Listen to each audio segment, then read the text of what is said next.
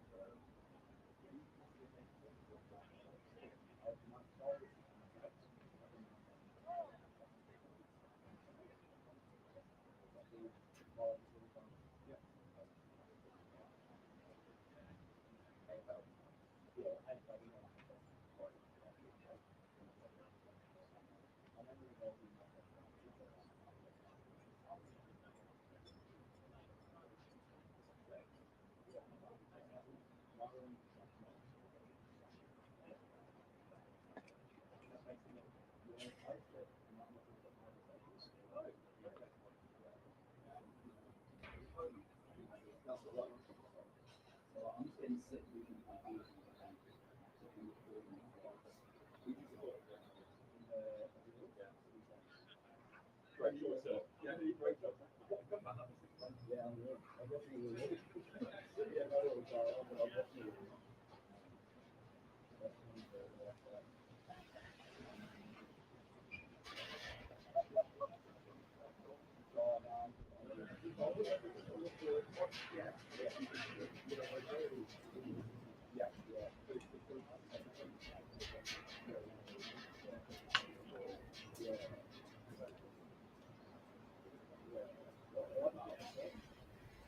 Yeah.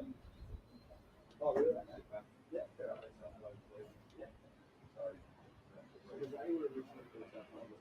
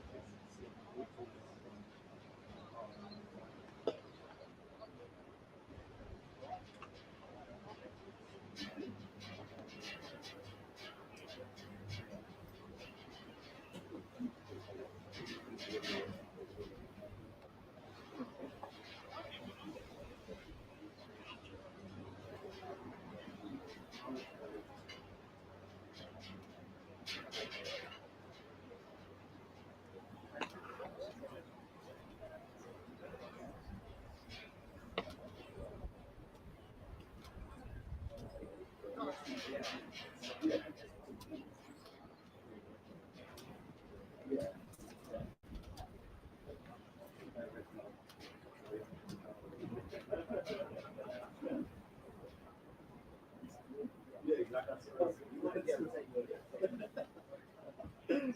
See you in a bit. Get the door open? Yeah.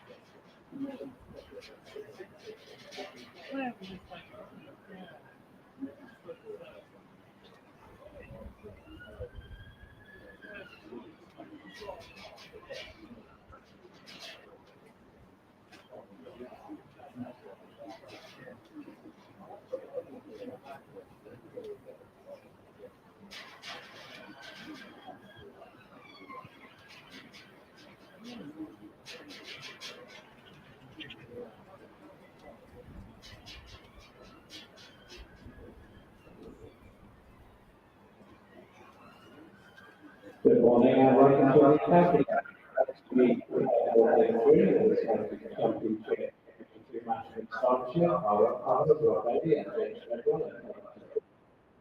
Match referee for this game was Keith Sport, and Tony.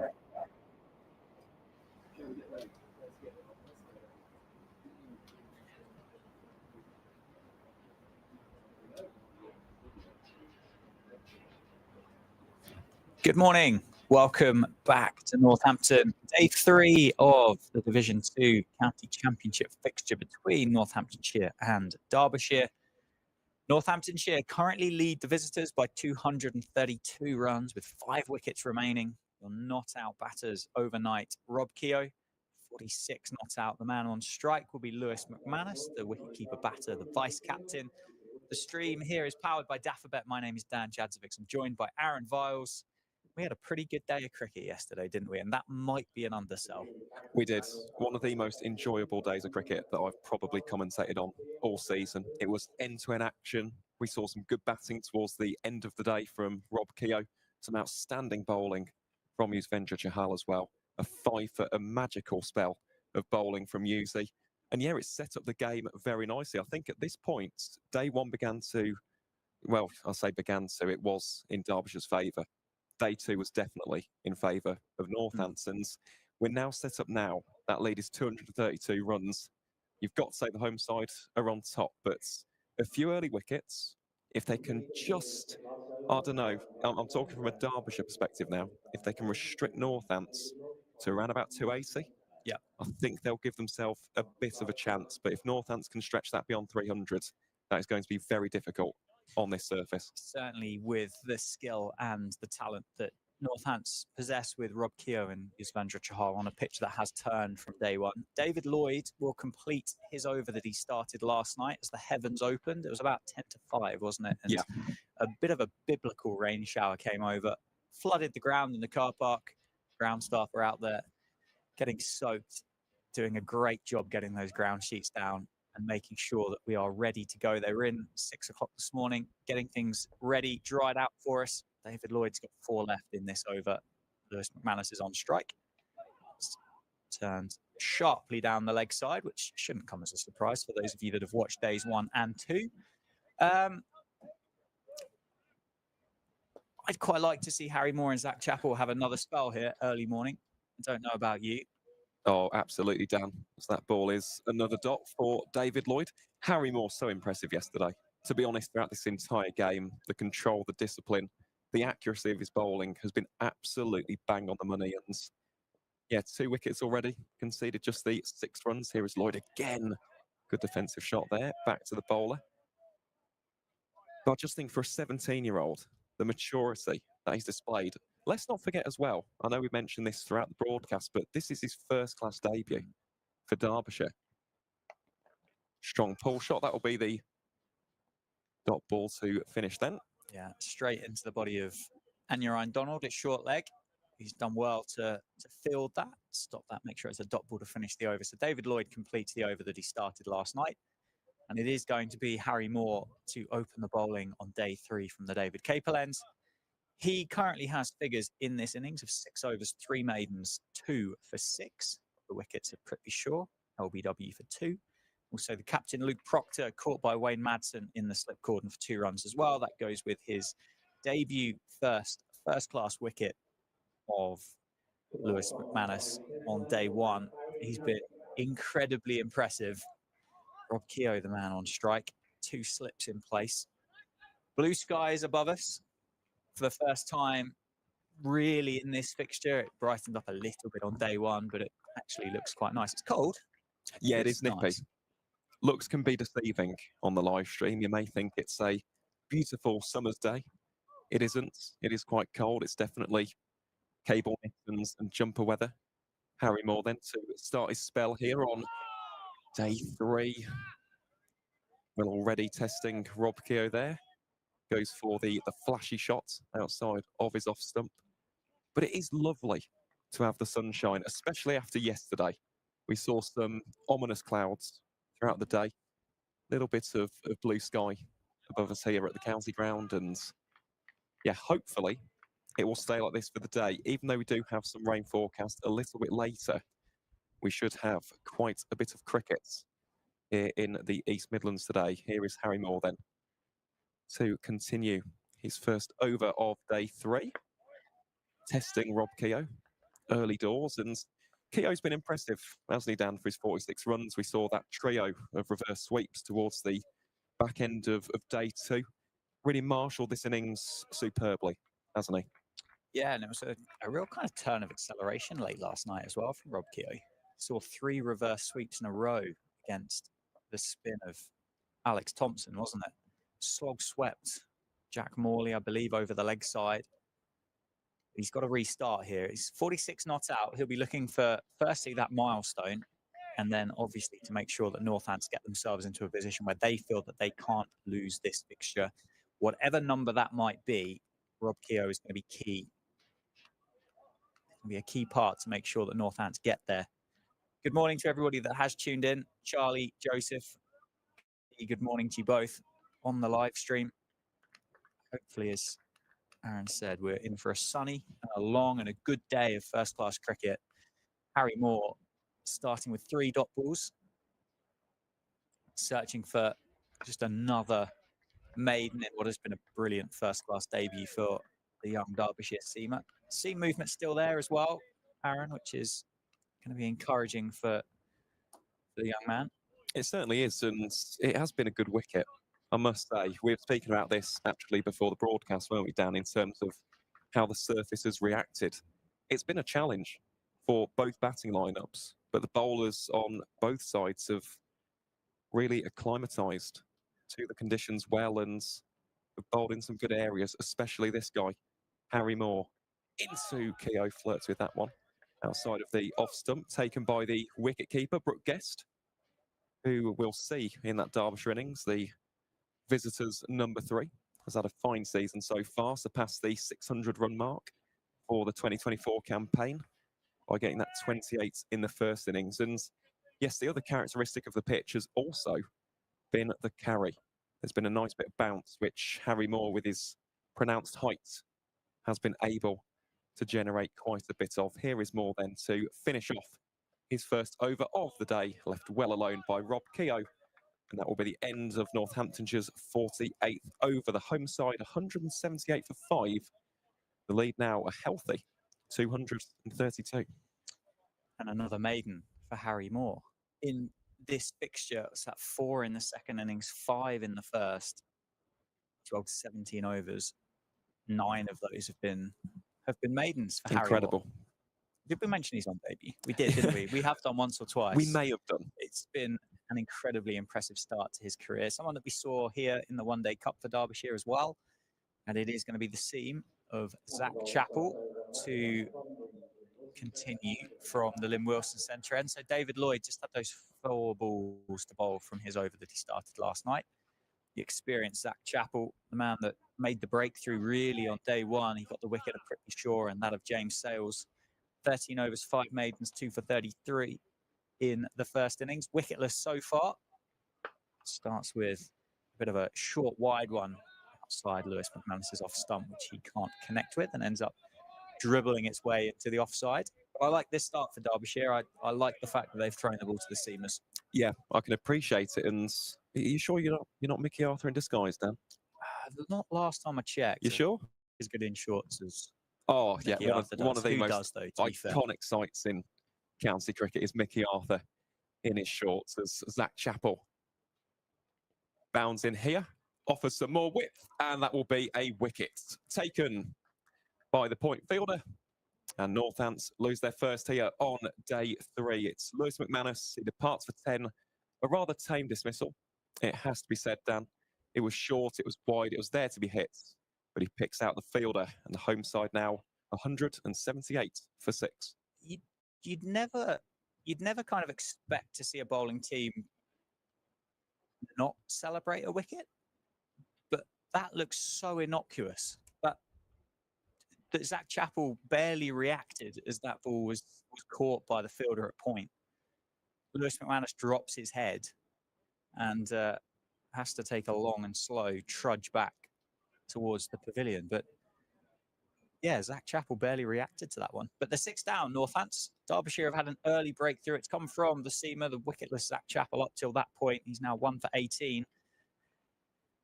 Justin Broad will be the new man, the man at number 8 for Northamptonshire. Batted very nicely in the first innings for 45. Faced 64 balls, 5 fours in that innings. Batted nicely with Save Zabe.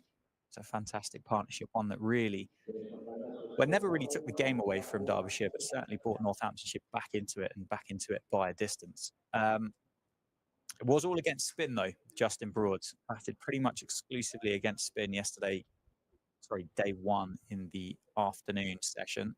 He's going to have seam to contend with on a pitch that is offering seam movement. He's going to have to start some challenging conditions. Rob Keogh has met him, a bit of a chat, let him know what's going on. And Zach Chappell's got a wicket. He has, and it's not the best ball that he's bowled all game long, but as a bowler, it doesn't matter, does it? Look at Chow's first one yesterday. That short, long hop, driven straight to James Sales at square leg, and look what it catalysed. Here is Chappell again to continue his spell in now to the new batter, Justin Broad, who's a very impressive young man, I have to say. I think he's a sharp fielder, good young batting talent. Also bowls, he was getting the ball to hoop around corners in that opening spell. But he has got a bit of a job to do here. Just has to act as the foil to Rob Keogh, who is still there on 46. Of course, as you said, Dan, this is a little bit of a battle for him. Most of his runs in that first innings coming exclusively against the spin of Thompson and Morley. Leaves this one well alone. Chappell, well, he's got his hands on his head, that one nipping back sharply. And that's a much better area, isn't it, for Chappell, in terms of both line, in terms of both length. It's that probing delivery just outside the off stump. Yeah, that's not far away from Justin Broad's off stump either, is it? You could tell that by the reaction from the wicketkeeper and the bowler as it went past the stumps into the gloves of Brooke Guest. Good leave in the end from Justin Broad, but still good seam movement out there for these quick bowlers for Derbyshire. That one off the inside half. That too straight from Zach Chappell, that allows Justin Broad to get off the mark. Yeah, as you say, very, very impressive young cricketer, Justin Broad. He's 24 years old.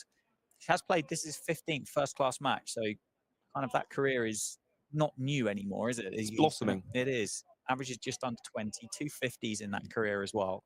High score of 75. The bowling has been very good to watch. Last year, pace was not down, but it needed developing, it needed work, which he has done so over the winter. Chappell then to close out his first over of the morning, and it is a successful one for Derbyshire. Gets the wicket of Lewis McManus for 10, goes for just the one run, and at the end of it, Northamptonshire 179 for 6. Yeah, lead of 2-3-3. So Justin Broad now has obviously had that winter as a professional cricketer, built the stamina, the strength, the muscle conditioning up, and is able to come back for a second spell, bowl quicker than what he was last summer, still bowl that same pace again in the second spell. And I think that performance down at Bristol last week, that 7 for 33, highlights just the kind of the skill and the talent that the guy possesses. And whilst he's almost the second most experienced seamer really in this squad with Ben Sanderson, Luke Proctor in there as well, but Harry Moore into bowl, left alone.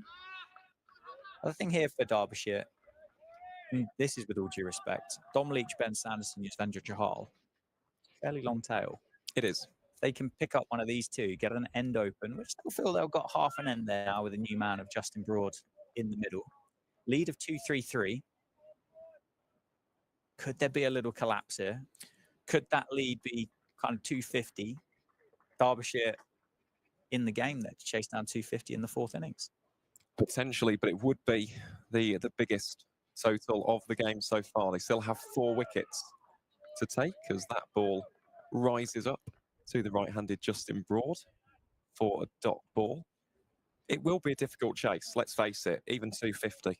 Just that milestone, the psychological impact of that on this surface, which hasn't been a minefield by any stretch of the imagination. But if you bowl discipline, line and length, and of course for the spinners, if you bowl at the right pace to really generate those rotations, those revs, that turn on the ball, it does feel like one delivery has got your name on it. It's one of those surfaces. It is conducive to both seam and spin, as this one is clipped out towards the square leg fence by Justin Broad. That is a lovely way for him to get his first boundary of this second innings. No protection out there on the onside. And that will move the score up to 183 for 6. The lead now stands at 237. That was a delightful shot, wasn't it, from Justin Broad? Slightly poor line and you can argue slightly too short there from Harry Moore, but yeah, dealt with accordingly. Nicely played, wasn't it? Use the pace that Harry Moore has available. Just maybe a touch too straight if we're being hypercritical. Justin Broad, who, as we both said, was in good form from day one, and turned that one through square leg, picked up his first boundary of the innings. He's 5 off 6, the lead of 237. Well, how can Moore respond here then? Strikes in with a real purpose, doesn't he? Harry Moore, they think about coming for a quick the single, but yeah, not going to go for it in that instance. Really has got high ceiling in this game, and of course it's incredibly early in his first class career. Let's not forget that this is his first match, full stop. Not just for Derbyshire, hasn't played for Lions or a county invitational team. This is his first class debut, proper. But in terms of the one-day cup, you just look at his attributes. You look at his skills with the ball in hand. Here he is again. Too Broad, left well alone. There really is a very talented cricketer waiting to be unlocked, and he's only 17 years old. He's also a very handy bat. Let's not forget that. I know we didn't really see too much of it in that first innings. He scored 4. From memory, didn't have too much of the strike, and obviously the situation was one of defence and fortitude for Derbyshire at that point. But in terms of natural talent, he possesses absolute bagloads of it. Here he is again. This one works away out towards square leg again by Justin Broad. Doesn't quite have the timing on that. And that'll be a single to round out the 50th over. Northamptonshire 184 for 6. The lead now 238. Just keeps ticking up, doesn't it? That lead. Yes, there's 4 Northants wickets left, and yes, Leach, Sanderson, Chahal, clearly not the best batters in this Northants lineup, but get another 12 on there, 250, as you say, 20 on there, 260, 30 from the next 4 wickets, you get up to 275. You start to think, blimey, that sounds like a big number, particularly with the amount that this pitch has turned, the seam movement, the skill that Sanderson possesses with the ball, the new ball. We have seen swing with this Kookaburra. We continually see seam movement from Harry Moore and Zach Chappell. And then that's before Luke Proctor decides to chuck the ball to Rob Keogh, the finger spinner, 3 for 65 from 21 in the first innings. Yuzvendra Chahal's 5 for 45 in the first innings. It's going to be a tough ask, whatever Northants get in this second innings. Zach Chappell into bowl, and that movement from the hand continues, just gentle in swing, and then continues to seam into the body of Justin Broad, and it's left alone as it passes past his off stump. 2 slips, Derbyshire still attacking. They still want wickets, don't they? No. Oh, of course.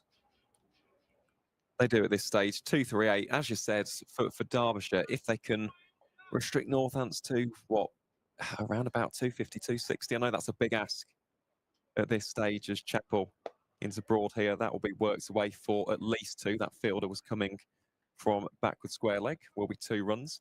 But if they can just get that almost psychological edge there, not allow that lead to surpass 270, I think 270 actually might be the mark on this surface. They'll still fancy their chances, but it is going to take some very disciplined batting, isn't it? Because Northants, after a rocky start on day 1, bowled superbly on day 2. Yeah, they fought themselves, dragged themselves back into the game really nicely with the ball. Continue to do so with bat in hands as well. That one just a touch too wide from Zach Chappell. Justin Broad happy to leave it well alone. Just be a look and a gaze out the window just to see if we can clock Alex Thompson or Jack Morley to see if and when the 2 spinners start getting loose. So I would like, look, it feels like the 2 bowlers that ask the most questions through the course of this game so far for Derbyshire are the 2 with the ball in hand at the moment. Zach Chappell makes his way into bowl, into the pads, and Broad tucks that one into the leg side for just a single. One of those two sweepers. I think that might even be the two spinners. No, that's Harry Moore, isn't it? Down there running in from fine leg. Two sweepers out on the leg side just to protect that boundary as Zach Chappell attacks the pads of the two right-handed batters. Not looking to offer these two any width whatsoever. 187 for 6. One delivery left in the 51st over. Good pace again from Chappell, which Keogh drops the ball into the leg side. 2-1 of those sweepers. Jack Morley it is, and it's just going to be a single to end the over. 188 for 6, and the lead now 242. Keogh on 47, 3 away from 50. Broad on 9. Chappell 1 for 23 off 7 overs. Harry Moore makes his way back over to the umpire, takes the cap off, and we'll continue from the David Caper lens. Just looking out there today, Dan, as well, we mentioned yesterday the wind, so much so that a gazebo was blown onto the outfield. That is, as I said, one of the most hysterical moments I've ever had at a game of cricket. The fact that it was actually on the scorer's notes as well. Gazebo stop play. You panic a bit, don't you? Because you're scrabbling through your notes to see if there's a first-class batting average for the gazebo. You don't get taught that in commentator school. No, you don't. You don't, but it wasn't a significant delay, but it was one which was just long enough for it to be hilarious. And the fact that Lewis Rees and a couple of the Derbyshire players also assisted in getting the steelbacks in the community gazebo off the outfield here at the county grounds. At that point as well, it was so tense, wasn't it, in terms of the game situation? And then it was almost that bit of comic relief. But yeah, the wind's not quite as blustery in this morning session. Here is Harry Moore again, stylishly left alone by Rob Keogh, who, if you are of a Derbyshire persuasion, he is the pivotal wicket, of course. If they are to catalyse a collapse, we saw it with Derbyshire in their first innings. They lost 6 wickets for 15 runs. If Keogh goes here and you get into the Northamptonshire tail, then they will fancy their chances of restricting it to around about 260. But that is, of course, a lot easier said than done with Mr. Keogh. 400 first-class runs to his name now after this innings. Let's see what he can do here. Fences at that one. Great area from Harry Moore.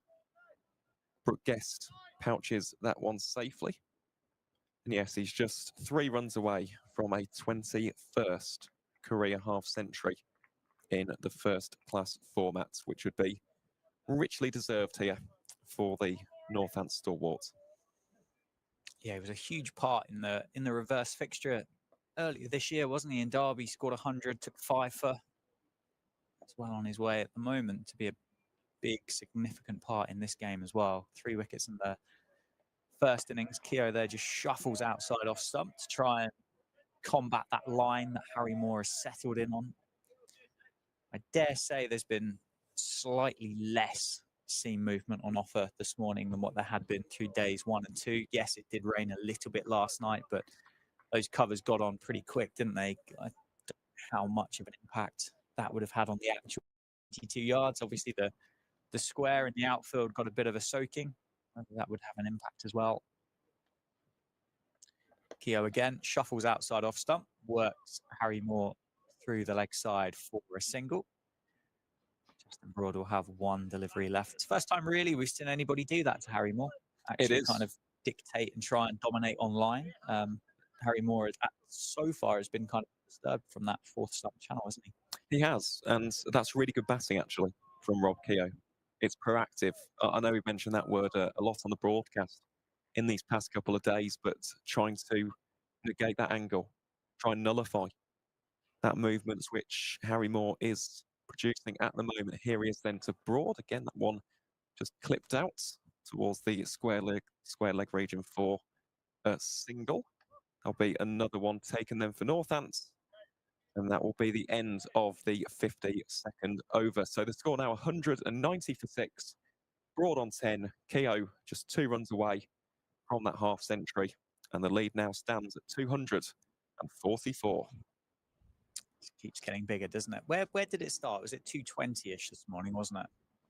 Yes. Just go back through and check the notes. End of day 178 for 5. So added 12. So that total. So 232, weren't it? 232 was the exact lead. Of course, they have lost the wickets of Lewis McManus, but I suppose the important thing is Rob Keogh is still out there. And Justin Broad, in fairness to him, has looked quite good for his 10, as we will just have to recall that one back. Justin Broad distracted by something. Just looking at the field here for Justin Broad. You mentioned about those two sweepers. Morley hasn't really been rigorously warming up as of yet. I don't think we'll see him in the next 5 overs or so. And then joining him out there at deep fine leg is Harry Moore. I imagine we will see continue his spell from the David Capel end surely. Here is Zach Chappell then. That one pushed away out towards Lewis Rees at mid-on for a ball. And you fancy that if Derbyshire are to chase this, regardless of what that final tally is, Lewis Rees will be a key pillar, won't he? Was definitely the standout, the only one of the Derbyshire cricketers to score 50 in that first innings, although Wayne Madsen was looking tremendous until he was castled by a doomseed from Yuzvendra Chahal. Here is Chappell again. There'll be another dot ball off the bats of Justin Broad, but yeah, the issue with Derbyshire was they had a couple of really good partnerships. I think of that one on day one between Rees and Guest. Yeah. On day two, a little bit of one between Rees and Madsen, and then after that, it was just hard, wasn't it? Wicket after wicket after wicket, and ultimately that gave them a pretty big deficit to try and overturn heading into that fourth innings a little bit later on. Here is Chappell again, then driven crisply by Justin Broad out towards Alex Thompson at mid-off. Haven't really seen him warm up yet either. So I think they'll go with your tactic, Dan. I think you've called that superbly, actually, early here on day 3. Going to see him from both ends. I imagine we'll also see Martin Anderson if they are struggling for that key breakthrough. He's just got enough out the surface, hasn't he? Yeah, he has. He looked very threatening. That second spell, well, that first spell that he bowled yesterday, 2 wickets that he picked up on day 1 as well. Well played by Justin Broad. The inside half of the bat. There was a bit of a gap there between bat and pad, which I think brought about the excitement from the Derbyshire fielders.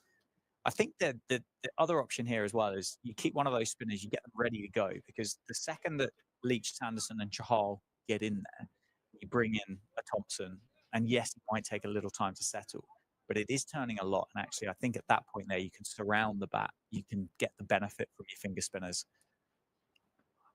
But I think against these two, with the seam movement that has been there and the skill that Chappell, Moore and Anderson has possessed and they've shown in this game, I feel like a caught behind is a really strong option here off one of these seamers.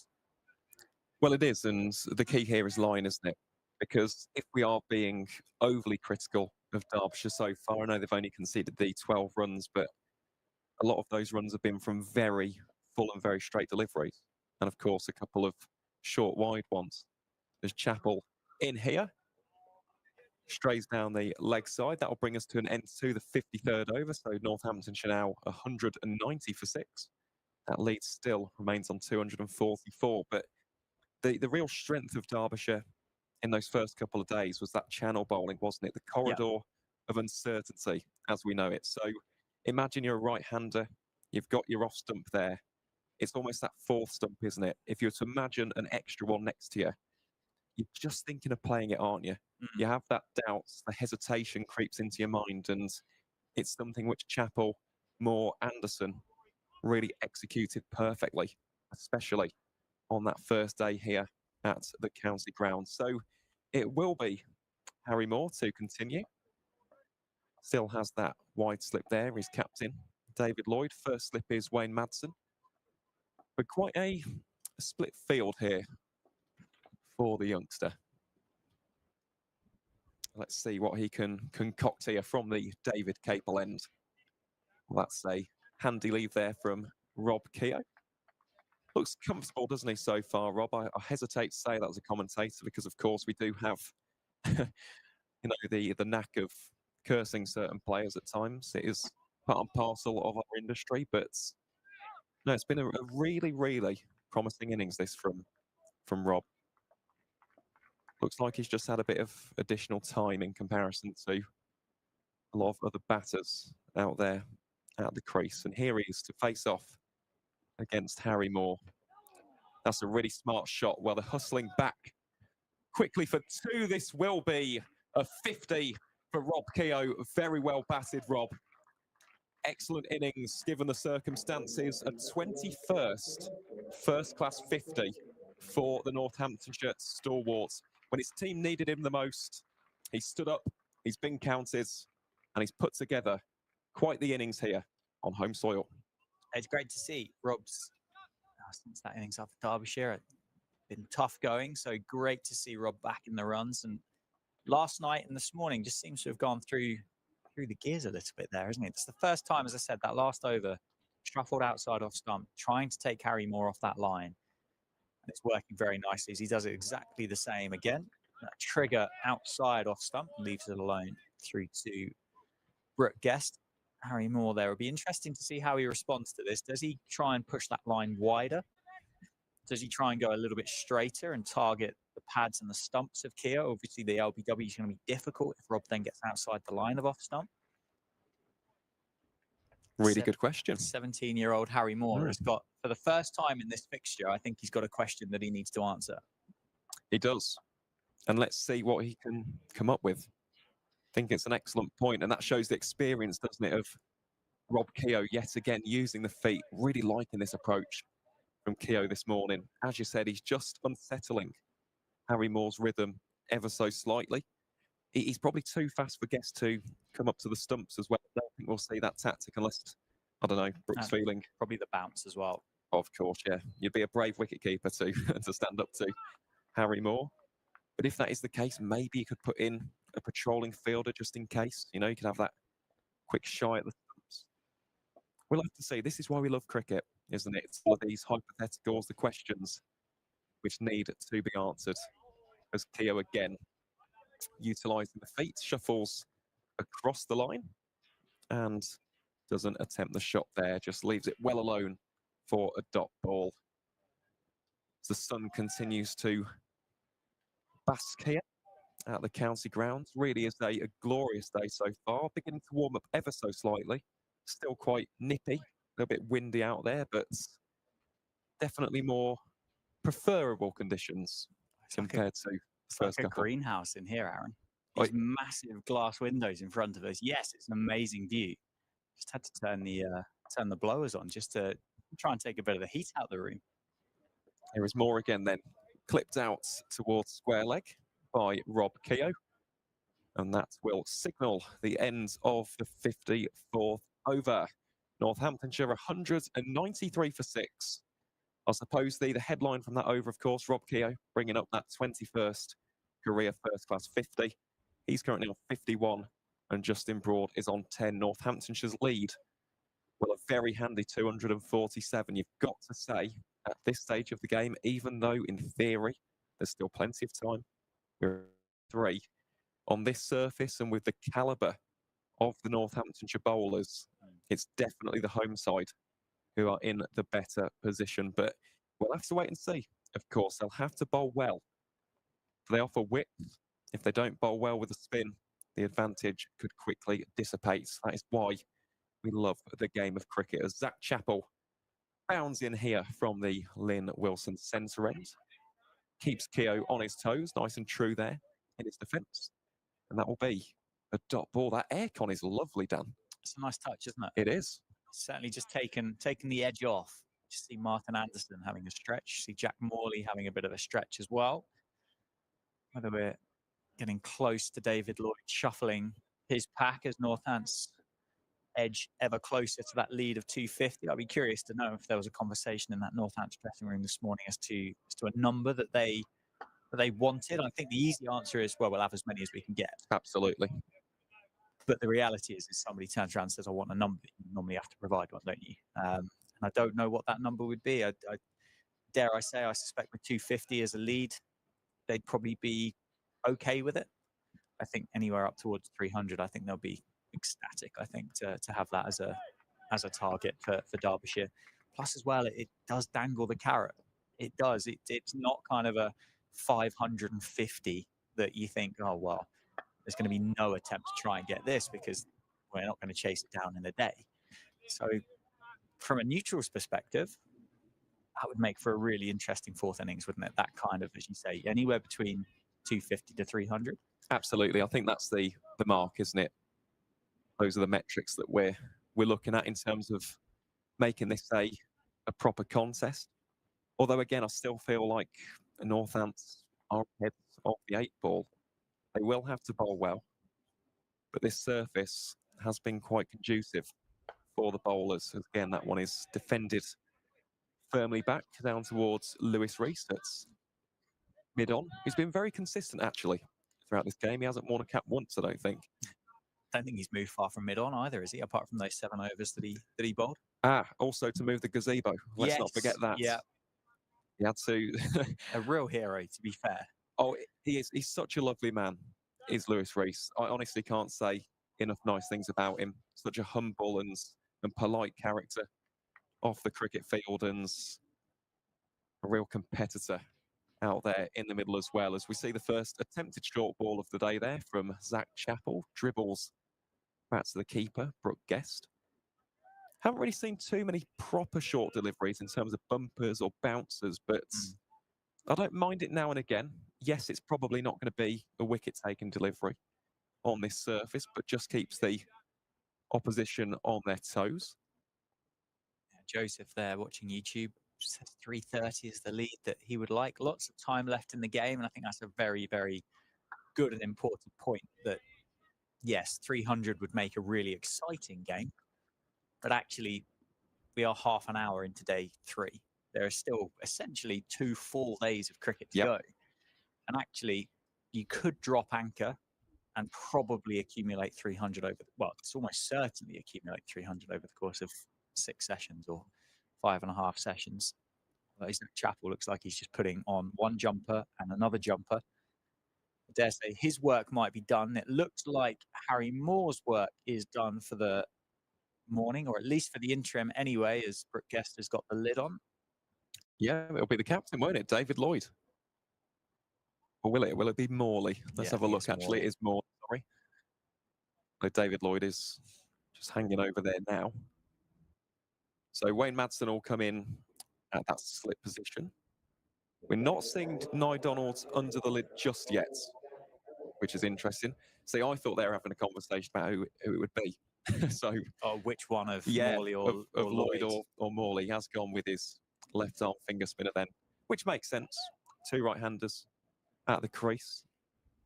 First time that we're seeing spin here on day 3. But yeah, David Lloyd now moves into a catching mid-wicket position. It will be the loanee from Lancashire, born in Rochdale, was Jack Morley. Of course, come up through that pathway at Lancashire and is now plying his trade at Derbyshire in this game. Here we go then. First ball. That's a good area from Jack Morley. We spoke, didn't we, before the broadcast, Dan, about his bowling yesterday. And at times it was excellent. Was getting that rip. It was really tweaking it off the surface. But it was a little bit like our conversation about Chahal. It was just a little bit inconsistent, as that one is far too full.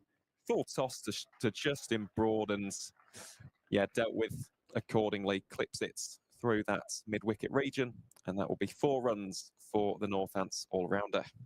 Yeah, and then ticks through that ceiling of a lead of 250, 251 now the lead. And if you wanted an example, Aaron, of what you were just saying about the inconsistency, you got exactly that from Jack Morley at the start of this spell. And again, goes very full. But you expect that with young spin bowlers. It takes time to hone your craft. We've had that conversation on day 1 when David Ripley joined us. This is not something which you perfect at the age of 23, 24. Really fires that one in bit more of an arm ball, utilising the momentum there, taken cleanly by Brooke Guest. It's not like Scene, where you have people who burst onto the scene in their early 20s. Yes, you will have some absolutely extraordinary bowlers, and Jack Morley has got the wickets of Justin Broad, pocketed by Wayne Madsen at first slip. And just as we were mentioning about that lead ticking past 250, Northamptonshire lose their 7th. Justin Broad gone for 14. And that will be a very delightful wicket for Jack Morley. He'll be very happy about that, I imagine, as we just watch it back. Big flash of the blade, big outside edge, and taken by Wayne Madsen, who, as we spoke about yesterday, has one of the safest pairs of hands in county cricket's absolute bucket hands as Wayne Madsen. So, again, if we're being honest, Dan, a slightly innocuous end to another Northamptonshire batter's innings. Yeah, I think Justin Broad just waited there, didn't he, for the decision? Because I think he probably hit the ground at the same time. And I suppose he looked slightly quizzical in the fact that ball had ended up at first slip. And because the amount of turn that we have seen, you kind of think, wow, maybe it has just kind of gripped out of the surface and gone that far. And you've gone, blimey, this is going to be a handful to keep going on. But yeah, it came off the outside edge of Justin Broad, and it was a good catch by Wayne Madsen. Now, this is going to be interesting now. Rob Keogh's 51 not out. Northampton 7 down, the lead of 251. The lead of 251 with 7 with 3 wickets left. Still, yes, it's definitely going to be a target to bowl at. And then, yes, Derbyshire are going to have to bat better than anyone has so far in this innings to get there. But with 3 wickets left, the spin in there, I believe that's Ben Sanderson that's walked out to the middle with Rob Keogh. Better than handy, number 9. You could see a scenario here where it's bang, bang, bang. The tail's gone. Keogh's stranded at the non-striker's end. And the 251 turns into a 260, for example. And you think, wow, Derbyshire are still in this game, still well in this game. 2 slips in place for Sanderson. The other thing as well, does Keogh change his tempo? Does he look to accelerate, knowing that he's got Sanderson, Leach and Chahal to come? That's fired in from Morley, defended into the leg side by Sanderson. I think Keogh will trust Sanderson. He will. I think he'll trust Sando. And then I think Dom Leach will be an interesting one because clearly he's new in the team. He's new in the dressing room. Keogh will be not fully aware of the game that Dom Leach possesses. I thought he batted pretty nicely with safe for the most part. Defensively, did take that big slog sweep, didn't he, and picked up his boundary, and I think fell the ball afterwards, was it, when he got bowled around? Shortly afterwards, wasn't he? And then Chahal, I think we probably know that probably not worth investing too much of your stocks and shares into Chahal's batting. So yeah, Rob Keogh's going to have an interesting hand to play here. Well, not just that. I'm intrigued to see how Sanderson goes about this because in that first innings, he went ultra aggressive, didn't he? And let's face it, he'll probably want to have a bit of a bowl on this surface as we have a change of bowling here from the Lynn Wilson centre end. That will be Martin Anderson wearing the number 2 for Derbyshire. The Middlesex loanee has been very impressive so far. Got some massive wickets in this game. And of course, yesterday on day 2, got the wickets of James Sales caught by Brooke Guest, the Derbyshire wicketkeeper. So let's see what move Anderson has in store. I think it is as well. It's quite nice, isn't it? Seam and spin from different ends, and also it's a different style when you think about it. Right arm seam and left arm finger spin. Here is Anderson then into Rob Keogh. Again, he's got his dancing shoes on today, hasn't he? Moves down the wicket, attempting to close down that angle, and just drops it down for a dot ball. I think depending on who ends up at which end on strike here, I think this is good because I think Sanderson, I think it's a really good tactic. If he went, well, as Joseph said, kind of Rob Keogh upping the ante. If Sanderson comes out here with a free hand against some inconsistent finger spin, Sanderson can clear the rope. Sanderson can find boundaries. He strikes it nicely in white ball cricket. But actually, if he finds himself on strike against an Anderson, one that has a bumper, yes, Sanderson's more than capable batter against seam.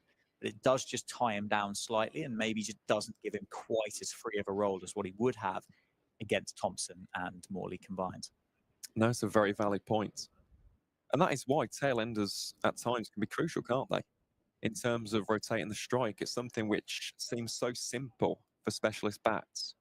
And yet when you do have a tail ender who's almost clogging up deliveries at the other end, it does create pressure. The only thing in this innings, you'd have to say, yes, a 300 lead would be perfect. You'd say Northants definitely in the driver's seat. But 252 is still a more than sizable lead on this surface, which has offered an awful lot for both sets of bowling attacks. And Ben Sanderson, as we mentioned actually on day one, is now just 4 runs away from 1,000 first-class runs. So it'd be great to see him bring it up in style. He scored a lot of 4s in his career, as well as a few 6s. But as I said, I'm just fascinated to see how he sets up his batting today. Here is Anderson then, attempting to angle it back into the pads of the right-handed Sanderson. Played concretely out towards the fielder for no run. I mean, what would you say, Dan? Let's say if you were in this position, right, and you're partnering Rob Keogh out there in the middle. Yeah.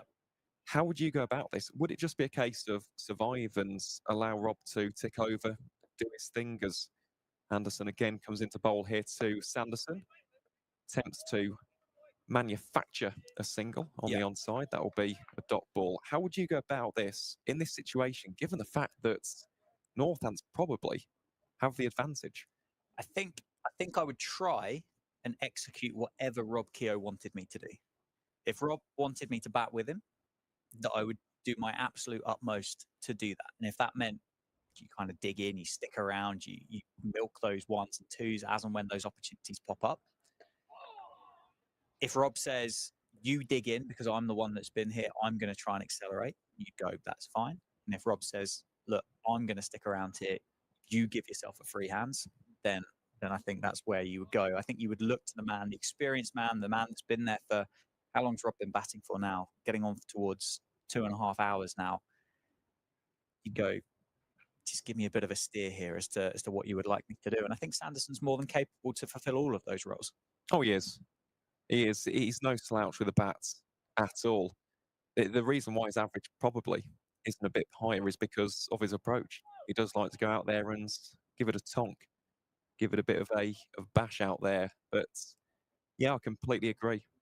Not just as the set batter, but also it's Rob Keogh, right? He commands respect, doesn't he, in this Northants dressing room?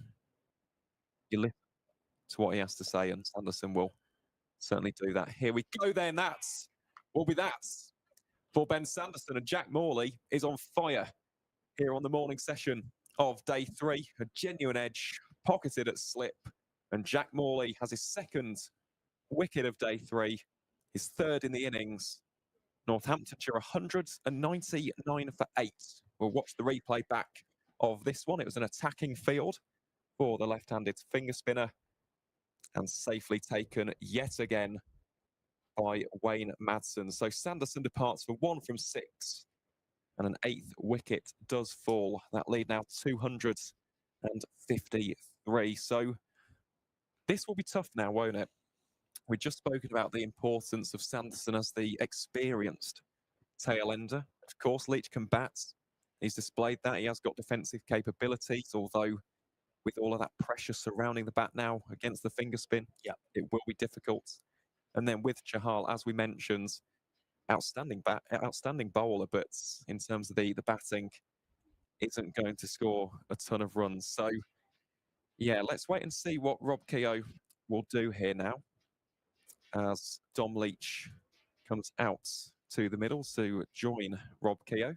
It's this game over these 2 days and what have we had, 50 minutes, 47 minutes has just twisted and turned and ebbed and flowed in every possible way that you could wish for from a game of first-class cricket.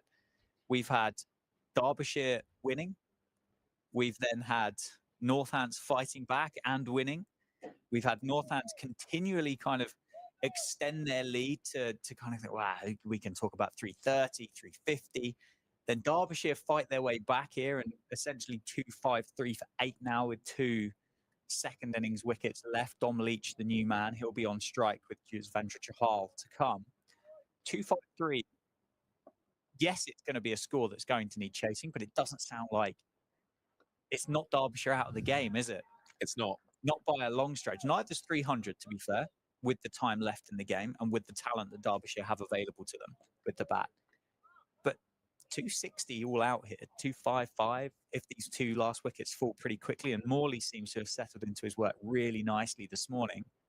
That one goes past the outside edge. There's an appeal for a stumping there, I think, as well. Maybe get a replay in that and see if that back foot might have twitched. Brooke Guest sharp behind the stumps as usual. You suddenly think, you walk off with 1 innings to go and you think, I don't know which way to put my P.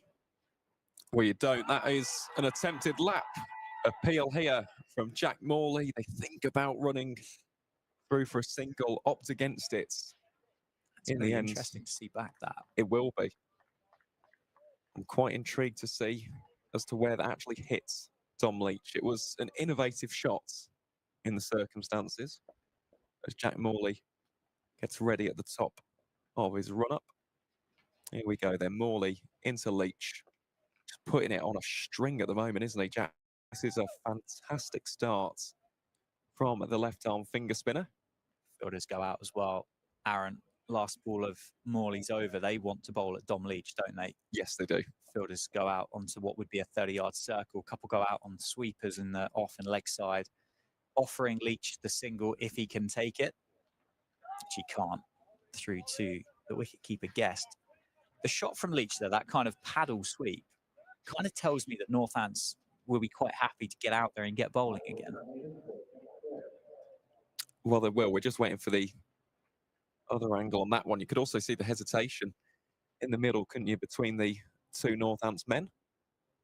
Here we go. This is the angle on this one. Well, it's an interesting one. He wasn't exactly leaning too far forward, though, was he? It's a difficult one to call if you're an umpire. You can definitely argue that the impact would have been in line. It's just a case of height on that one, maybe. Yeah, it's tall man, Dom Leach. Certainly got him in the thigh pad, didn't he? But he was on his way down to play that sweep as well.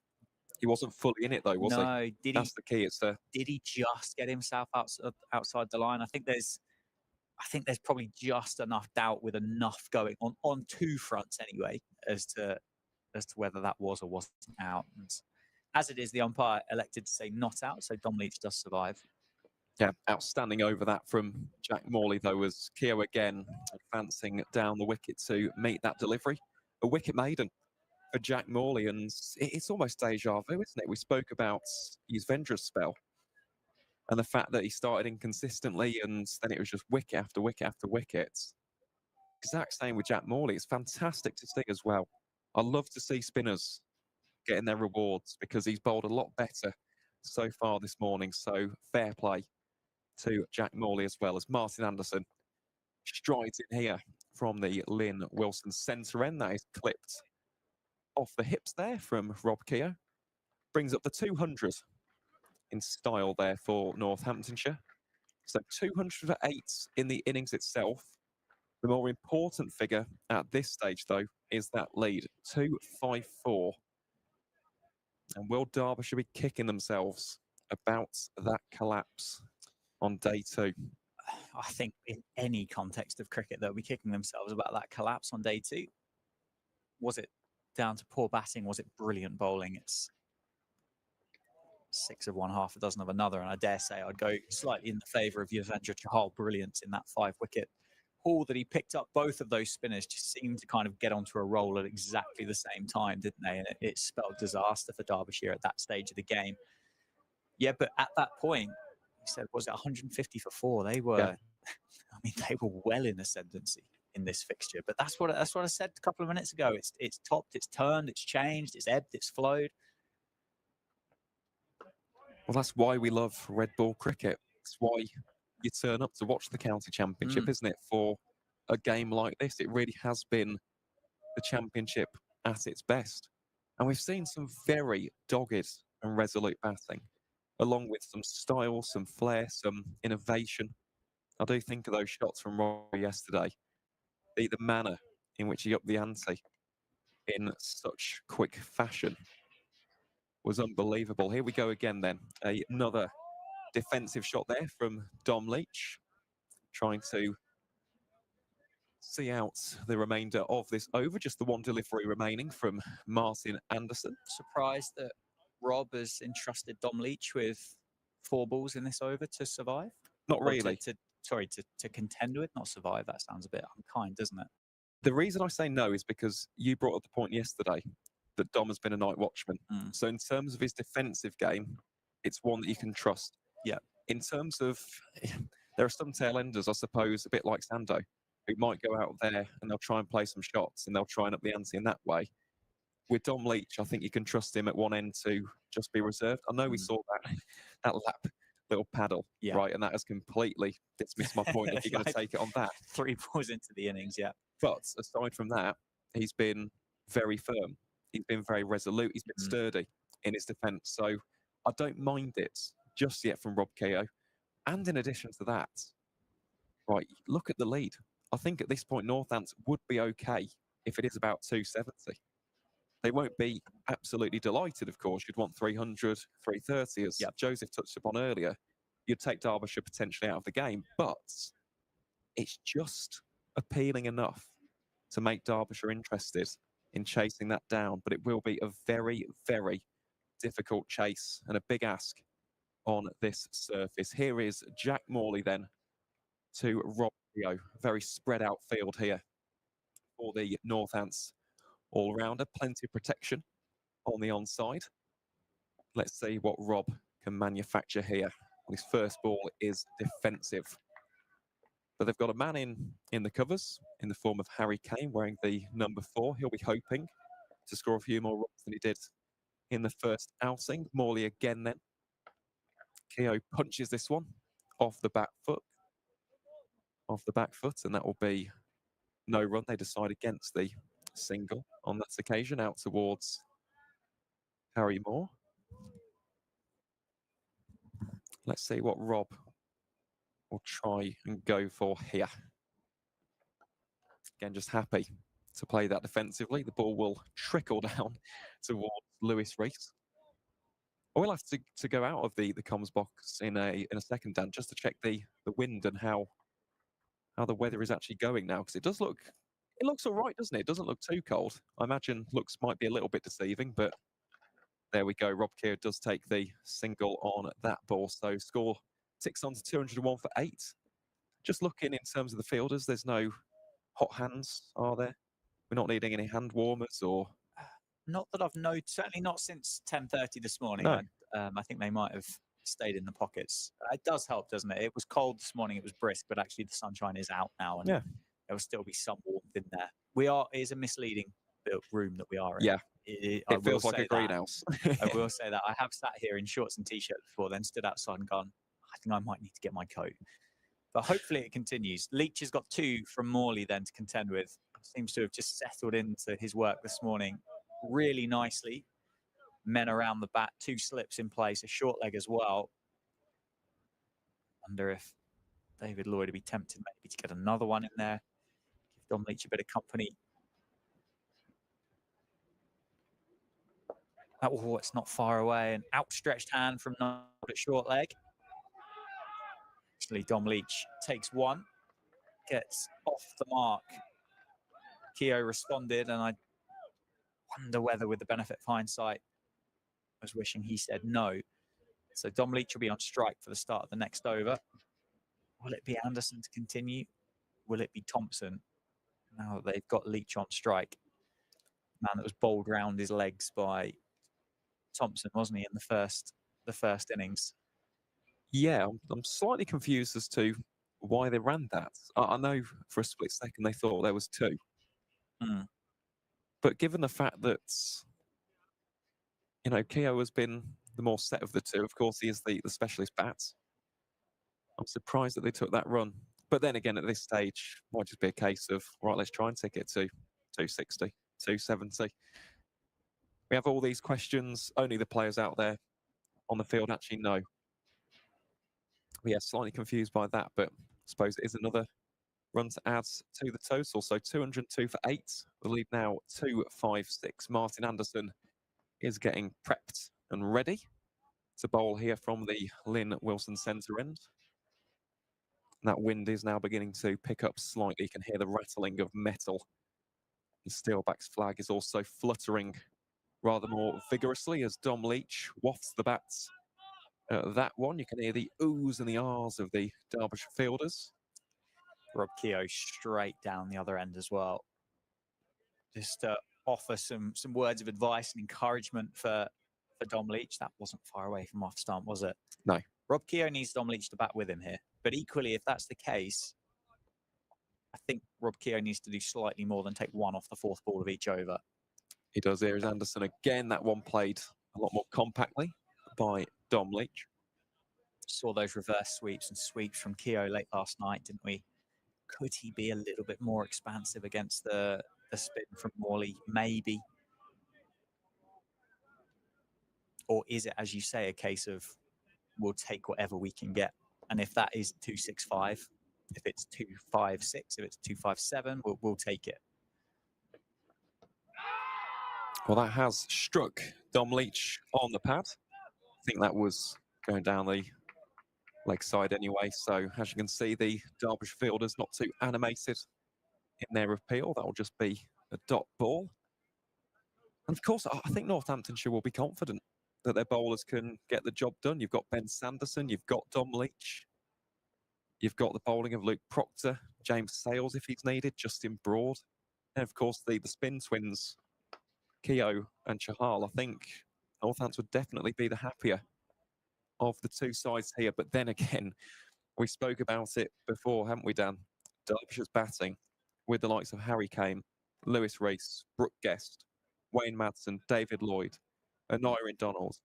You got Zach Cole batting down at what, number 9? Yep. And he averages 26 in the county championship this season. The visitors are certainly not out of this one. Anderson again then. And bowls him. Stump goes flying. That is dismissive from Martin Anderson. And that will be the end of Dom Leach's brief stint at the crease. He departs for just 1 run from 15 deliveries. Northamptonshire 202 for 9 here at the county grounds. I want to watch a replay of that one. Look at the movement back, middle stump for a wander. Oh, it's a delicious piece of bowling from Martin Anderson. And he's deserved that second wicket. It really has been a fantastic spell. We speak about spin bowling being one of the best sights in cricket, Dan. A stump going flying surely has to be up there in the top 3 as well. Sorry, Anderson's he's been brilliant. You just look through these figures. He's bowled just shy of 17 overs. He's got 3 for 49 for the stats from those 2 innings combined. He swung the ball. He swung the ball viciously, really, particularly a Kookaburra. It seemed as well. Harry Moore has been the pick of the Derbyshire bowlers, but I think Anderson has run him a pretty close second here with the skill set that he's offered. I think Derbyshire fans will be pretty excited about the fact they've got Martin Anderson for the rest of this season and as a permanent fixture in the squad next year. 3-format cricketer for Derbyshire, and so far, based on this as a dress rehearsal, he's looked very, very good. It's gone through the defence of Dom Leach. And to be fair to Dom Leach in that instance, that was a defensive shot. He was batting for Rob Keogh. The first ball of that over wasn't. I don't think that was the game plan for Leach. He did exactly what Rob Keogh had asked him to do, and he just wasn't good enough to get that out, to keep that out. And yeah, it never looks great as a batter when you see your middle stump lying on the floor behind you. But things are happening. That first hour is always key, as everybody says, don't they? That age-old cliche. And by far and away, Derbyshire have won the first hour. The last man for Northants is that of Indian overseas. The leggy is Ventra Chahal. Anderson has 1 left in the over, and Chahal defends. Chahal actually, I thought, defended pretty well for save on day 1. So I'm sure he's probably netted a lot and netted a lot against some not only high quality dog stickers, but some high quality bowlers as well across the IPL and across various India training sessions. So he's not going to be fearful of this situation. What's Rob Keogh going to do now, though? The lead is 256. There's 1 wicket left. Does Rob Keogh need to try and just get everything he possibly can now, or does he trust Chahal? I think it's a tough one. I think that Rob will back his skill set. I wouldn't actually mind if he does try to up the ante here and go for a few expansive shots, because 256 on this surface will be tough. It really will be tough. Let's not say that as, just a throwaway statement. This wicket has been brilliant for both seam and spin. It's turning quite a lot, and there's also a bit of nibble. Right, if you bowl it in those good areas, you'll get your rewards. As Morley into Keogh here, goes for the late cut. Chahal sprints down the wicket, but he's turned away, unsurprisingly, by Rob Keogh. Not going to take a single off the first ball and expects Yuzvendra to defend the other 5. So with the spin here for Keogh, he could go over cover. He could There's a big pocket down towards the com save and the heavy sweep for those that know the layouts and the dimensions of the ground. The reverse sweep, if he got it fine, would be a good option. Or he has got that shot over mid-wicket, but that would be against the spin and is spinning a long way for Morley. It's a big pocket there. The orthodox sweep would be a single with a man down in front of square and one behind square as well. So they would be his attacking options if he were to take one. Does go leg side, targets mid-wicket. I think this is going to come back for 2. Easy 2. Easy 2 there. 2. Chahal turns and goes. Nice shot. Well, not the best time shot from Rob Keogh in his career, but it's worked perfectly. He's got the 2 that he wanted.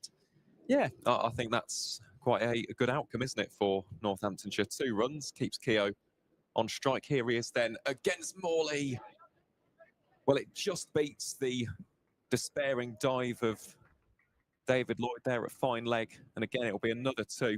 So that lead now 60, which we said would be probably the most intriguing score possible here on day 3, because Derbyshire would fancy that. But then again, Northants have the bowlers to defend that. So here we go. This will be a fascinating contest. The field now being brought in a little bit. David Lloyd just playing the psychological mind games.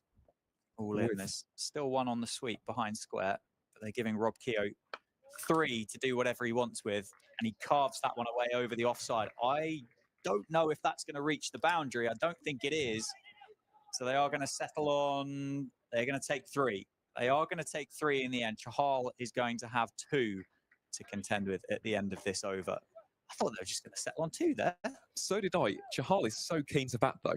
We've seen that throughout this entire over. He's been sprinting down every single time. I don't blame him, though. Like, the fact is, as you said, his defence has been absolutely solid in that first innings. Puts a little bit of pressure off of Rob Keogh, but yeah, you imagine now that the Sharks will begin to circle here from a Derbyshire perspective. Yeah, helmets coming on for David Lloyd. And they will be packing that area around Yuzvendra Chahal with fielders. You've got a Nyrin Donald in at short leg. Got a silly points, which is David Lloyd, the captain, where he's actually moved more into a silly mid-off now. And they've got 2 slip catchers in. Here is Chahal. Good bounce from Jack Morley. Survives the first one, though. So no harm done from a Northamptonshire perspective. Let's see how Morley can round out the over. Potentially could wrap up the innings here with this delivery. Well, that again, excellent defensive shots from Yuzvendra Chahal. He stands firm, he stands true. And Northamptonshire are 209 for 9 after 62. The lead extending past 260. It now stands at 263. Plenty of time, though, left here on day 3. Staggeringly, there's only been 7 overs bowled. Well, since this morning. That can't be right, can it?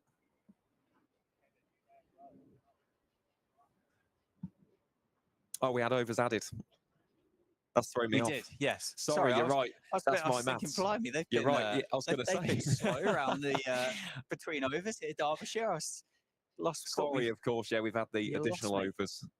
But You- even so, there's still plenty of time. 89 here because we will have those additional overs bowled. Good try, though. Good try. It was nearly No, brilliant. that completely threw It me was off nearly then. brilliant. Anderson is going to continue It's my from maths. the Lynn Wilson centre end. We can see the field here as well, can't you? Yeah, Keogh, the man on strike. Where would be a boundary option? Well, there's a couple of twos. There's pockets for twos for Rob Keogh, but Derbyshire are quite happy to concede and offer a single. If Keogh were to take it, he shuffles outside off stump, drops it into the offside. Chahal responds. I think they're going to try for two. Going to go at the non-strikers end. Martin Anderson Good dive that does from take the bails. Chahal. Oh, yeah, putting a shift in, isn't he, for Rob Keogh? It's a tight two. But Chahal wanted it. He's quick, isn't he, across 22 yards? Yes. Yuzvendra Chahal. Putting everything on the line there. Putting the body on the line with the dive, gets the bat in. And yeah, just confirmation. We have had 15 overs. Yeah. My maths was well off. I do apologise there, Dan, and to We'll all forgive you. viewers. We'll forgive you, But Aaron. here will Don't be you worry. Anderson again. I thought I was making such a valid point then as well. Here is Anderson to continue. Bowls him. That will be the end of the Northamptonshire innings. Martin Anderson gets his third. It is the crucial wickets of Rob Keogh for 63. An excellent knock from the Northants all-rounder. But that will bring the hosts' innings to a conclusion. 211 all-outs. The 265. And Derbyshire will require a tantalising 266 for victory here at the County Ground, Northampton. Dan, what do you make of that total? From a cricket fan's perspective, it's quite incredible, isn't it? It's exactly, I think, where a neutral supporter of these two sides would like to see that number. Northants supporters, I think, would feel shortchanged by at least probably 30. They would have won over 300, maybe even more so than that. Derbyshire supporters, having watched these three innings so far, I suspect will be looking at it thinking, well, if we could have taken another 30 off of that, 235 would have looked very, very nice. They have got, as you said, you mentioned a moment ago, a very talented batting lineup. Northants have got Yuzvendra Chahal. They've got Rob Keogh. They've got Ben Anderson. They've got some real quality in there. Northants are searching for that first win of the season as well. Derbyshire looking for their second. I'd be prepared to say that Northants, with everything we've seen over these 2 days and a bit so far, are in front, but I don't think they're out of sight by any stretch. No, they aren't. That's exactly how I would summarise it, to be honest, Dan. It's one of those, it's the carrot being dangled, isn't it, for the visitors here? They'll think that 266 isn't out of reach, but it will take a big effort from at least one, if not two, of this Derbyshire batting lineup. They do have so much experience, so much quality, so much pedigree in that lineup, though, with the likes of Lewis Rees, Wayne Madsen, Brooke Guest, Lloyd, and Nyrin Donald. He could be a crucial player in this innings as well, because if he does go out there and bashes a quick fire 50, 60 runs, again, this target could be a lot more achievable than we first believed. So, yeah, that is the current state of play then. Northamptonshire 211 all outs. Derbyshire will require 266 for the victory. And we shall join you once more after this short break.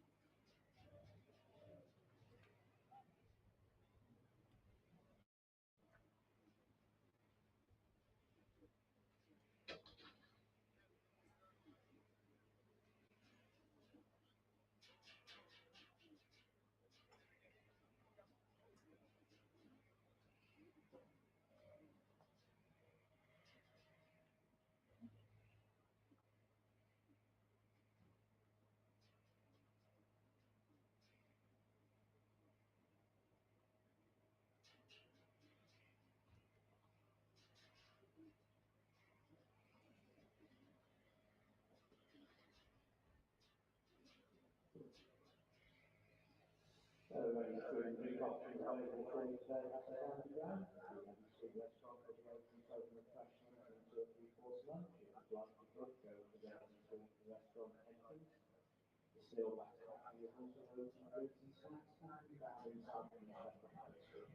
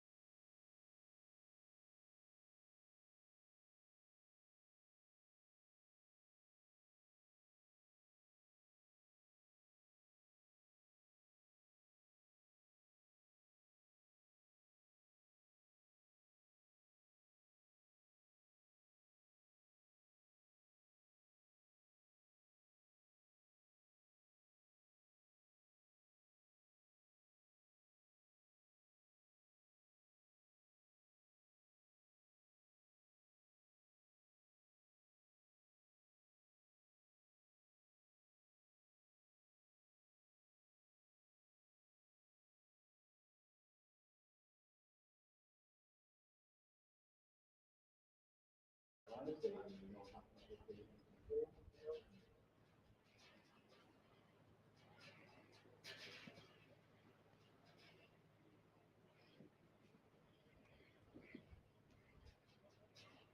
So the back of Derbyshire.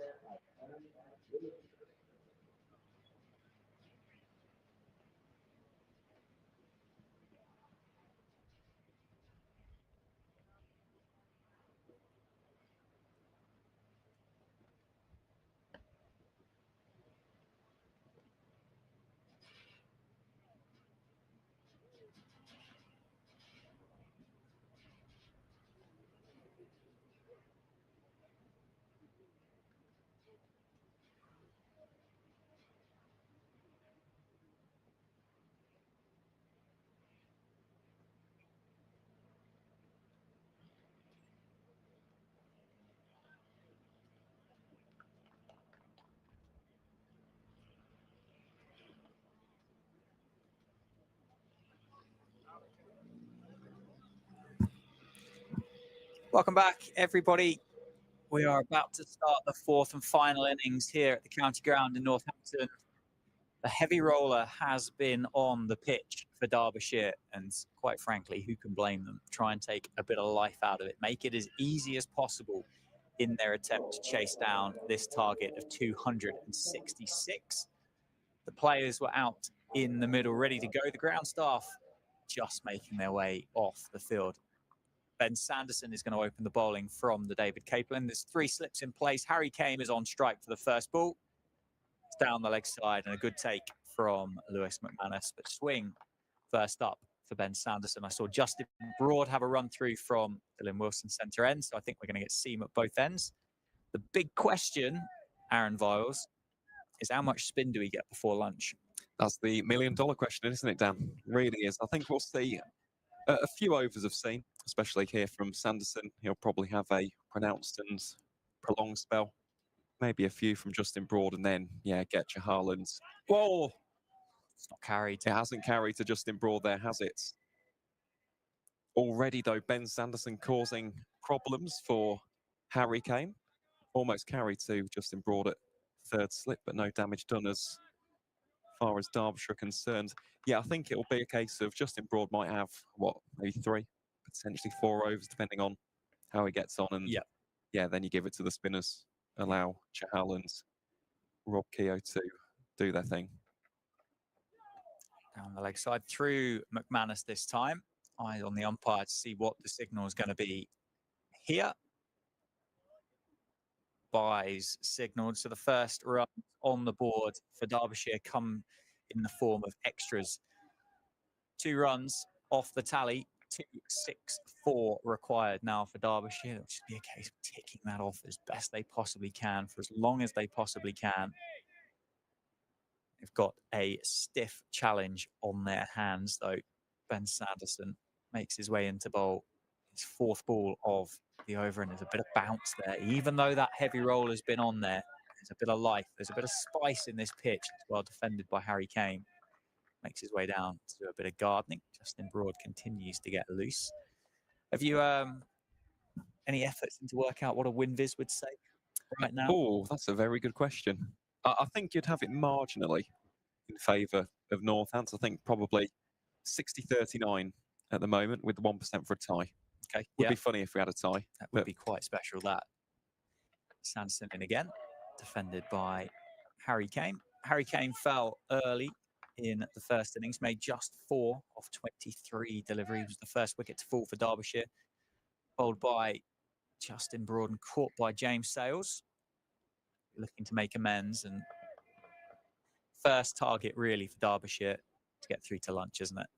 Absolutely. 3 to lunch, none down, regroup, see where the state of the game is. But we are going to get a trial of everything here for these 2. We are going to get seam, we're going to get swing, we're going to get spin, we're going to get leg spin, finger spin.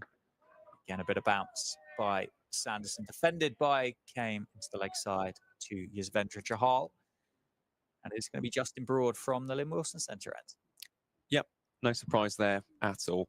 We saw him limbering up. I thought he bowled well, didn't he? Actually, in that first innings against Derbyshire. And yeah, with this new cherry, he'll be able to nip that ball about, get some lateral movement, hopefully, and cause some issues here for Lewis Rees and Harry Kane, neither of whom are yet to get off the mark as of yet, with those 2 runs coming from the byes. Also, at the end of this over, Dan, we'll do the scores on the doors from the rest of the county championship matches. We've pretty much, well, solely had our eyes focused on this game, haven't we? Really has been another day where you cannot take your eyes off of it for even a millisecond. It's been very captivating cricket as far as these 2 sides have been concerned, and we're only just getting started in this morning session. Non-stop action here at Wantage Road. Broad opens the bowling to Lewis Rees. Lewis Rees was the in the side for that top order, really, for Derbyshire and for Northampton in that first innings. He made 50 exactly off 123 balls. But he batted time, didn't he? He was the one. He stuck around for just over 2 hours, which in the context of this game is a marathon innings. And he looked completely undisturbed, didn't he? Until he got a beauty from Keogh. Just got on a roll, didn't he, Rob Keogh? Just started. Was Lewis Rees the wicket that started that collapse? No, I don't think he was he? No, it was an Aaron Donald. Yeah. He was the catalyst. They were 150 for 4 at that point. Donald fell. Then it was Madsen. Then it was Chappell. Anderson fell with a score on 159. So they're 159 for 8. And then, yeah, those final 2 wickets of Alex Thompson and Jack Morley falling in quick succession to Yuzvendra Chahal. So, yeah, Derbyshire will not be wanting a repeat of that. They'll also be hoping for a better start because they were 19 for 1 in that first innings. Here is Justin Broad to Harry Kane. That one too wide. No shot offered by the Basingstoke-born opener. Of course, used to play his trade for Hampshire. Now plays for Derbyshire. Can be a very hard-hitting customer. Can Harry Kane, and then, as we've already mentioned, at the non-strikers end is Lewis Rees, very classy, calm, collected character. So these 2 are a fine opening duo. Here is Justin Broad then into Harry Kane again. Decides to shoulders arms and leaves that one behind to the wicketkeeper McManus for no run. And this will be a crucial period, won't it? I know we've already stressed that point, but if Derbyshire can get through to lunch without losing a wicket, given the strength of that middle order, they will fancy their chances in this game. Really is such a difficult one to call at this stage of the contest. Good areas this from Justin Broad so far in terms of the length of the deliveries. Could potentially tighten up the line ever so slightly, but he's bringing Harry Kane across the stumps for those last 3 deliveries. So one final one coming up here from the Lynn Wilson centre end. Of course, Ben Sanderson will be causing all sorts of problems from the David Capel end as well. Here is Broad. Last ball is defended by Harry Kane. So just the 1 run coming from that second over. Northamptonshire actually bowling pretty controlled for those first 2 overs. Derbyshire's 3 for nothing. And yeah, the deficit's 263 to make up. Of course, if they can get those runs, would be a pivotal victory on the board for Derbyshire, would see them leapfrog Northants, and they would no longer be in bottom place in Division 2. So plenty of pride at stake for both of these teams. It hasn't been the easiest of seasons in the red ball formats. But yeah, it does have the feel, doesn't it, Dan, that one of these teams will be victorious come the end of this contest. Yeah, I'm open-minded to listen to your theory about how a draw might happen. Obviously, a tie is an option as well on down the leg side for Sanderson. I think that over from Justin Broad was good. It was watchful by Derbyshire. Yes, I think the line was probably slightly too wide. An element here, maybe just to get through this opening spell, try and remove that benefit of the heavy roller as quick as they possibly can, and then get one of the spinners back on there. I think of Justin Broad, there wasn't a great deal of lateral movement on offer from Broady. Defended by Lewis Rees, and on the money, as you'd expect. get the ball in the hands of Rob Keogh and Yuzvendra Chahal as quick as possible. I think you just want to get them in the game as early as you can and get them to bowl as many overs as you possibly can here. Yes, I said those seamers for Derbyshire seem to get a little bit more out of the surface than their spinners did. It was Jack Morley that really kind of drew the final curtain for Northants. It's a beauty. Past Reese and an appeal from Rob Keogh at mid-off. Must have heard a clicky bat handle or something from mid-off there, Rob Keogh. Sanderson unmoved, but a great delivery, a great start for Ben Sanderson. Oh, it's just nipped away, isn't it, from Lewis Reese? There's 3 slips waiting for any potential edge. But the quality of Keogh, the quality of Chahal, we're talking, I think, respectfully and experience-wise, more effective, or certainly were in the first innings anyway. And it's the kind of game that you get your overseas pro. You get your Yuzvendra Chahal, you get him in the game, you go, win us this game of cricket, Yuzvendra Chahal.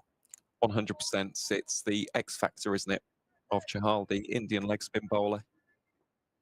And he turned the game around on its head yesterday with that spell. An outstanding fifer, which completely catalysed the Derbyshire collapse. Really was a special spell from Yuzvendra yesterday. That ball dropped out towards the point fielder for a dot ball. So just the one delivery remaining. I do have the scores up, so I will deliver on that promise to get us updated from around the grounds. Yeah, give us a rattle around when we get to the end of this over. Bit of football controversy down in Taunton, wasn't there, the first thing this morning? Yes, Tom Banton getting injured in the warm-up, so we'll have to wait and see what happens there. Don't think there's been any further updates since, but yeah, we'll have to see if it'll come out to bat. Here is Sanderson then to round out the 3rd over of this 4th innings. Derbyshire 3 for nothing. Came still yet to get off the mark, and Lewis Reese is currently on 1. So we'll start down in Hove with the match between Glamorgan and Sussex. So Glamorgan were previously bowled out for 186, and well in response, Sussex have amassed a mammoth lead. They're 491 for 9. Tom Clark, the young left-hander, scoring a century. So you've got to say Sussex, if they win that, all but promoted. And they have thoroughly deserved it, as Justin Broad gets into his 2nd over here from the Lynn Wilson centre end. Big appeal. Height on that one, I think, just from the gut feel. I don't think there was too much in that appeal, to be honest, from the home side. We'll take a look at the replay here. Really does nip back sharply off the surface, potentially going down as well, actually. Then in the game between Middlesex and Gloucestershire at Lords, Gloucestershire 211 for 7 in response to Middlesex's 377. And Harry Kame will scamper through for a single, gets him off the mark, his first run of the day here at the county ground Northampton. Then in the game between Leicestershire and Yorkshire, a game which got off to a frantic start, didn't it, Dan? At one point, Leicestershire were 15 for 7, ultimately dismissed for 98 runs. Yorkshire scored 379 in their first innings. And in response, Leicestershire are 88 for 3. Although it is currently raining, they're about to restart there at Grace Road. That one very full from Broad. Dugouts up towards Rob Keogh, that is, wearing the number 21 for a dot ball. So yeah, they're just about to restart at 12:05, so roughly 2 minutes time there in the East Midlands.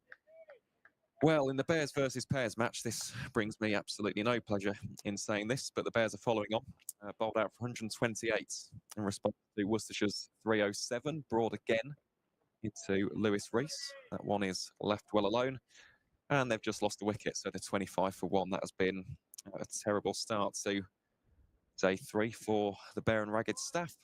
In the game between Hampshire and Kent at the Spitfire ground in Canterbury, Kent are 133 for 6 in response to Hampshire's 403 all outs.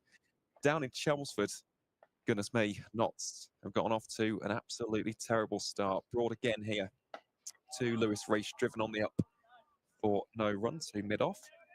So Essex were bowled out for 4-5-7. Nottinghamshire, after 34 overs, are 82 for 6. So they are in a bit of a pickle. Then in the game up at the Riverside, Lancashire were dismissed for 228 runs. And in response, Durham really extending their lead. They are 451 for. Broad then to round out this fourth over. Clatters into the point fielder, and that will be a dot ball. So at the end of it, Derbyshire 4 for none. Harry came on 1, Lewis Rees on 1, and the visitors will require a further 262 for the victory. So Colin Ackerman is on 147 up at the Riverside. David Beddingham, 224 from 297 at 24 fours and a 6. Goodness me, that is an outstanding effort. And finally, in the final match in Division 1, Somerset were bowled out for 317 in Taunton, and Surrey are 235 for 8. Now, I'll touch upon the talking point after this delivery from Ben Sanderson. Has a packed slip cordon, 3 men in there.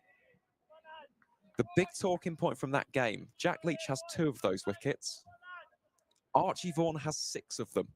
6 for 74 for the 18-year-old from Sheffield. Absolutely outstanding stuff. He took 3 wickets on first-class debut against Durham last week, and he's followed it up with 6 for against the defending champions. So that game is very finely poised. Here is Sanderson again, watched behind by Harry Kane for a dot ball. So, yes, some fascinating scores there, aren't there, Dan? What would you say is the standout one? Because for me, it's got to be between Beddingham and Archie Vaughan. 6 for 74 for the youngster. It's the time of year now, isn't it, that you look at the games that have an impact on the tables. The one that Taunton clearly has a massive impact. That's Somerset chasing Surrey in the lead for the overall championship. That is one that you would look at, keep an eye on, and Somerset looking like they're putting themselves into a really strong position there to be victorious down at Taunton. Lancashire, Notts as well in that relegation scrap as to which one of those two might be coming down into Division 2 next year. And then obviously the Sussex game against Glamorgan. Can Sussex win Division 2 and get promoted back into the Division 1 of the county championship, which you'd expect them to do so, I think, having had the pleasure of watching them a couple of times this year. They've been a very, very good outfit. Ben Sanderson into ball. Harry Kane defends, pushes into the offside. It's been very good here. It's been watchful for Derbyshire. They've not lost any wickets. They've not looked like losing a wicket. There was an edge that fell short of Justin Broad at third slip. Score is only on 4. We are coming towards the end of the 5th over. 262 runs required. Lunch is on the horizon, and I dare say that will be in the mind of these two Derbyshire batters. Don't lose one before lunch. On its inside half of the bat, well fielded by Chahal on that covered wicket at mid-wicket. Another dot ball. Can Sanderson complete his 3rd of 3 maidens? 1 delivery left in the over. Still the 3 slips. Still looking out the window to see if I can see Chahal or Keogh getting loose, and I can't as yet.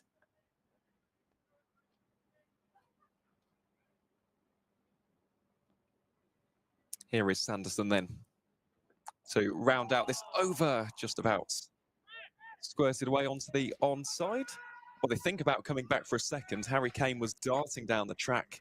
Strong call of no from Lewis Rees was heard from his partner, though, and that will just be the single. So after 5 overs, Derbyshire 5 for none. Harry came on 2, Lewis Rees on 1. He had 261 required for victory. Yeah, just looking at that Sussex scorecard, Henry Crocombe scoring 54 as the night watch. Outstanding stuff. His first ever 50. John Simpson also scoring 117. What a fantastic signing he's been from Middlesex, one of the finest wicketkeepers in the country. And he has led the side superbly in 2024. Here is Justin Broad then into Harry Kane. Goodness me. dancing with danger there.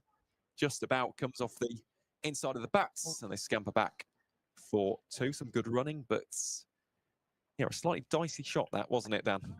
Given It's been an entertaining 20 balls that Harry Kane has faced so far, and I wonder with a direct hit there from Chahal, that might have been close, you know, on coming back through for the second, but still there, still going. 4 not out, 7 for no loss. The score 259 required. That one bit of extra bounce and defended into the offside. Luke Proctor tidies up. Just an interesting change in the field, and it might be for Ben Sanderson to be able to have a chat with Justin Broad, but he has moved from fine leg to mid off.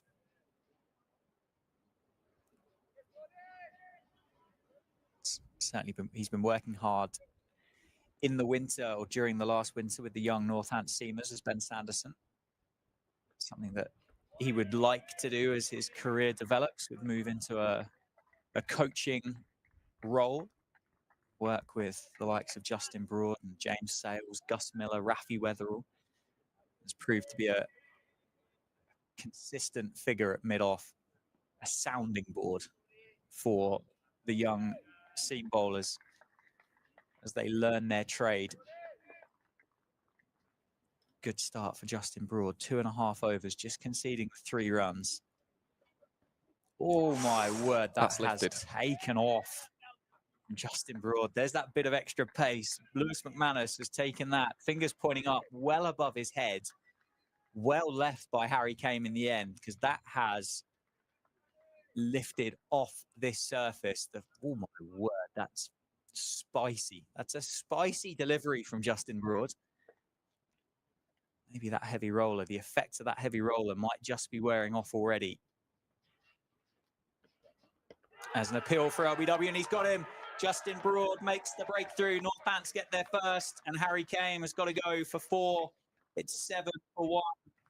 259 runs required for Derbyshire. Now just 9 wickets required for Northants, and Broad has the first. Top quality stuff, yes, again, from Justin Broad. We spoke about the danger that he possessed in that first innings for the Derbyshire batters as we watch this one back. Yeah, absolutely no doubts about that one. It's a great piece of bowling. As you said, Dan, it was a rather entertaining 4 from 24, but Harry Kane's time at the crease has come to an end, and it's Justin Broad who gets the first breakthrough for the home side. So first bloods drawn by Northamptonshire. The score 7 for 1. And that is not what Derbyshire have been hoping for. They've been wanting to have seen out this passage of play before lunch without too much damage done.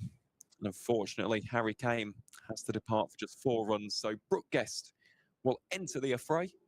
Walks out to the middle, the number 3. As we spoke about before, he scored 28 runs in that first innings. Got him to 600 runs for the 2024 County Championship. And he is a very handy option to have at number 3.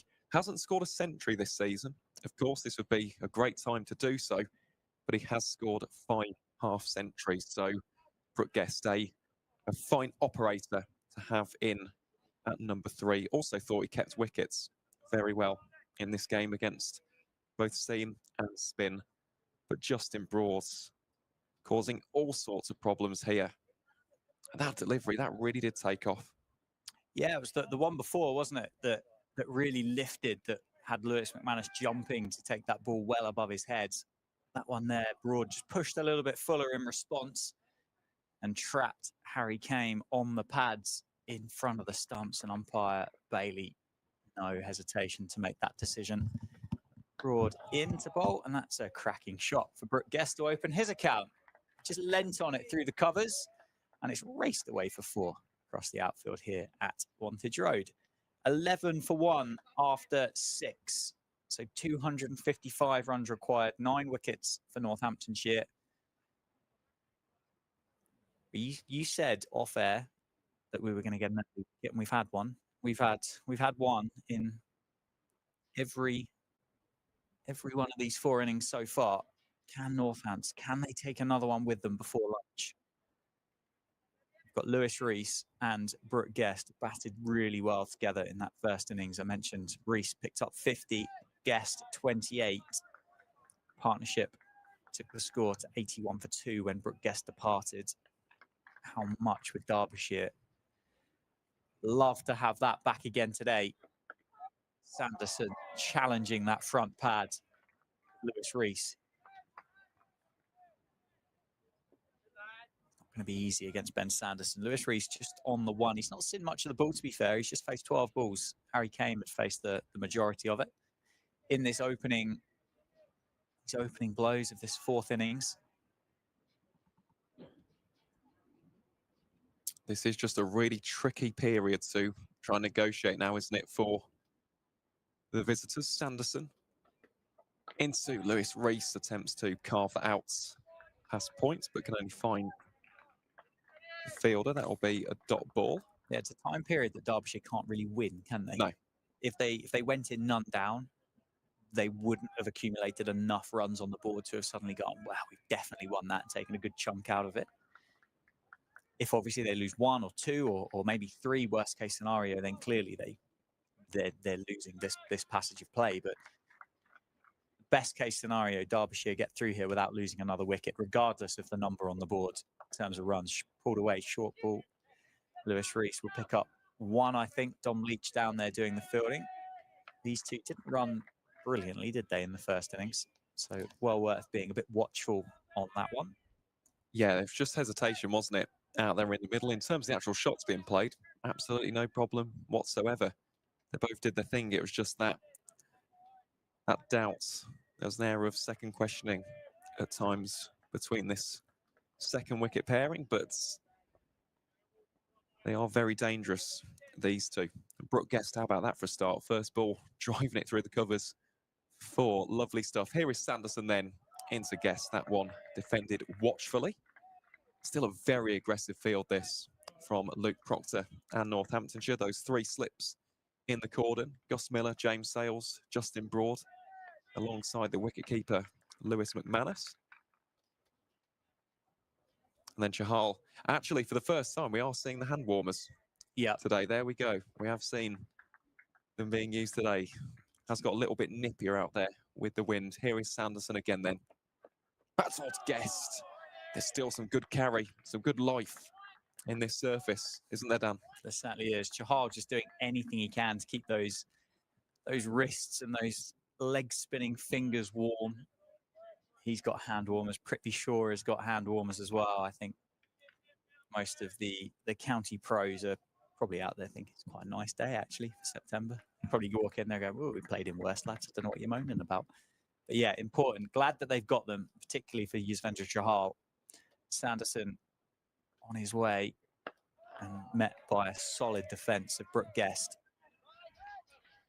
End of the over. 7 overs have been bowled in this innings. It's 12 for 1. Lewis Rees is on 2. Brooke Guest is on 4. 17 minutes past 12.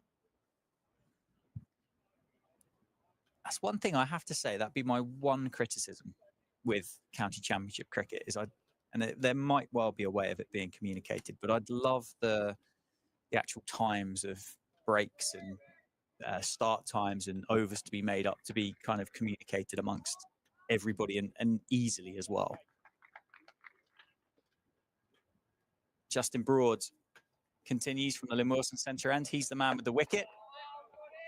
Rushes Lewis Rees a touch there. So I would imagine we're off at 12:30, but there's every chance that we might go on for another 20 minutes to make up a few of those overs. Exactly. Well, we shall find out, won't we, Dan? That's the beauty, isn't it, of live sport. We'll be here to take you all through it as well. And yeah, obviously for Northamptonshire, regardless of how long is left in this opening session, they'll be wanting an additional wicket, won't they? And Justin Broad looks likely to get one. Well, not with that delivery. Strays it far too down the leg side. Pouched by a diving Lewis McManus, who's kept very well in this game so far. I quite like this, actually coming around the wickets to the left-handed Lewis Rees. We saw in the first innings. They started off by coming over the wicket, trying to nibble it outside the off stump, try and catch the outside edge. Well, this time they're going a little bit more aggressive and direct, potentially bring those stumps into play as Justin Broad just pulls up in his run up there. That will be re-bowled. So 254 runs required now for Derbyshire. This, of course, a pivotal pairing in the wider context of the game, because if these two can lay a foundation and a platform, the visitors do give themselves a decent chance. Here is Broad then, very full, driven on the up by Lewis Rees. Good diving stop there by Rob Keogh, who shows the ball some love and attention. Will be interesting to see how that ball continues to react, whether or not we'll see as much lateral movements in a few overs' time. Has been the characteristic of the Kookaburra in comparison to the Dukes, with that less pronounced seam and the lighter lacquer. Broad again then, into Rees. Rifles it down towards Ben Sanderson at mid-on. It's a different hand from Lewis Rees than we saw on day one and day two. But much more aggressive. Yes, okay, these last two have been overpitched by Justin Broad, but he was so watchful in that first innings. Batted for well over 100 deliveries for that score of 50. These last two have been a real sign of intent and aggression, and it's brought about a change of angle for Justin Broad. He comes back over the wicket, trying to run the ball across Lewis Rees into those three slips, and does, and offers up a half volley outside off stump, which is crashed through the offside. And Rob Keogh will jog down to the boundary and underarm it back to the bowler. Body language to me here, Aaron, says that we're making up time and we're going to have another 20 minutes on this session, because I don't see a world where we don't see Northants bowl spin before lunch. And if it is lunch in 9 minutes' time, neither Chahal or Keogh has got loose. No. They will bowl spin before lunch. They have to. And the ground staff, worryingly, are making their way down alongside those covers out to our left. We can't see the weather today. It's coming down from the northwest, but the radar suggests, and you mentioned that Leicestershire have been off for rain, suggests that it's on its way. And unfortunately for us, it's going to be a surprise if it turns up, because it's going to come over our shoulder. And we're fairly well boxed in here and we can't see it. So, well, you say that there is a slight passage where the door is, and I've got to be honest, it's not looking great. There we go. There you go. Great work from our cameraman outside, Tom. Yeah, that certainly looks a bit soggy, that, doesn't it? Over the hills there behind us in Northampton, on its way down south. So hopefully if it does arrive, we don't get too much of a stoppage, or if it does, it turns up at lunchtime. But the ground staff have made their way down to the tractor, which is attached to the covers in preparation. Sanderson starting his fifth over.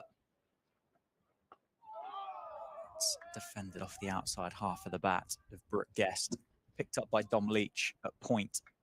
Would be a real shame, wouldn't it, to have a long stoppage in this fixture because of weather.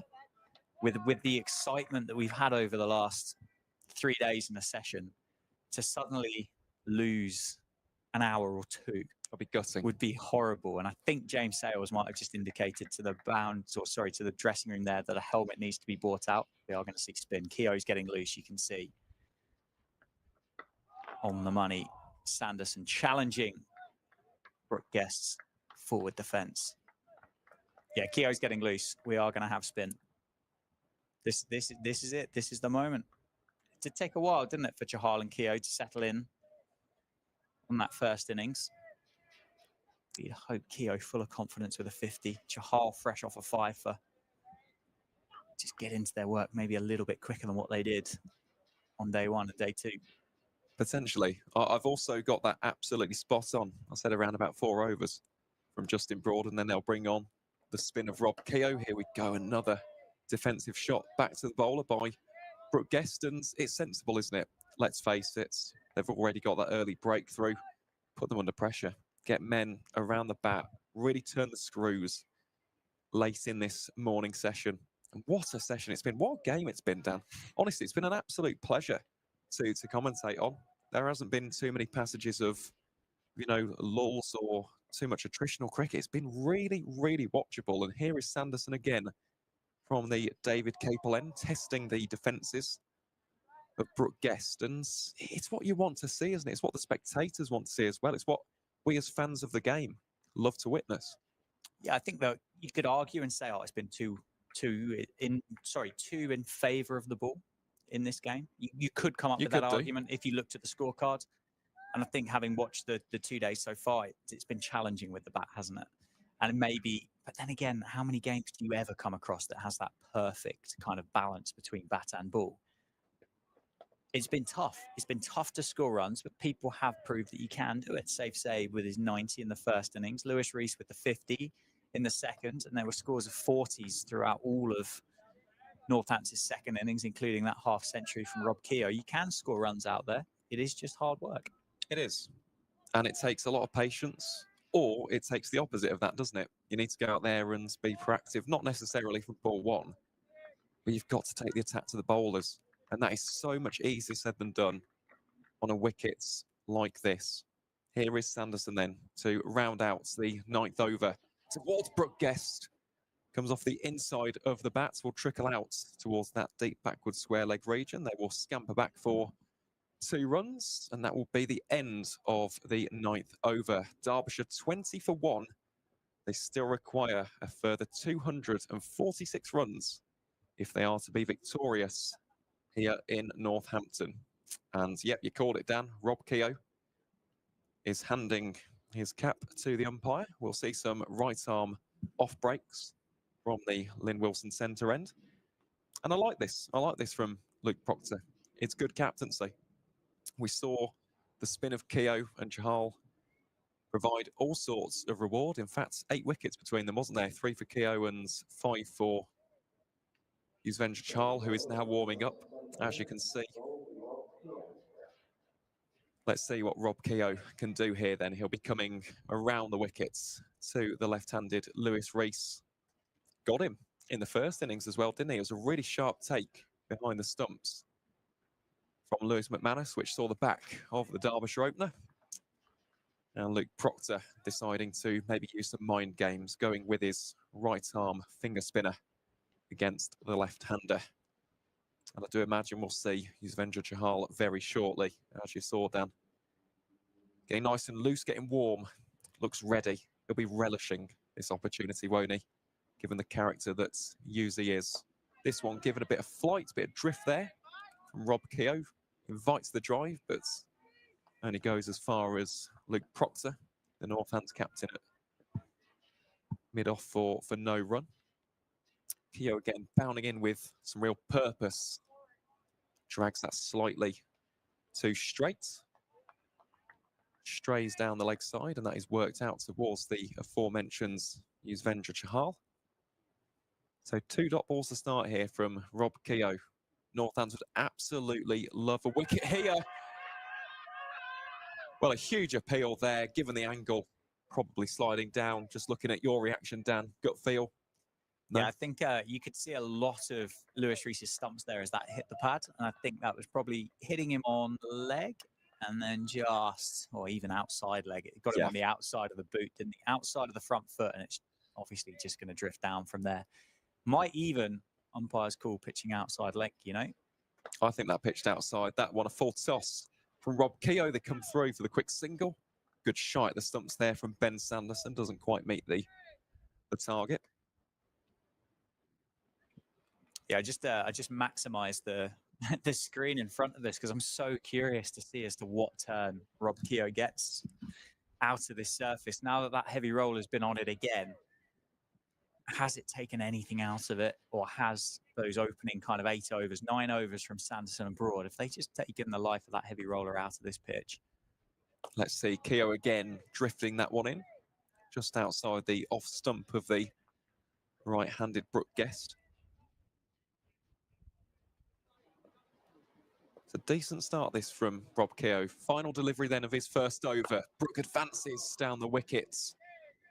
Just pushes it out towards Ben Sanderson at mid-off for no runs. So just the single taken from Rob Keogh's first.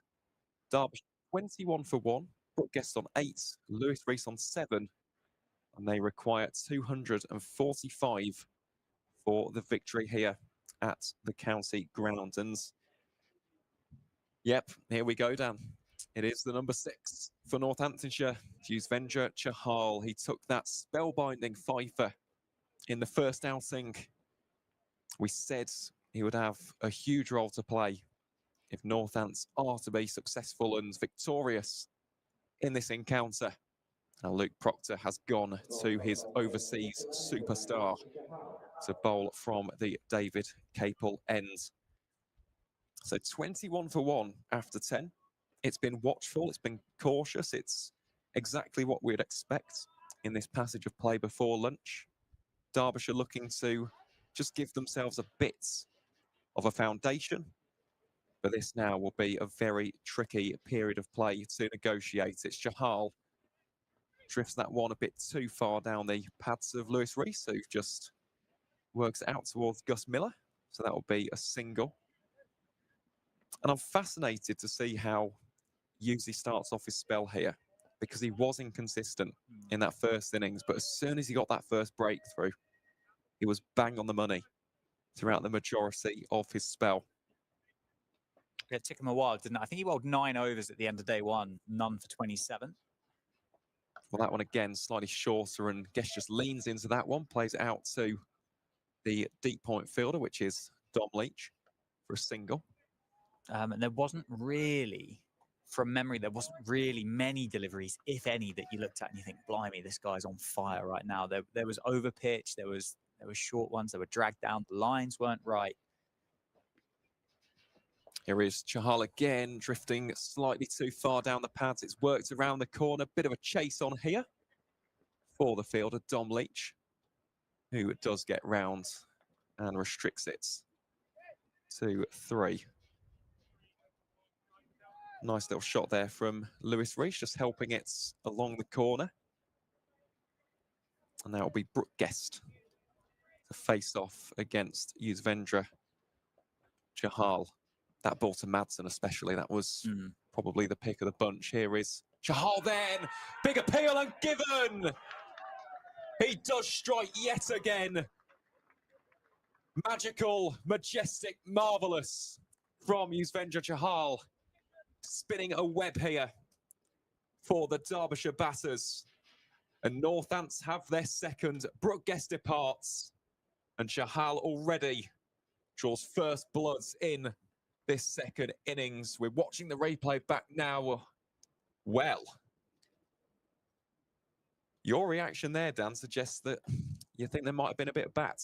Well, if he's not hit it, It's Brooke plumb in Guest front. is absolute stone dead there, isn't he? But judging by, well, that was very close, wasn't it? Very, very close between bat and pad. But as it is, the umpire deemed that that hadn't in fact hit the bat, or if it had hit the bat, it was pad first. Slow motion replay there. Maybe it was just pad first. And if it was, not much doubt about it. But that is lunch. The ground staff on their way out to the middle with their raincoats on and hoods. And I wonder if we are about to have a bit of a shower. It's 26 for 2. And there we go. We can just pan around and see. That looks quite ominous, doesn't it? It does. 26 for 2 at lunch. Northants require 8 wickets to win their first county championship match of 2024. Derbyshire require 240 runs with 8 wickets remaining. And it's looking pretty good for the home side. It is. Well, we said for Derbyshire they were looking to negotiate this final passage of play before lunch. And not only have they lost the wicket of Harry Kane, on the stroke of lunch, they've lost Brooke Guest for 9. And he is one of those players who could score runs with a bit of a flourish and a flurry. So a massive moment in this wider contest. Northants will be absolutely delighted with their efforts before lunch. And yeah, all we can do is hope that the rain stays away. We keep our fingers crossed, but yeah, it doesn't look too hopeful at the moment. So that'll be it from us for the time being, folks. We're about to head off and have a quick break, but we'll be back with you shortly after the lunch break. And we hope that you rejoin us for the afternoon session here on day 3 at the county ground for Northamptonshire versus Derbyshire.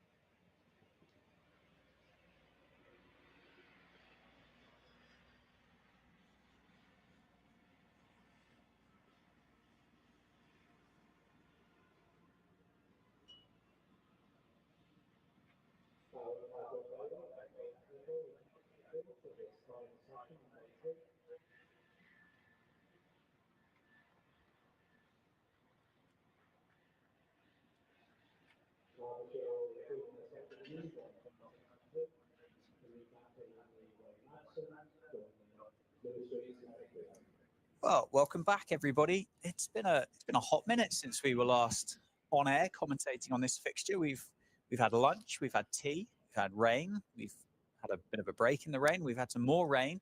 But the good news is Craig Harvey and his team, the ground staff here at the county ground in Northampton, have been working hard, tidying it up, getting the covers off, getting the super sopper out there, and we are back. We are back out there.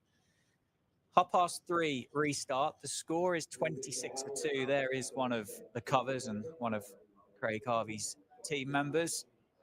And we are pretty much ready to go. The score is 26-2. As I say, Yuzvendra Chahal, who just picked up the wicket of Brooke Guest, wasn't it? LBW on the stroke of lunch, has 2 deliveries left in his first over of this 4th innings. Wayne Madsen, the new man, has joined Lewis Rees in the middle. My name is Dan Jadzovic. The stream is powered by Daffabet at Northamptonshire County Cricket Club. Joined by Aaron Viles, as I have been throughout the course of this game. We're looking forward to a trial by spin, aren't we, all evening? Yes, we are. And here is where that trial begins. Chahal then to Wayne Madsen straight away. Sweeps firmly. That'll just be a single. You could hear the cries of catch. Not quite sure what those. Well, they went top edge, went straight up, landed just in front of Rob Keogh, probably about 10 foot in front of Rob Keogh down at deep square. Would he been able to get that though? That's the big question. No, I think it was too far. Yeah, too far in front, but that's why there were cries of catch as it went up into the breeze. Still feel like that was not really a chance there for Keogh, but there we go.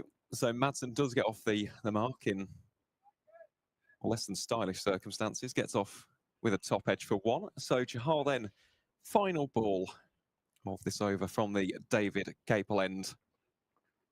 It's a decent one. Spinning back in towards the left-handed Lewis Rees. Tucks it off the hips. They think about coming back for a second.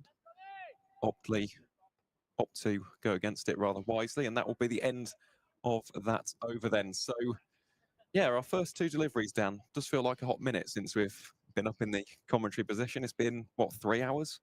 Yeah, it was an interesting start, wasn't it, by Madsen? Yeah. Went for a big sweep first ball against Chahal. Cricket can do funny things with the mind, can't it? And if he's been sat around waiting for the last 3 hours to have a hit, he's elected to pull out the big sweep. And this is interesting. Rob Keogh has been taken out of the attack on the return. It's going to be replaced by the brilliant Ben Sanderson. 5 overs, 2 maidens, none for 6 so far for Sanderson. Keogh just the 1 over before lunch. Wonder whether that bit of rain that just prompted Luke Proctor to give that ball back to Ben Sanderson. Rob Keogh, I don't think did anything wrong really in that 1 over that he bowled before lunch. But maybe it was just a trial to see what might be about. Sanderson changed ends from the Lynn Wilson centre end. Just shaped back into Lewis Rees. So maybe it isn't going to be a trial by spin. Maybe we're going to get seam at the other end as well. Well, yeah, that's what Luke Proctor has gone for.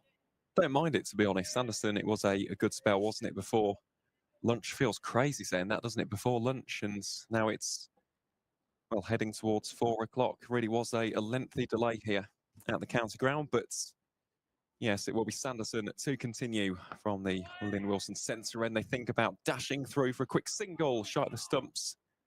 Doesn't connect. Again, has been a little bit of miscommunication in both Derbyshire innings so far. Some hesitation in the middle. Perhaps it's the pressure of the scoreboard beginning to tell, because it is a rather sizable target. We do have to say that. Of course, Derbyshire requiring 237 more runs for the victory. That target of 266, as you can see on your screen, will be tremendously difficult on this surface. Sanderson then into Wayne Madsen. Compacts in his defence. Pushes out towards Yuzvendra Chahal. And yeah, Chahal, of course, will be the go-to, won't he, for Luke Proctor. Dan, you have to think it's at this stage of the run chase. I think so. Those helmets have stayed out on the field as well following the end of the over from Chahal. So everything there suggests it is going to be Yuzvendra Chahal to continue from the David Capel. And there are 43 and a half overs left in the day's play. That's what we've got here in Northampton, weather permitting. There is bands and patches of rain drifting its way down from the northwest, and just one of those. I think if the wind changes direction and we get unlucky, we're going to get another shower. Equally, if we get really lucky, we might get 43 overs worth of cricket, and you just don't know on a day like today. It's very blustery. It's pretty chilly out there as well, hence all the jumpers out there for the Northants fielders. And, yeah, Northants can smell, well, they can smell their first victory of the season, can't they? They need 8 wickets here to beat Derbyshire. Wouldn't they like to do that on day 3 as well? They could pick up these 8 wickets in this evening session. The first win in the win column for 2024 in the championship for Luke Proctor and his men. Derbyshire, as you said, 237 runs required. They have got 170 overs to play around with if it were to go the distance tomorrow. So there's no hurry, there's no rush for Derbyshire at all.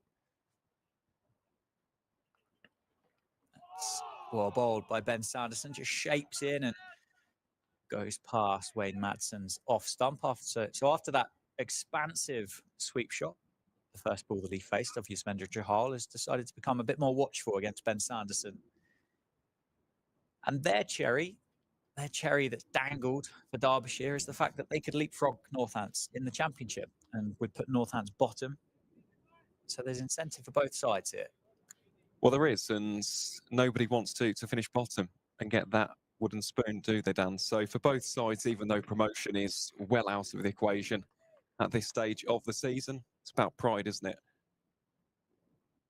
And let's see what Northamptonshire can come up with here, because they are the only winless team in either division of the county championship. Chahal then to continue his spell here towards Lewis Rees, pushed out for the dot ball.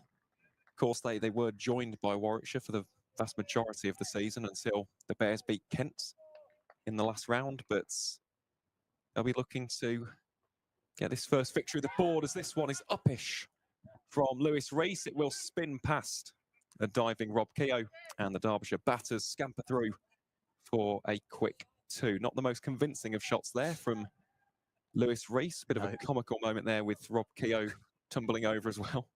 No one shouted, "Watch the spin, Rob," did they? No. That's the classic. That's the moment you get to be able to bring out those real cricket classics from the village green. There's an appeal for LBW from McManus, but down the leg side, as indicated by Yuzvendra Chahal, the end of his follow through. That misfield, that slight slip from Keogh, did allow Lewis Rees to come back for a second. He keeps the strike. Chahal has got men around the bat. A short leg and a first slip. Prithvi Shaw in at first slip. James Sales under the lid again. Justin Broad is on the square at mid-wicket. Keogh at 45. Safe say backward point. Sanderson mid-off. Proctor mid-on. We've got Dom Leach and Gus Miller down on the leg side boundary, providing that. Oh, he's gone. He's gone straight past Lewis Rees with a beauty. It's not turned massively. In fact, it might have gone straight on from Yuzvendra Chahal, and it's hit the top of Lewis Rees's off stump, and he's gone. 31 for 3. The man that lasted 123 balls in the first innings has been removed for 15 by Yuzvendra Chahal, who gets his 2nd wicket in the innings and his 7th in the match. Is that a googly by Yuzvendra Chahal? Well, we'll see it here, won't we? This is the key angle on the replay. Just watch that from Yuzi.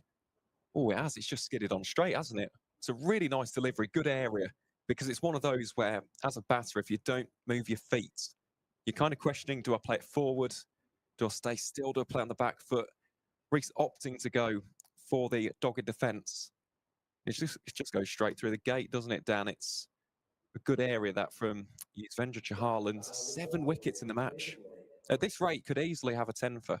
Let's not rule that out of the equation. The way in which he's bowling has been so much better since that opening spell 2 for 9 as David Lloyd, the Derbyshire captain, enters the affray. Well, Yuzvendra Chahal has got one left in this over, and his work certainly won't be done. He will be searching for a 10 for. How many first-class 10 fors has Yuzvendra Chahal got in his career? That is a question. None. No 10 fors. No 10 fors. 2 5 fors. Well, the third would have been in the first innings. Well, I never quite understand that. They don't count, do they? If they go on to get a 10 for that 5 for doesn't count? No. No. It seems a bit harsh, doesn't it? Well, it's a bit like a century, isn't it? Yeah, but you still get past the milestone. Yeah, of course you do.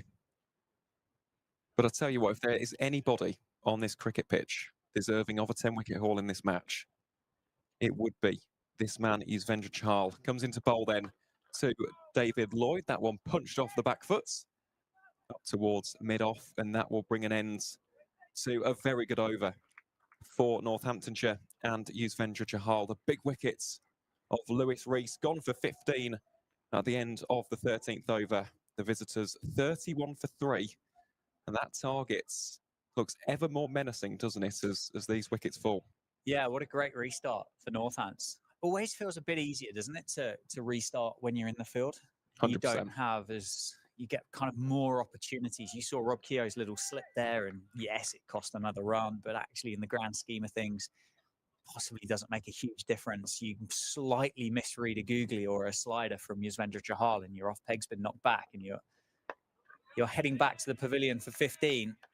Sanderson continues from the Lynn Wilson centre end.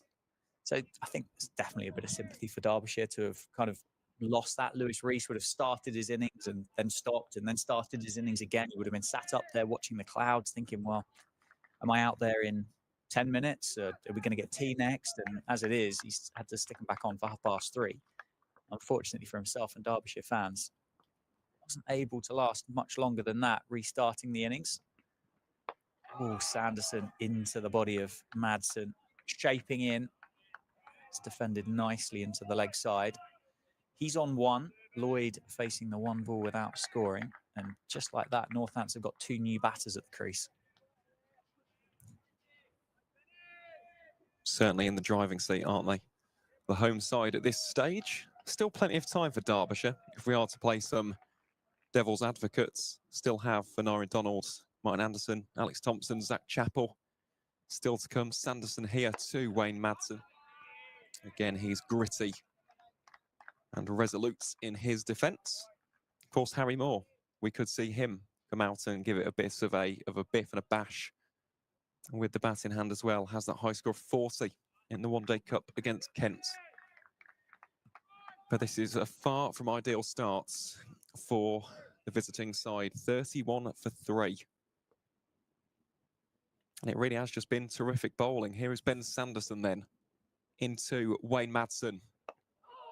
That one again, defensive shot from Madsen, pushes it out towards Yuzvendra Chahal, and that will just be a single for the Derbyshire veteran. Yeah, David Lloyd will face up against Ben Sanderson for the first time in this 4th innings. 2 balls left in the over, none for 8 for Ben Sanderson from 6.4 overs. 32 for 3, the score. Skipper in the first innings made 1 of 8 balls before he was trapped LBW by Rob Keogh. Oh, and there's a big appeal again for LBW, but there's a big inside edge on that one.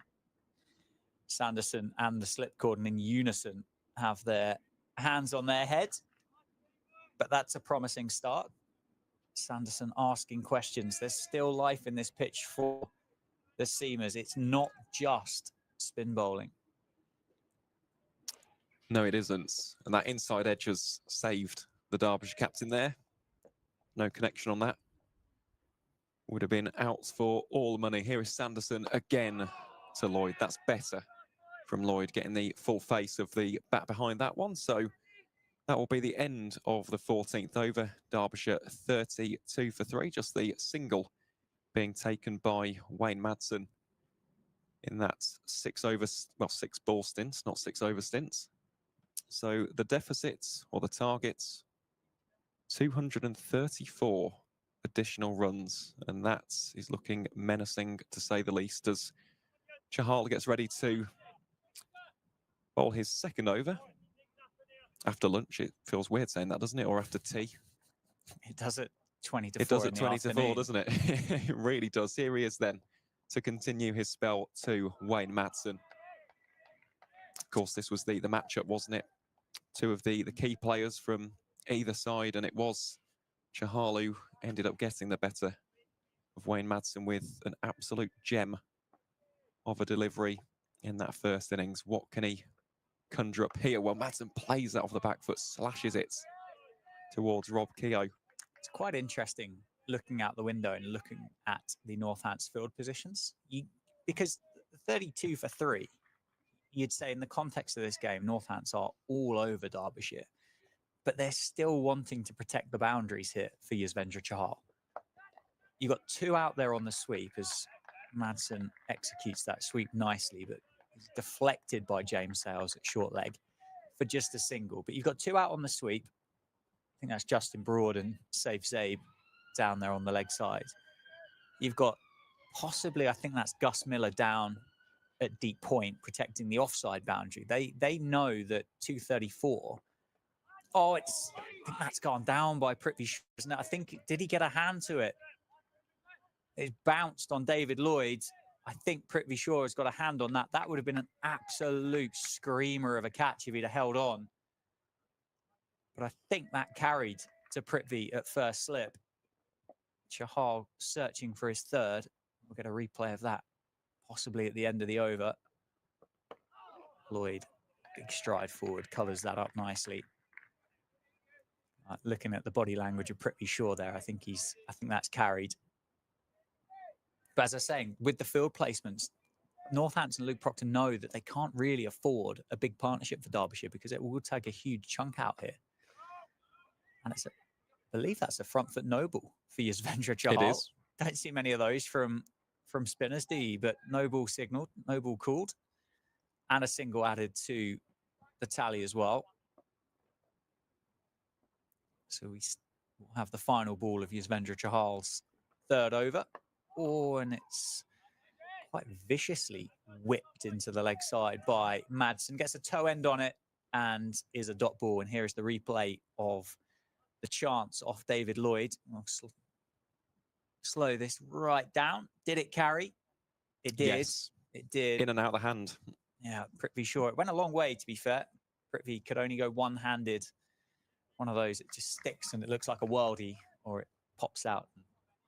David Lloyd picks up one and gets down the other end. Things are happening. Northants on top.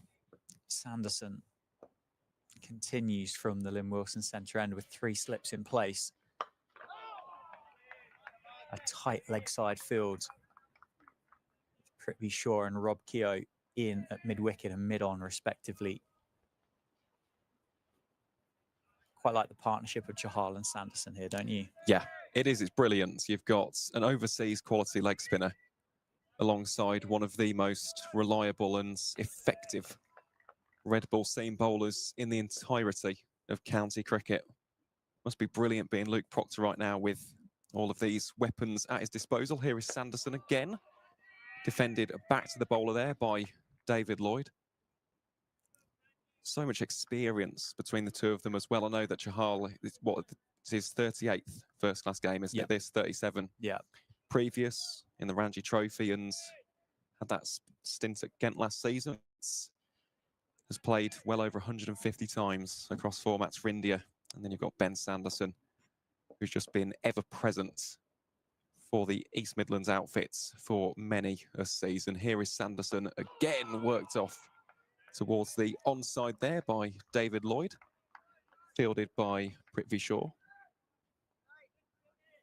Would be lovely, wouldn't it, Dan? Just as a captain, having these two guys operating from either end. You've got someone who's nibbling the ball about. Oh, it'd be brilliant. Off the surface, and then at the other end, you've got someone turning it absolute miles. I reckon if they turned out regularly for my team on a Saturday, we'd have won the league by May, I think. I had Sanderson at one end and Yuzvendra Chahal at the other, I think we probably would have done okay. We wouldn't have had to have waited until the middle of August. Did you win it? We did, actually. Yeah? We did, Won yeah. the league? Yeah, up from Division 7 to Division 6. Dizzy heights. It's a decent standard, you know. That's what all club cricketers say about their level of cricket. It doesn't matter what cricket it is, what level, where it is. It's just a decent standard, you know. Yeah. Decent standard. Not bad, actually. Not bad, yeah. In reality, it's not. But it's fun, though. And that's the important thing. Absolutely. You have to have fun in the recreational game. One of the slips have come out of the cordon. There's 2 catches in on the leg side now as Sanderson targets the front pad of Lloyd, continues to play into the leg side. It's interesting that Luke Proctor and Northampton see particular fielders as specialists in different positions. Prithvi Shaw was first slip to Yuzvendra Chahal, but finds himself at mid-wicket right now. Whereas James Sales and Gus Miller find themselves in the slip cordon for Ben Sanderson, but actually find themselves elsewhere for Yuzvendra Chahal. I guess it's a different read off the bat for a leg spinner to a seamer. Oh, and there's an appeal from behind the stumps again, but big inside edge from David Lloyd. It's all happening. It's a maiden for Ben Sanderson, another maiden in this career that he's had so far. 16 overs then have been bowled in the 4th innings. The score is 36 for 3. Still swinging, isn't it, for Ben Sanderson? 7 wickets required for Northants, 230 runs required for Derbyshire. And back into the mixer comes Yuzvendra Chahal.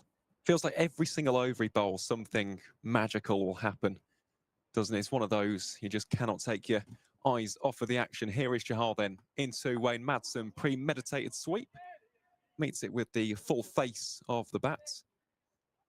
And every safe save in the Sun Hats, who fields that back for just a single.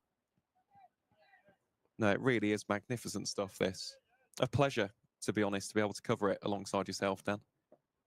Watching Yuzvendra Chahal do his thing. Here he is again into David Lloyd, pushed forward by the Derbyshire captain. They will scamper through for a quick single. I just watched him for years at RCB. And for those who are inclined to watch the IPL, you'll know that RCB haven't done well as a franchise, but he was always a bright, along with your Virat Kohlis and AB de Villiers and Chris Gales of the world. As he prepares here to bowl to Madsen again, leading edge, back to the bowler. It felt like every single time he would bowl, there was always a wicket. He'd always get a big breakthrough, whether that was with a googly, with the top spinner, with his leg break. He's a very languid spin bowler with that leg break as well. Has a really delightful action. As that one is pulled short and pulled away on the onside. Northants do have protection out there in the deep. And that will just be another single to the tally for Derbyshire. But do you think he ever could have played Test match cricket for India, given the strength of their bowlers, of course, with the likes of Jadeja, Ashwin? Let's face it, they've had some outstanding spinners in the past. Here is Chahal again pushed forward by Lloyd. Have you ever seen Chahal as a red ball option, or do you see him primarily and predominantly as a white ball wicket taker? I suppose when you're looking at Ashwin and Jadeja as your 2 options, one left arm, one right arm. Incredible. It provides you with that variability anyway. Then also, when you get to a particular fixtures and a Ravichandran Ashwin doesn't even make the starting 11 for India, it's that World Test Championship final at the Oval for the main example against New Zealand, that very first one, kind of leads you to believe, doesn't it, that Yuzvendra Chahal must have been a fair way down the pecking order, because Kuldeep Yadav was the wrist spinner that they would have picked. Yep, left arm wrist spin. For the tests if they'd have wanted another one. Washington Sundar, Akshar Patel, yep. Just an absolute production line of high quality spin bowlers. And I suppose if you feel that you've got that as competition, as Ben Sanderson continues, that's cut away, and that's going to be 4 runs for Wayne Madsen. Going to miss out on a bit of a short wide one from Ben Sanderson. Rob Keogh gets loose down in front of us. I think following that delivery, might have just had the nod from Luke Proctor. Maybe that's why he's gone, first class cricket's not, I don't need to do that. maybe it's not what I need to kind of develop my career over, because I am behind an Ashwin, a Jadeja, a Kuldeep, an Akshar, and so on and so forth. It's the first time that I've had the pleasure of watching him in person bowling red ball cricket. Really have the experience to comment, I don't think. Fair enough. Here is Sanderson again into Wayne Madsen. That'll be dot ball. What's your thoughts on the question? Well, the reason I asked was because he hasn't really played too much first-class cricket. And maybe that is the logic behind it, because of that production line. There's so much depth in Indian cricket. There is at the moment as well. I look at someone like an R.Sai Kishore from Tamil Nadu as well. That there's just a constant factory of world-class spin bowlers. And he was so proficient in white ball cricket. Here is Ben Sanderson again to Wayne Madsen. That one punched off the back foot for no run. And maybe for his career, he just decided, as you've just touched upon, that, well, let's face it, I'm not going to get ahead of an Ashwin. Ashwin is one of the best spin bowlers in Test cricket history. You've got Jadeja with the left arm finger spin, so he's already turning that ball away from the right-handers.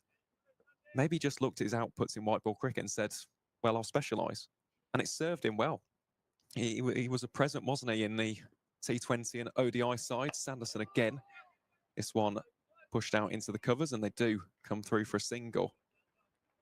And he had a good career for India. He's had a very good career in general. I've always had great admiration and respect for Yuzvendra Chahal. We spoke about the stat yesterday, didn't we? RCB's all-time leading wicket taker in the IPL. Maybe it was just what was best for his career, but it's great to watch him with a red ball in hand, and he's been incredibly effective in this game. Sanderson into Lloyd, creeps forward in defence, pushes it back to Chahal, so that will be no run. Now, I just thought it'd be a question to touch upon. It gives us something quite fascinating to talk about, doesn't it? And any excuse to talk about spin bowling, and especially those strong Indian spinners, Ashwin and Jadeja, two absolute masters of the craft with the red ball in hand. As we do have a slight change in field here, Justin Broad pushed out towards deep square leg as opposed to your more traditional square leg. Sanderson then into David Lloyd. That will be defended back past the bowler. And that will be the end of the 18th over. Derbyshire 44 for 3. David Lloyd on 2. Wayne Madsen on 10. And they require 222 runs to secure the victory. Yeah, partnership between these two are 13. Going at 2.4 runs per over. If they were to take the whole time allotted, they'd finish with time to spare. They would. 1.35 runs per over required for Derbyshire. 222 runs off 164 overs. 7 wickets is what Northampton need. That's all Derbyshire have in the hutch. They've got 7 quality wickets available to them. All the way down to Harry Moore at number 10. Swept from Madsen. Swept hard as well, but there is protection out there. It's Justin Broad. Saves his team a couple of runs. Madsen comes back for a second as Broad had to make a sliding stop there. And we are going to get, pretty sure anyway, a bit of Rob Keogh from the Lynn Wilson centre end. So Sanderson asked questions in that spell in the evening session. Swept again from Madsen. Safe save this time straight at him, so it will just be a single. So the two really did the damage in that first innings for Northampton against Derbyshire. 8 wickets between them. Are about to partner up again. So I believe Rob Keogh will replace Ben Sanderson in the next over from the Lynn Wilson centre end. Interesting they see Madsen a more dangerous option. Rob Keogh's come in from deep point to join the infielders for David Lloyd, but for Madsen was out on the point boundary. Whether David Lloyd hasn't got a reverse sweep, whereas Madsen might have.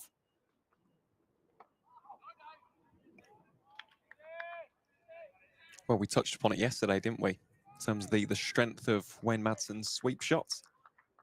All comes from his background in hockey, doesn't it? former South African international in field hockey. Glad that he made the switch, though, to cricket. Really has been a pleasure to witness his career. Again, another defensive shot from David Lloyd. And in terms of Derbyshire greats, he has to rank up there, doesn't he? Especially in modern greats, I think he's untouched, to be honest. He's probably one of the best to grace county cricket, full stop. Chahal again to David Lloyd. Beats the edge of the bat, whistles past the outside edge, and that will bring an end to Yuzi Chahal's 5th over. He has figures of 2 for 19. Derbyshire move the score on to 47 for 3, and the visitors will require a further 219 runs for victory here at the county ground. Chahal causing all sorts of problems at the moment, and Dan, as you mentioned, from the Lynn Wilson centre end, we will see some right arm finger spin from Rob Keogh. Yeah, what was it? 3 overs from Sanderson? As Yep. the Northants coaching side and coaching staff and Jack White make their way around the boundary. Left for wickets, of course. They know the laws. They know how this game works. Derbyshire, I think a few of their batters, the lower order batters, the bowlers were going right, obviously, for runs. Meet in the middle. That awkward kind of exchange, the nod. All right, lads. Like a scene from The Office, isn't it? Exactly. Very similar. We are going to get Rob Keogh. And I think this will probably be us set in for a while. A few overs, definitely. 100%. Here is Rob Keogh then from the Lynn Wilson centre end. Lovely little reverse sweep from Wayne Madsen. It is racing down to that boundary, but the fielder will cut that off. So they come back for 2 runs. It's a good option for Wayne Madsen. He is very strong on that shot. I know that Prithvi Shaw is hovering about there at a wide slip, but there is plenty of real estate down at deep third, so not the worst shots for the Derbyshire stalwart to go to. Just gets ready here. Northants opting to put in a short leg as well. This one pushed up towards the covers. Luke Proctor doing the fielding there, so that will be another dot ball off the bowling of Rob Keogh. What can Madsen conjure up here? Well, he goes for a very firm reverse sweep. Rolls along the carpet for another single. And that will be the 50 up for Derbyshire in their 2nd innings. It comes from 19.3 overs. Madsen on 16, David Lloyd on 2. And it will be the latter, David Lloyd, to face off against Northamptonshire rounder Rob Keogh. Very spread field here to the Derbyshire captain, who plays that one defensively, catches the inside half of the bats, trickles away to Yuzvendra Chahal. Good start this from Rob Keogh, picking up where he left off in that 1st innings, making these Derbyshire batters play every single delivery, not too much width. He's got his length pretty much bang on for the time being. Let's see if he can generate a bit of reward. And that will bring an end to the over then. 3 runs from it. As I said beforehand, Derbyshire reaching their 50. They require 216 more runs if they are to emerge victorious here in Northampton. But this will be a tricky passage of play, won't it, Dan? Right arm off breaks from Rob Keogh. Of course, you've got the leg spin wizard, Yuzvendra Chahal, getting ready to bowl here from the David Capel end. Will not be easy for Wayne Madsen and David Lloyd, but if there is an invaluable commodity in county cricket or professional sports for that matter, it is experience, and these two possess absolutely tons of it. As Madsen rocks on to the back foot. That's a really good effort from Rob Keogh, and we touched upon that yesterday, didn't we, Dan, in terms of the hustle, the energy in the field. This Northants side, the body language is exactly what you want from your fielding units. They've really backed up their bowlers so far, as Chow just brings Keogh slightly squarer than he was. He was very fine in that position. And Madsen, big appeal here. Not given. Premeditated sweep yet again from the South African. We'll see the replay on this one from Yuzvendra Chahal. Pitching outside. Well, yeah, I think it's just him outside the line of off stump there. He's got the front pad, isn't he, down and out with that premeditated sweep. Oh my word! That's a lowie. In the words of Marnus Labuschagne, that is a lowie. Well, that is one where you know things are going your way at the minute. If that doesn't clatter into the furniture, because that has not bounced, has it, from Yuzvendra Chahal? Madsen has missed it. He's played over the top of it, which is what you'd expect with the lack of bounce there. Chahal again then, another premeditated sweep.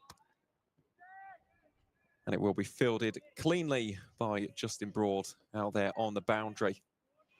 These overs absolutely rifling through them at the moment are Northamptonshire. 34.2 is the total that remains for day 3. It's interesting styles here as well, isn't there? David Lloyd 2 off 24. Madsen 17 off 29. One, the skip looking to really dig in and bat time. Madsen playing the premeditated sweep and playing it hard as well. But we spoke about this yesterday, didn't we? About picking your poison. What will work best for you on this surface? For Lloyd, he sees it as almost grafting away, gritty, resolute, impregnable defence. He wants to bat for time on this surface, whereas Madsen, he likes to score his runs. And to be honest, they're not massively high risk for Wayne Madsen. For some players, you might look at them going down for a premeditated sweep and you go, well, he shouldn't be doing that. But with Madsen, he's talented enough to do it. He's done it for years. So we just look back on that one, kept so low. If that would have been on targets, that would have been the end of Wayne Madsen. Absolutely no doubt about that whatsoever. But thankfully for those of a Derbyshire persuasion, instead of cannoning into the off-stump, it cannons into Lewis McManus's pads. Keogh, that one strays very far down the leg side, just turned around the corner for no run. They really have been impressive, both of the Northant spin bowlers. Getting there absolutely bang on for the time being. Now, will they come back for 2 here? The call was 2 initially from Wayne Madsen. Settles on just 1 in the end. Couple of Northants fielders patrolling on that onside, so that was wise of them not to attempt a second. And it will be David Lloyd on strike then to Rob Keogh. Again, firm in his defence. There's a definite game plan here from David. It's a case of seeing out the good balls, and if there is any width, any poor deliveries, he'll try and punish it. But so far, really has been incredibly disciplined by Rob Keogh and Yuzvendra Chahal as Lloyd pushes that one out towards cover for a single. Just looking at the field here. Of course, they got that short leg in place. First slip, pretty sure. And that was a nice looking shot from Wayne Madsen. But it goes straight to Luke Proctor along the carpet. So again, that will be another dot ball. And one thing that we certainly can't complain about, Dan, is the over rate as well. +8 today. Also well up in it yesterday. That one tucked off the pads. That will be a single to round out the over. So 3 runs coming from that one. Move the scoreboard on to 54 for 3 after 22 overs. But yeah, it really has been trial by spin so far in this evening session. Not too much steam. Do you think we'll see a Justin Broad, a James Sales, a Gus Miller? You're shaking your head. I think it'll be Ben Sanderson back if Proctor If goes any. anywhere. Maybe himself. Potentially. That could be an option just to see if someone with a slightly quicker shoulder can get anything out of the pitch. But at the moment, I don't see why you would change anything. Only thing I would be curious about and interested about, could you try and force David Lloyd's hand a little bit? Could you offer him, could you take one of those players or 2 of those players off the boundary? Give him a bit more company around the bat if he's just looking to kind of bat time, as you say. What's he got now? 3 off 28. Can you get one under his eyes on the offside? He's got 2 sweepers out on the leg side still, and he's not played a sweep shot yet. Do you get rid of one and bring another one in? Potentially, they have just moved the fielder from short leg to a more silly mid-on. So I quite like that for Chahal here. He does work it through that wicket region. Nice one-handed stop there. That'll just be a single to add to David Lloyd. Now moves on to 4 from 29 deliveries, does the Derbyshire captain. It's a very different field though, isn't it? For Wayne Madsen, they know he's going to go for the sweep shots. That one, and almost hack away out towards mid-on, so that will be no run there for Madsen. They have got plenty of protection for that sweep shot. Got deep forward square leg and a long leg in place, just in case Madsen opts for that sweep. Pushes out into the covers with that one though, so that will be another dot ball. We spoke yesterday about Madsen's ability to manufacture big scores out of seemingly thin air. Pushes forward to this one. Look at him now, 20 from 37. And he's not had to do anything absolutely extraordinary. He's just played good cricket shots. This is exactly the calibre of cricketer Wayne Madsen always has been. Here is Chahal to Madsen. Little bit of extra bounce off the surface. Madsen low to that one. Well, Chahal fell to his knees after that one. He couldn't believe that there wasn't any willow on that delivery. But ultimately, it will be a dot ball. No damage done as far as Derbyshire are concerned. And that is a textbook leg break from Yuzvendra Chahal. Pops it around that middle and off area. Turns sharply outside the eye line of the right-hander. But there was no connection. So 56 for 3 after 23. Derbyshire still need 210 if they are to win this game. And realistically, this is the next big question, Dan. Let's say that this game isn't to be finished on day 3. Yeah. 32 overs remaining. What would Derbyshire be happy with at the end of day 3 as this one is pushed out? Good single taken there by David Lloyd. What do you think they'd be happy with in terms of a score? Obviously, in terms of wickets, ideally, they'd be 3 down. And these two would bat them out for the remainder of the day. Yeah. But that's a lot easier said than done. So in terms of total and platform foundation for tomorrow, what do you think they will be aiming for as Keogh here from the Lynn Wilson centre ends? That one strays down leg side for a dot ball. Thing is, with 32, 31 overs left, you just tick it over at 2 and over. You're going to have 120 on the board here, aren't you? If that's what you can do. And I don't necessarily think 2 and over is the hardest thing on this particular pitch. You can score runs out there. We have seen people do it. Madsen in particular has looked good, 20 off 40, particularly against Chahal, actually. Yes, Chahal has asked a couple of questions, but the sweep against Chahal, whether it's because he's slightly shorter, skiddier, Madsen has been prepared to play it, where against Keogh, he hasn't brought it out just yet, although they have got the protection out there on the leg side.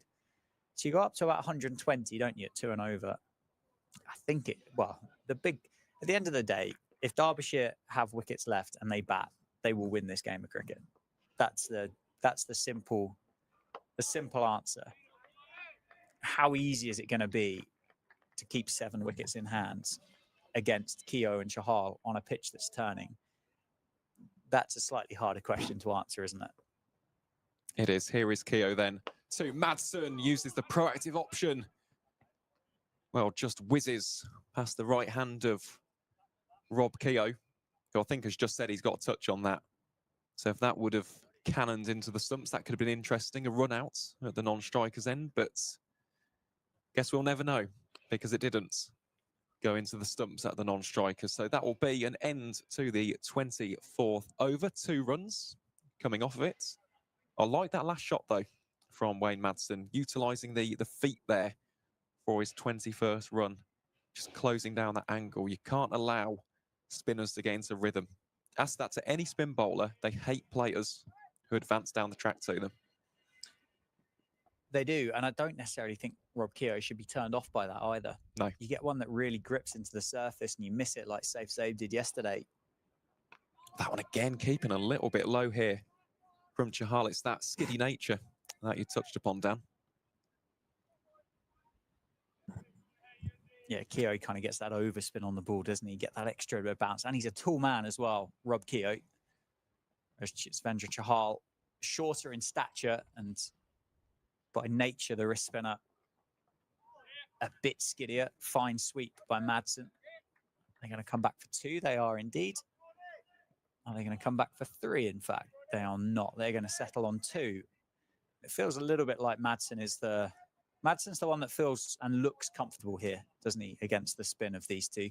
David Lloyd, very much a drop anchor innings so far. 5 off 30, but with a low run chase, and that's kind of what we've got here. Yes, okay, 206 still to go. My word, hopefully Wow. David Lloyd is okay.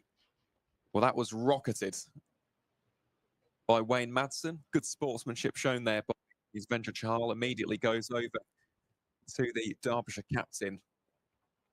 Well, that one came at him like a missile. Goodness me. Into the thigh pad, maybe? But yeah, that will, if it wasn't thigh pad, that will leave a hefty bruise on David Lloyd's leg. But I like to see that from Svendra Chahal, of course. These two teams are competitive, but upholding the spirit of the game impeccably there was Svendra Chahal. Over pitches that one, driven on the up by Wayne Madsen. Back to the bowler. Definitely been the aggressor of the two, hasn't he, Wayne Madsen? And that's saying something because the strike rate is hovering beneath 50 for the time being, but he's definitely looked to release the pressure, whether it's with the sweep shots. He's also utilising those little pushes through the cover, trying everything in his power to prevent these bowlers from getting into a groove. Here is Chahal then to round out his 8th over into Madsen, who flashes the blade at that one. Stopped by a tumbling Gus Miller, and that will be a dot ball to finish. So just 2 runs coming from the over, courtesy of the Indian leg spinner. And at the end of the 25th over, Derbyshire are 60 for 3. They require 206 further runs for victory. And of course, run rate isn't an issue. 1.31. There's plenty of time in this game. The forecast looks a lot better for day 4 as well. The key is wickets, and the key is partnerships as well, isn't it, Dan? I know it's cliche to say that, but this is the biggest partnership of the innings so far, and it's only at 29. Keogh then to Lloyd, punched off the back foot, evades the diving fielder, safe save, and that will nestle into the advertising hoardings for 4. That was a very nice shot from the Derbyshire captain. Yeah, just settling into the innings a bit, isn't he? He's faced 30 balls up to that point, getting a bit of the timing of the pitch, which has been tricky. I do wonder whether, and I think it's the right thing to do, but I wonder whether there's an element or a psychology here of, on this pitch, there's one with your name on it. I don't necessarily know whether that is strictly true. Here is Keogh again, that one pushed back to the bowler. But you see it a lot, don't you, in cricket? You might as well play. Why, if a strength of Wayne Madsen is a sweep, why would you put it away just because the pitch has got a bit of life in it for the spinner? Why, if Wayne Madsen advances to the leg spinner strongly and can hit him down the ground over the bowler's head, why would he put it away type thing? There is very little point, I think, in actually just trying to dig in and tick this over at 1 and over, take it right to the end of day 4. Keogh again gives it some flights, and it's driven crisply through by David Lloyd. Well, we said he had been reserved to start. He's hit 2 thunderous boundaries in this innings. Play each ball on its merit. That was over pitched by Keogh. There was width on offer. David Lloyd has cashed in on that. He's not missed out.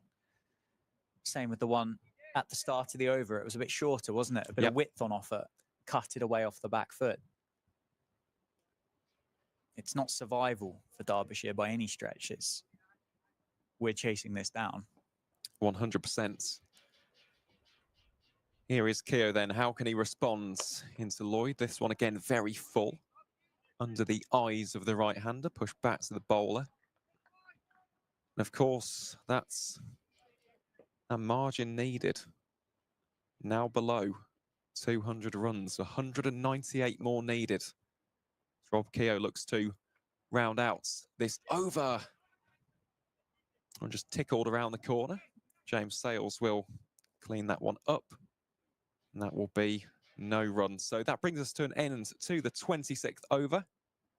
Two good boundaries there as far as Derbyshire are concerned. Two very different shots. Powerful punch and a delectable cover drive. And 8 runs will come off of that as a result. So, yeah, 198 runs needed here for the visitors in this East Midlands derby. Difficult to say now, and with the benefit of hindsight, David Lloyd's just hit those 2 boundaries in the over, maybe looking to accelerate slightly, 13 off 36. Charl again played off the back foot by Wayne Madsen out towards Ben Sanderson at deep point for 1 run. But could Northants have started with another one around David Lloyd? Absolutely. I think they could have done. You said it right from the get-go, didn't you? I mean, I quite like the fact that they have got James Sales in there under the lid. They've also got Justin Broad as the slip fielder. Charl here too. That one very straight and played straight back to the bowler. Yeah, just get someone in at a silly point or a silly bit off, even a leg slip. Just make your presence felt. Charl again makes Lloyd play this one on the front foot. Very defensive, though, from Lloyd, and rightfully so at this point. The one thing Derbyshire do not want is to gift their wickets. Not on this surface. Charl then again. And as soon as I mentioned that is brilliant work from Lewis McManus behind the stumps. David Lloyd walks straight past a flighted delivery from Yuzvendra Chahal and loses his wicket as a result. The Derbyshire captain departs for 13 from 39 balls. Yuzvendra Chahal, 3 for 25 now from his 8.4 overs. As we see the replay of that wicket, he is well on course here for that maiden 10-wicket haul. It's lightning quick from Lewis McManus. Need to watch that one again. Not entirely sure if he just lost his balance. He did. He forwards. And the Northants wicketkeeper making absolutely no mistake there whatsoever. So Derbyshire 69 for 4. The partnership was at 38. It has now been broken. And into the Coliseum strides Aneurin Donald. Well, I have a feeling I know how he's going to play. He will not die wondering out here on day 3. The key is, though, how many runs can he score? Because if he scores a quick fire 50, this game changes. A big partnership here for the 5th wicket, and the complexion is altered. If he departs early for a low score, yes, there's Martin Anderson. Yes, there's Alex Thompson. Yes, there's Zach Chappell. There's also Harry Moore. But your specialist batters are gone by that point. Anderson is an all-rounder. Thompson, an all-rounder. Chappell, a bowling all-rounder. Moore, a bowling all-rounder. And then Jack Moore is your number 11. He's your tail ender. This is crucial. I'd argue this is the game, actually, for Derbyshire, because these two can score very fluently.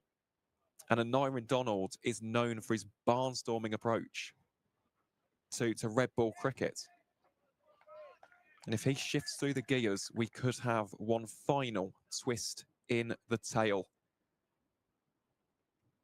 Of course, if you're of a Northamptonshire disposition, you won't want that to be the case. You'll want Chahal to keep on motoring through the Derbyshire batting lineup here. And here he is, gives the ball a twirl in his hands as he bowls here to Aneurin Donald, pushed out towards the point region for a dot ball. And that really did materialise out of nowhere, didn't it? It wasn't a ridiculously aggressive shot from David Lloyd. He just pushed forward and lost his balance. Here is Donald again, plays defensively. 2 consecutive dot balls to kickstart his stay at the crease. And at the ends of a brilliant over for the home side, it saw the big wickets of the Derbyshire captain, David Lloyd, fall. The visitors now 69 for 4, requiring a further 197 runs for the victory. Yeah, I haven't watched as much of Anurine Donald as what you clearly have, but just looking at his numbers here, strike rate of 75, basically in first-class cricket, with 300s, 21 50s, 459 fours, and 46 sixes. Nye Donald likes to get on with it. Mm-hmm. Is it an opportunity to kind of twist here for Derbyshire? And if it is, does Wayne Madsen slow down slightly, or does Wayne Madsen join Nye Donald in what we assume will be a bit of an enterprising knock here for Donald, the Derbyshire number 6? But you've still got time. You don't have to do anything silly. You don't have to strike at 75 in this run chase. There is so much time available. However, if that is Donald's number 1 method of success, then do that to be successful. And it's a top edge from Keogh. It's gone straight up. It's landed a long way short of the Northamptonshire fielder down on the deep backward square boundary. But that'll encourage Rob Keogh, that bit of extra bounce. It was a shot that Madsen hasn't played against Keogh because of that overspin that Keogh gets on these. Donald, on the other hand, sees it differently. He's prepared to slog sweep towards the signal box at the county ground in Northampton. Goes off the back foot and defends to Prithvi Shaw. But that is his primary method for an Anurine Donald. You've just mentioned the strike rate there. 75 is quite pronounced, isn't it, in first-class cricket, especially when a good deal of county players hover around 50 to 60. Here we go. Nice little lap scoop around the corner. Should be an easy 2 here. And yep, call was very early there from Nye Donald. Good awareness of the field on that shot. Scampers through for his 4th run. With Donald as well, has that been a trademark of his career from his debut? Yeah. Or is that something he's developed to kind of modernise with the way that England play cricket now? He's always played like that from his Glamorgan days. I think there would be people in South Wales who'd argue, probably since his days at Gosainen, as he plays this one offensively off the front foot. He almost kind of pioneered that aggressive red ball batting that we see now. 59 off 60, or 59 from 60 on debut back in 2014. So if I'd have done my research, I could have answered my own question, Aaron, basically. That's what I'm saying. Well, no, because it's a good opportunity to discuss Nye Donald. And again, he is one of those cricketers who can be an X factor. He can win your game single-handedly, right? When it pays off, I saw him rack up a double ton for Glamorgan. It was one of the most unbelievable county championship knocks you'll see. It was just boundary after boundary after boundary, 4s and 6s, flying all over the place. But the key is, there will be times where he will frustrate you because his style is an attacking one. And that means that he'll get out to a drag down, like we saw in the first innings. As soon as he sees that, his eyes will light up. He will try and whack it out of the ground. But when it pays off, it's gold dust. So it's all about that risk reward. And Derbyshire will know that. He will know that right now. He knows, he will be well aware, if he comes out here and hits a quick fire 60-70, that could win them this game. He'll be defensive for the time being. If there is anything wide, anything short, he will play it on the up. He will try and take these bowlers down. And to be honest, I don't think it's the worst option on this pitch, given how a lot of the players have struggled so far. Well, that one has gone relatively fine. The 2 early, and they do rush back for that second. Really good start with the running from these 2 as well. Donald already scoring 6 of his 7 runs from twos. And that has been almost the undoing at times of Derbyshire in this game. It's the hesitation in the calling. Absolutely no problems between these two. Here is Chahal then to Anira Donald. Again, premeditated. Just beats the diving fielder. I don't think this ball will have enough energy or momentum on it to nestle against the rope. But they will come back for a third run. Good running again from Madsen and Donald. Good body language shown here as well from Anira Donald, taking the attack to the bowlers. He now has 10 runs from 10 deliveries. And this is a matchup I want to see. Wayne Madsen versus Yuzvendra Chahal, pushed away to deep point for a single. A master of his craft versus one of the stalwarts of county cricket. Really was a battle that I was looking forward to before a ball was even bowled in anger in this game. And it really has lived up to the billing. Chahal 8 wickets in the match. Luke Proctor gave him that cherry. He said, usually try and win us this match. And he has gone a long way to doing that so far. This one pushed on the front foot by Anira Donald. That will be no run. Where are you now as well? Start of this innings, I think I asked the question. You said you were 60-40. Yeah. I'm not entertaining the tie yet. You were 60-40 at that point. 81 for 4, 185 runs required to win with 6 wickets remaining. Has that percentage changed in any way? Yep. Still 60-40, more in favour of Northants? I'd go 70-29 now. I'll still entertain the 1% of the tie. 70-30 then in favour of Northants. Pretty much. We'll bring the tie. If it gets to that stage, we'll discuss a tie at that point. But I don't think we need to just yet, do we? No, but I think that 70-30 relies heavily on this partnership. Yeah. Because Wayne Madsen can win you the game, as can Nye Donald. Nye Donald will get you a far way to win in this game. Whether he could be there at the end, I don't know. Wayne Madsen, if he stays out there and he has help from the other ends, he wins Derbyshire this match.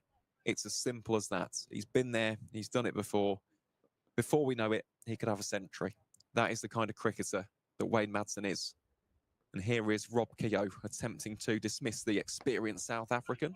This one clipped away on the onside. James Sales doing the fielding. And will we have an overthrow? No, we won't. Miscommunication in the middle. Nye Donald wasn't even watching. Well, that was a confusing passage of play. Wayne Madsen was alert to that.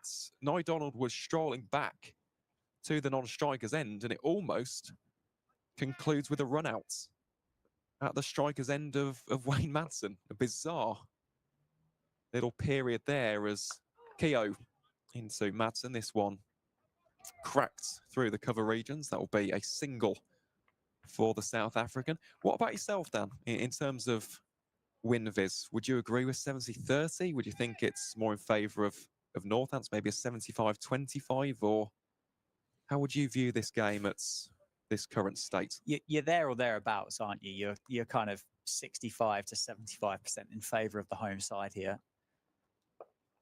Very much correct in the fact that this partnership is enormous. We did see Zach Chappell break Stillback's hearts in the One Day Cup when he picked up a 94 in the One Day Cup earlier this summer, when actually at that point there, Derbyshire looked down and out until that partnership came together. It was himself, white ball skipper of Ross Whiteley, joined by Harry Moore at the end just to get Derbyshire over the line. He's at number 10 today, Harry Moore. Zach Chappell, you said, averages 26. They bat a long way down, but it is challenging conditions out here in the middle against 2 high-quality spinners in Rob Keogh and Yuzvendra Chahal. And yeah, it's just going to be interesting how this passage of play plays out, isn't it? As you said, Nye Donald's not going to be there for a long time. Well, he could be for a long time. He could be. If he's there for a long time, then we could see a bit of a masterclass. A reverse sweep, safe say, gives chase. It's taken a bit of a horrible bounce and spin at the wicket ends for Nye Donald, so it doesn't actually get down towards the boundary. It's just going to be 2. I'd argue and say he probably isn't going to be there for a long time, because if he gets 100, it's going to be off 80 balls, and by which point the game's going to be done anyway. But Madsen, I think, has just changed tempo a little bit. He's been quite happy, isn't he? Just look at that partnership. Madsen's 3 or 4. He's got 1. He got off strike. Donald's done the work in this partnership, whereas with David Lloyd, Madsen was the aggressor with the sweep shots, was proactive. Doesn't need to do that now. And both of them to do this, I think, or do the same would be reckless. It would. I think that's the word to describe it. It would be far too brash, wouldn't it, for both of them to go out there and try and play expansive cricket. But this is what Derbyshire need. It's just someone to go out there and take the bowlers out of their groove, and the other one just to accumulate. Here is Madsen again, attempted punch through the cover region, stopped by Gus Miller. Good bit of fielding again, and that's what I've spoken about a lot in these past 3 days. It's the importance of your fielders. They have to back you up in the field. Here is Chahal again. Big sweep. Cries of catch it. Falls well in front of Safe Zabe in that wide-brimmed sun hat. And that will be another single from Wayne Madsen. Going for sweep after sweep after sweep. So far, a definite game plan in place here. As we see a slight change of field. A leg slip will be in place now for Aneurin Donald. James Sales will be the man there with the lid on. And also deep points has come up to a more traditional point. It's that one flighted, floaty delivery from Yuzvendra Chahal. Another leg break. Turning from that straight line just outside the off stump of the right-hander. This really is gripping cricket.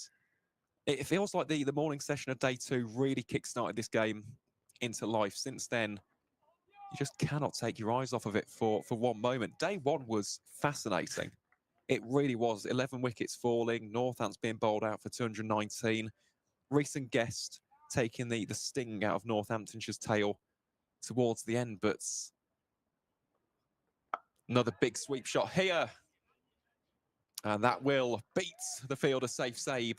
Another boundary for Aneurin Donald. Crisp crack of the bats. Races away for 4 runs. And it is a definite game plan, this, isn't it, from Aneurin Donald. Going for these expansive sweep shots, trying to take the attack. to Chahal. Try and unsettle him a little bit as he plays this one off the back foot, calls through the single, and they do take it. So that will bring an end to the 31st over, at the end of which Derbyshire find themselves 90 for 4, and they require 176 runs from 151 overs. So that run rate, I don't think, will climb through the roof anytime soon. But just to touch upon that previous point, yesterday morning was the flashpoint, wasn't it? That's incredible morning session for Rob Keogh, Ben Sanderson, and of course, Yuzvendra Chahal. Yeah, it just twisted the game again, didn't it? And it continues to do so. Nye Donald's just taking his turn to change the favour, change the fortunes, change that imaginary win percentage that you and I have just made up in the commentary box with, based on absolutely no stats whatsoever other than just a bit of feel. And it just keeps going, doesn't it? You can kind of see a Madsen-Donald partnership for an hour here, and you think, oh my word, for Northants, it's not really worked out. It's not what we want to do. One of them goes, followed by another one, and you think, oh, hang on, Northants are back in the game now. Chahal's now got 5. It's just been a real topsy-turvy affair over these 3 days. Oh, it's down the leg side and it's gone. Keogh has fired that one in, and Donald has got an edge on it through to the gloves of McManus. The quicker ball works for Keogh. It really was a lot quicker. Great catch by McManus down the leg side, who has been very, very sharp against these 2 spinners today. The stumping of David Lloyd off Chahal and the catch down the leg side from Keogh. Was that a plan? Was it a deliberate plan by Keogh? He's bowled very flighted. He's bowled with a lot of drift, a lot of overspin. That one speared into leg stump. Donald can only get a tickle on it, straight into the gloves of McManus, who holds on well, completes the catch. 5 down, Derbyshire, 92 for 5. Northants now require 5 wickets to be successful to win their first county championship match of 2024. Well, that's a shame, to be honest, because I thought that if Nye Donald was to be dismissed, it'd be through a big attempted shot.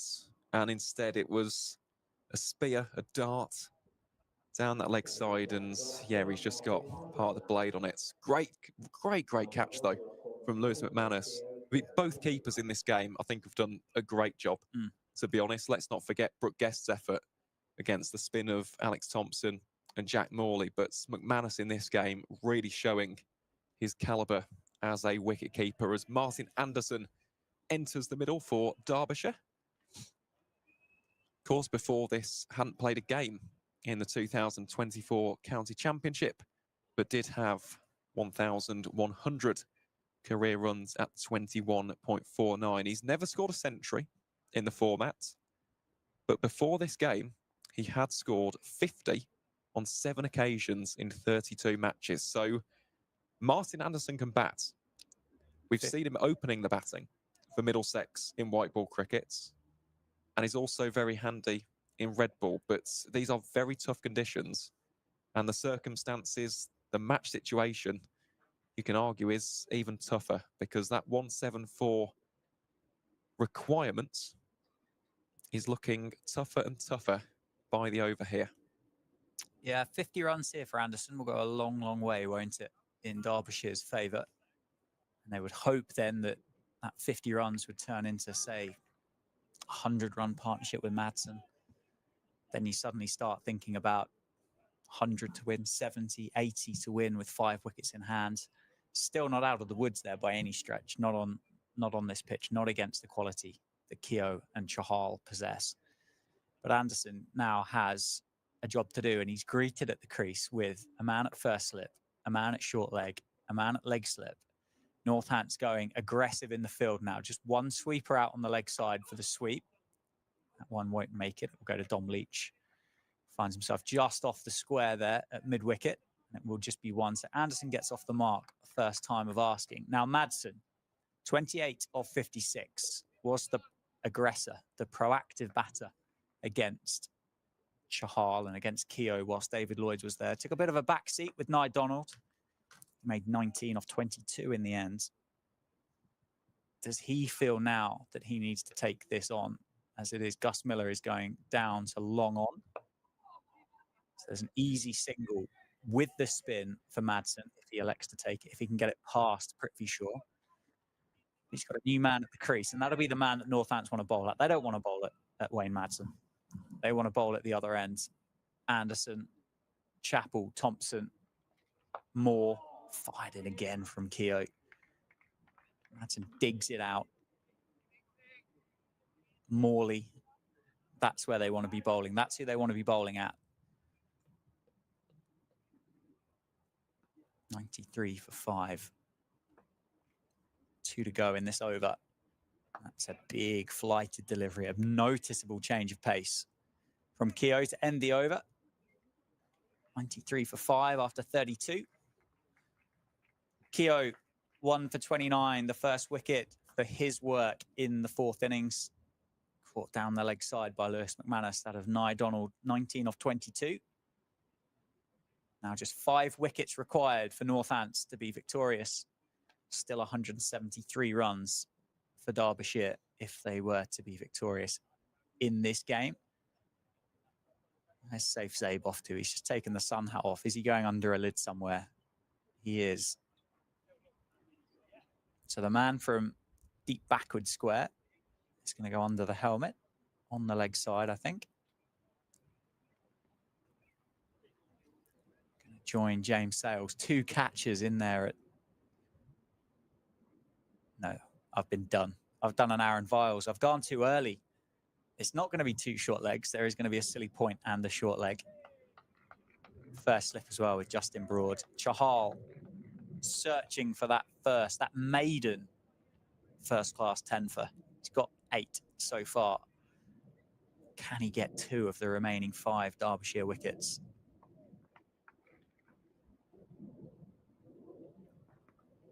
There's one of them. Anderson goes for the sweep. It might have kept a little bit low from Chahal, but it's gone straight through Martin Anderson. And he's got to go for one. Derbyshire now 6 down.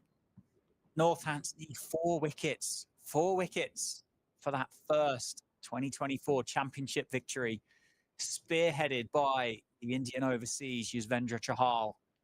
All the while that Watson is there at the other end, Derbyshire will feel they're in with a chance. Northampton's calling for another helmet, maybe a different helmet, in fact. But that was a reckless shot, wasn't it, by Martin Anderson, having faced just one ball, not having faced up against Chahal yet in this innings, went for a big sweep and paid the price. Well, he did. And I spoke about the importance of partnerships in this 4th innings. First wicket 7, next one was 19, then it was 5, then it was 38, then it was 23, and then that final one is 1 run. The problem here is that Derbyshire keep on losing wickets in bunches. It was the cardinal sin of Northamptonshire in their first innings, wasn't it? And for all of the danger that Wayne Madsen possesses, and he could still win them this game, the problem is he hasn't really had too much support from the other ends. Aside from, you can argue, David Lloyd, also Nye Donald did look good for that 19 before edging behind. But it does feel now that Northamptonshire are in the ascendancy. Yeah, 4 wickets now for Yuzvendra Chahal, 4 for 37 off 11.1 overs. The new man in conversation there with Wayne Madsen on your screen is the tall, fast bowler of Zach Chappell. He was one of Yuzvendra Chahal's victims in the first innings. He went for a 4-ball duck, caught by Luke Proctor. Chahal seeking 10 for. Chappell will have happy memories of a low run chase at Wantage Road from 2024. That's fired in from Chahal. He's got company around the bat. He made 94 not out of 87 deliveries, including 13 fours against Northants, the Steelbacks in the One Day Cup earlier this summer. But it's a different test. It's a different challenge. It's turning today. He's got a master of his art from the David Capel lens. Yuzvendra Chahal to contend with. He's got a first slip, a silly point, a short leg.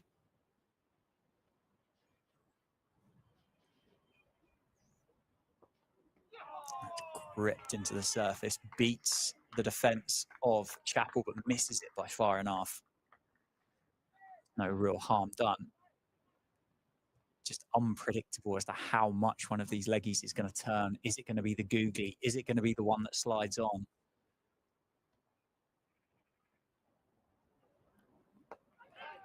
Oh, it's gone down.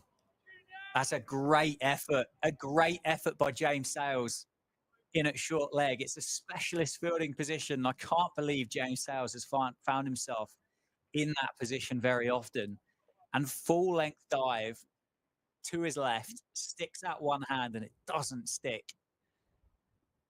That could have been a screamer for a 5-foot. Oh, it's a big shot down the ground by Chappell, and it's a dot ball to finish the over. The googly from Chahal just kept a little bit low there. Successful over again, a wicket maiden.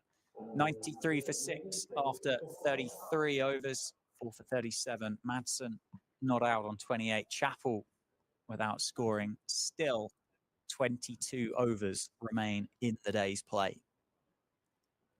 Well, just an update from one of the other games in the second division. We do have our first results of the rounds, and it's taken place at Grace Road, Yorkshire, winning by an innings and 72 runs. They bowled out Leicestershire for 209 in their second, and as a result, the White Rose have taken a massive step forward to promotion back to Division 1. We'll also keep you updated with that score from Lords. Of course, Middlesex also in that chasing pack. They're currently 53 for 1. Their lead is 121 runs over Gloucestershire as Rob Keogh prepares to bowl here from the Lynn Wilson centre end reverse sweep from Wayne Madsen. Rears back up into the right-hander. Thankfully, no harm done, and does appear to be okay. It's going to be quite fascinating to see how Wayne Madsen plays this now. 4 wickets left, and he'll know that this is a challenge. This is a challenge for himself. Someone with the vast experience that he's got and the skill set, the quality that he possesses. The experience is another reverse sweep, which I think goes straight through the legs of McManus, I think, in the end. Certainly byes have been signal on 4 of them as well. It's turned. The reverse sweep, Madsen's missed it. Yes, Chappell's having a good summer, averaging 26 with a bat. But how many of those runs that he scored to get that average have come on a turning pitch against a high-quality leg spinner and a quality off spinner in Rob Keogh? Then we get into Alex Thompson, someone that you know well, your Warwickshire fandom, and you will compliment him on his batting prowess. But again, how many times has he scored runs against spin like this? Harry Moore, we've talked him up. He averaged 40 in the One-Day Cup. Some flat pitches against a white ball that by which point you get to the end of the innings and it's not doing a great deal. That's a full toss over pitched by Keogh, well fielded off his own bowling. Madsen will feel like he's missed out there. And then obviously Jack Morley as well. It's a different ask, I think, today against these. Does Madsen have to take responsibility earlier than what we saw from Rob Keogh today? And then also safe save on day 1. Takes 1 to the leg side. So we'll give Zach Chappell just 1 Rob Keogh delivery to contend with. 5 off the over with those 4 byes. So it's been a good over for Derbyshire. What do you think? Well, I think for the time being, it will be the classic case of Madsen farms as much strike as possible, won't it? I think that will put Derbyshire in the best possible position. But just to touch upon that Metrobank One-Day Cup game, this would also be a similar great escape, wouldn't it? From 93 for 6, they were when Chappell entered the crease. This will take a serious effort from these two if the visitors are to win. So that will bring us to an end to the 34th over. Derbyshire 98 for 6. Chappell still yet to get off the mark. He is on 0. Wayne Madsen is 29 from 64. And realistically, at this stage of the game, you're probably saying Northants require 4 wickets for the victory, as opposed to Derbyshire require 168 for the win. And just another update from a big game taking place in the County Championship this week. Let's go down to Taunton, because Somerset were bowled out for 317. In response, Surrey bowled out for 321. And Shakib Al Hassan has taken 4 wickets. Somerset are 122 for 7. Their lead is 118. So Surrey in the ascendancy. The other wickets taken by Kemar Roach and Jordan Clark. So things definitely going in favour of the defending champions, as we see James Sales go in at square leg, and Yuzvendra Chahal will be bowling here for the chance of a maiden 10-wicket haul. This one is carved away out to deep points. That'll be Ben Sanderson doing the field there as the sun makes its presence felt. It's been a while since we've said that. It's been rather cloudy and overcast today. We had that lengthy rain delay for around about 3 hours, as we do see the immediate change of field here for Zach Chappell. Plenty of men around the lid. Justin Broad in at first slip. Got a silly mid off, silly mid on. What can Chahal do here? He spears that one in to the right-handed Chappell. Goes very straight, angling that one in towards the pads of the Derbyshire all-rounder. Here is Chahal again. This one catches the outside edge of Chappell's bats. Run down towards the deep third region. Ben Sanderson will do the fielding, and that will be the 100 up for Derbyshire in their second innings. 101 for 6. The first runs off the bat for Zach Chappell. And the visitors, if they are to get an increasingly unlikely victory, would need a further 165 runs. Chahal again then, with real purpose here to Zach Chappell, played back to the bowler for no run. And I think that win predictor, Dan, has probably spiked up about another 5%, hasn't it, at this stage? I'd say improbable, but not impossible, as this one almost finds the hands of James Sales in at short leg.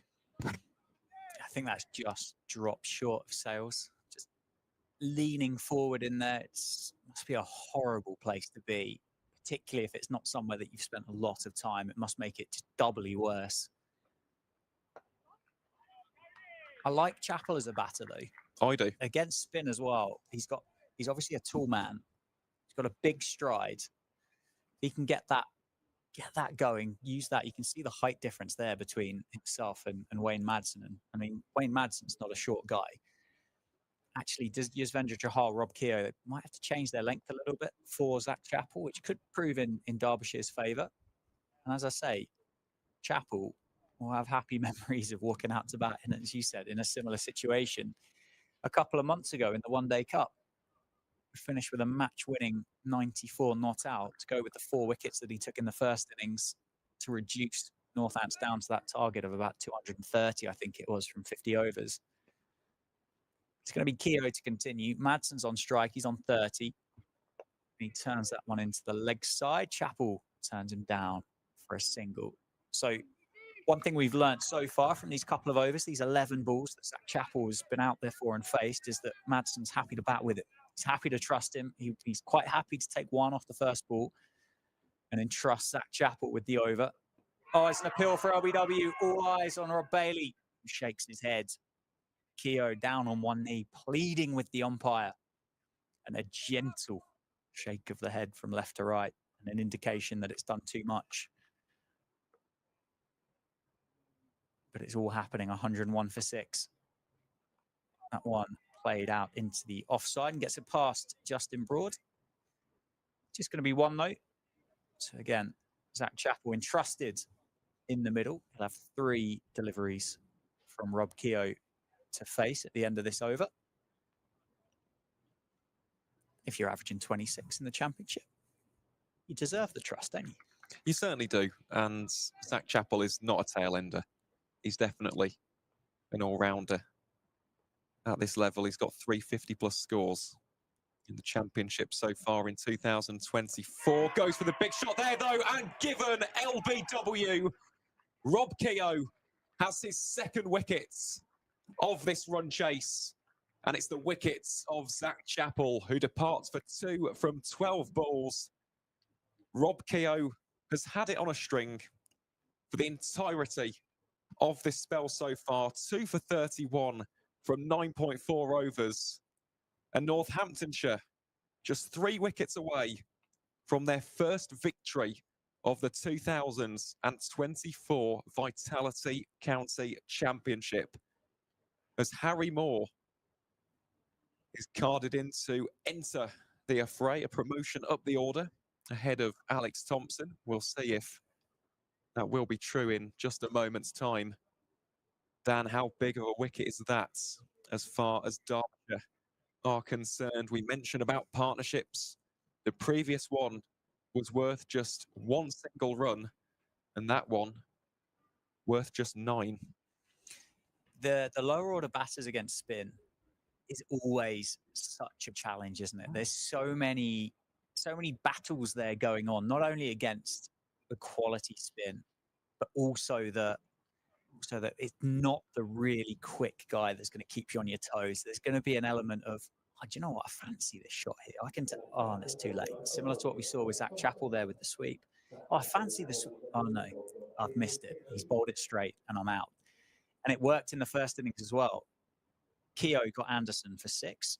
Chappell was bowled by Chahal, caught Proctor without scoring. Alex Thompson, who has come out at number 9, was bowled by Chahal and caught by Prithvi Shaw. Harry Moore was knocked out for 4. He faced 20 deliveries. And then Jack Morley faced 1 delivery from Yuzvendra Chahal.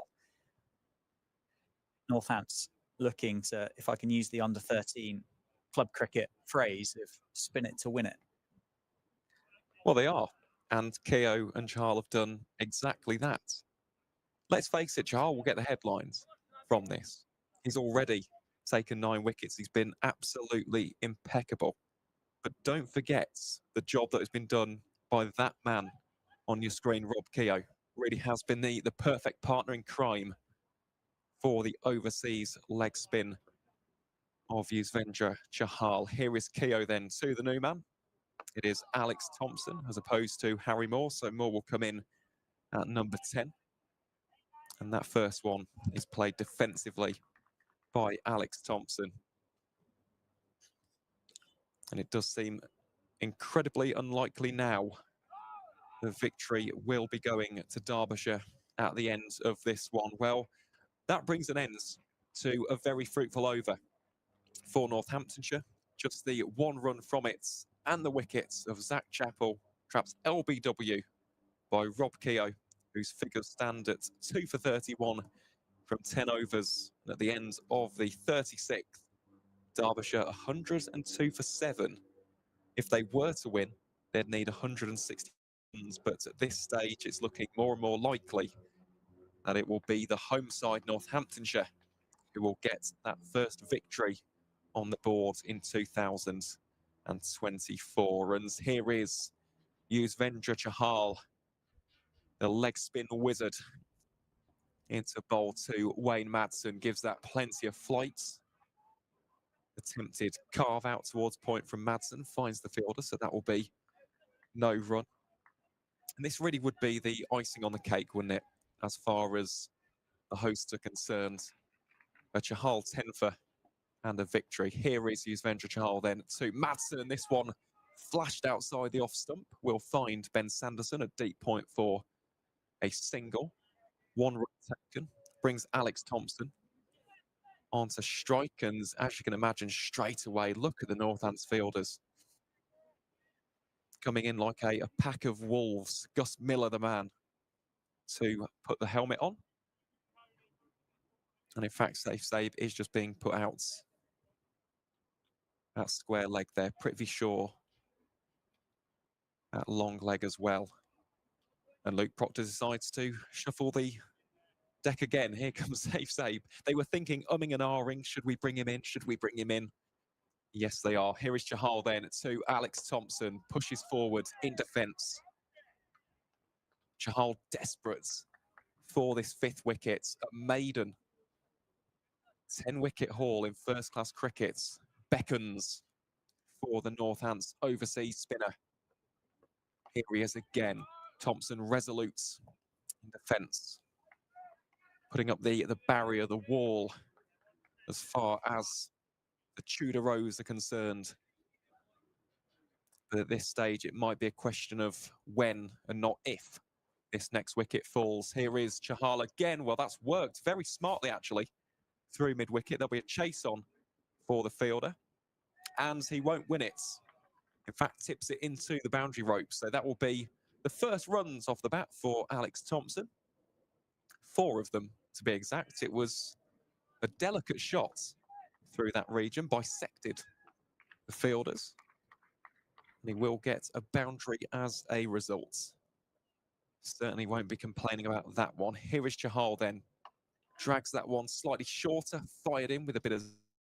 And that is played up towards mid-off for no run. So 5 runs coming from that over. 4 of which came off the bats of Alex Thompson. 1 Wayne Madsen, who moved on to 32. And at the end of the 37th over, Derbyshire 107 for 7 with 18 overs still remaining here on day 3. Could potentially be the last day of the match, Dan. I was going to say, that was going to be my question, is can Northants wrap this up on day 3? 18 overs to go. It's a lot of cricket to play, isn't it? On a challenging surface. They've got Wayne Madsen to contend with. That's who Rob Keogh will be bowling to from the Lynn Wilson Centre end to start this over. And again, Madsen takes 1. It's his trust in Alex Thompson. And I dare say there's an element here with Wayne Madsen. If there was 50 to win in this scenario, would he be so generous with his trust towards the Derbyshire number 9? I don't know. you do feel like you're opening the end up by getting the experienced and the talented batter down the non-strikers end. But with there being still 158 runs required, actually, unless Madsen's going to go out there and score probably 130 of them himself, he's got to bat with who he has available. And Thompson takes on Prithvishaw for a single. There's a call for a run out, but if he just makes sure it's only one, Thompson adds another one to his tally, takes it to 5, 109 for 7. Madsen on 33. There's a catcher in it. Looks like about second slip there, isn't there, for Justin Broad? Everybody else is pretty well spread around the outfield at the county ground. 2 sweepers on the leg side, 1 on the offside. Prithvishaw himself now is down in front of us in the commentary box at long on. So singles on offer. Northant's making it clear that they don't want to bowl at Wayne Madsen. They want to bowl at Alex Thompson. Then hopefully Harry Moore and Jack Morley. What can Madsen do? Is it worth twisting now with 3 wickets in hand? Is now the time to take on Rob Keogh and Northants as he cuts that one into the offside off the back foot? It's going to be 2 for Madsen. A long way in front of Safe Zabe out there on the boundary. So it's a comfortable 2. 4 runs off the over. 111 for 7. Will Nelson strike for Northants? Rob Keogh fires that one down the leg side again, and unfortunately for Lewis McManus, there's no justice in the world for wicket keepers. He concedes another couple of byes. Not quite sure what you can do there when Rob spears that one down the leg side, and you can tell by the double teapots there for Lewis McManus that he's not enamoured with the decision, is he? Try and get down to that. He did brilliantly, didn't he, to get rid of Nye Donald? It was a tactic that worked. Keogh up to it again. That time, Madsen missing it. Running down to the boundary for a couple of byes. That one a flighted delivery past Gus Miller offside, and it will be in 2, in fact. So, end of the over. Madsen moves to 37, 115 for 7 the score. And Alex Thompson will be on strike for the next over, which will be bowled by Yuzvendra Chahal. So interesting. I'm sure there's a lot of logic to it, and Madsen putting a lot of faith and trusting the Derbyshire number 9. Well, there will be, and Alex Thompson can bat. I know this season 129 runs at 16.12 isn't amazing. His high score is 46 not out, but Alex does have a history of scoring handy runs. The key there, they're being handy runs, not massive runs. He's not going to get you a quick fire 70, whereas someone like an Aaron Donald, in theory, could have done.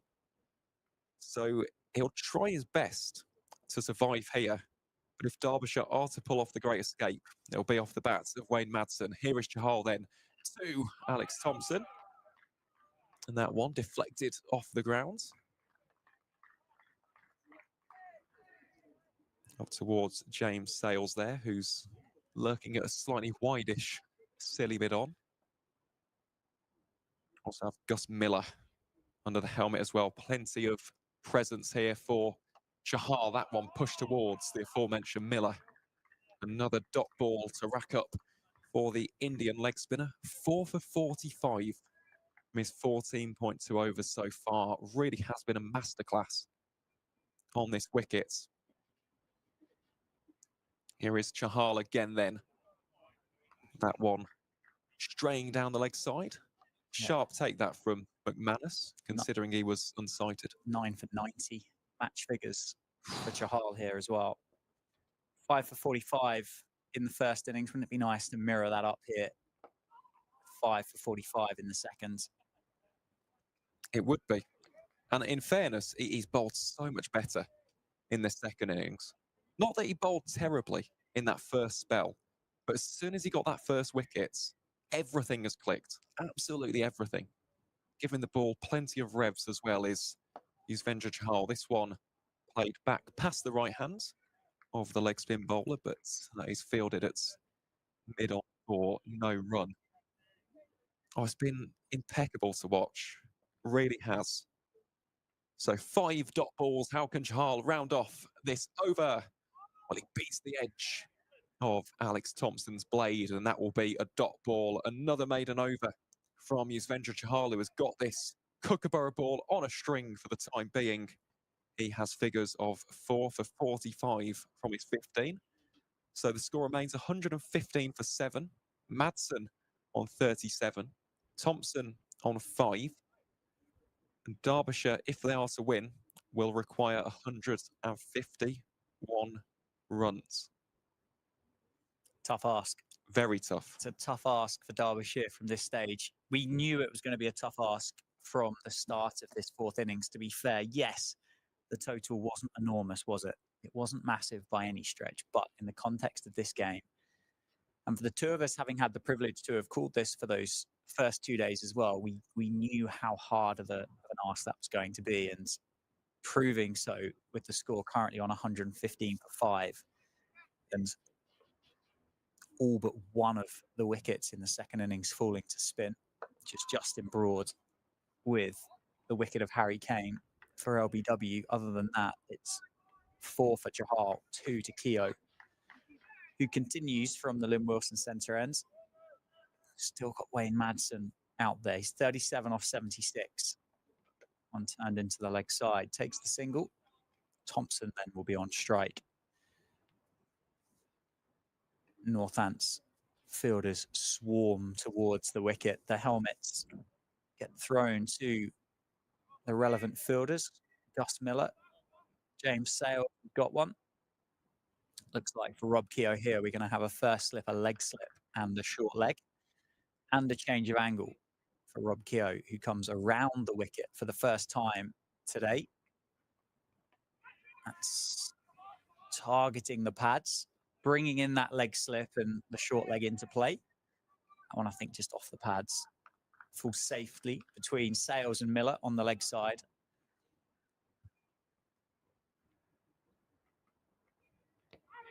And it's gone, I think. Has it come off the bat? Sales has taken an absolutely brilliant catch, and Thompson's walking.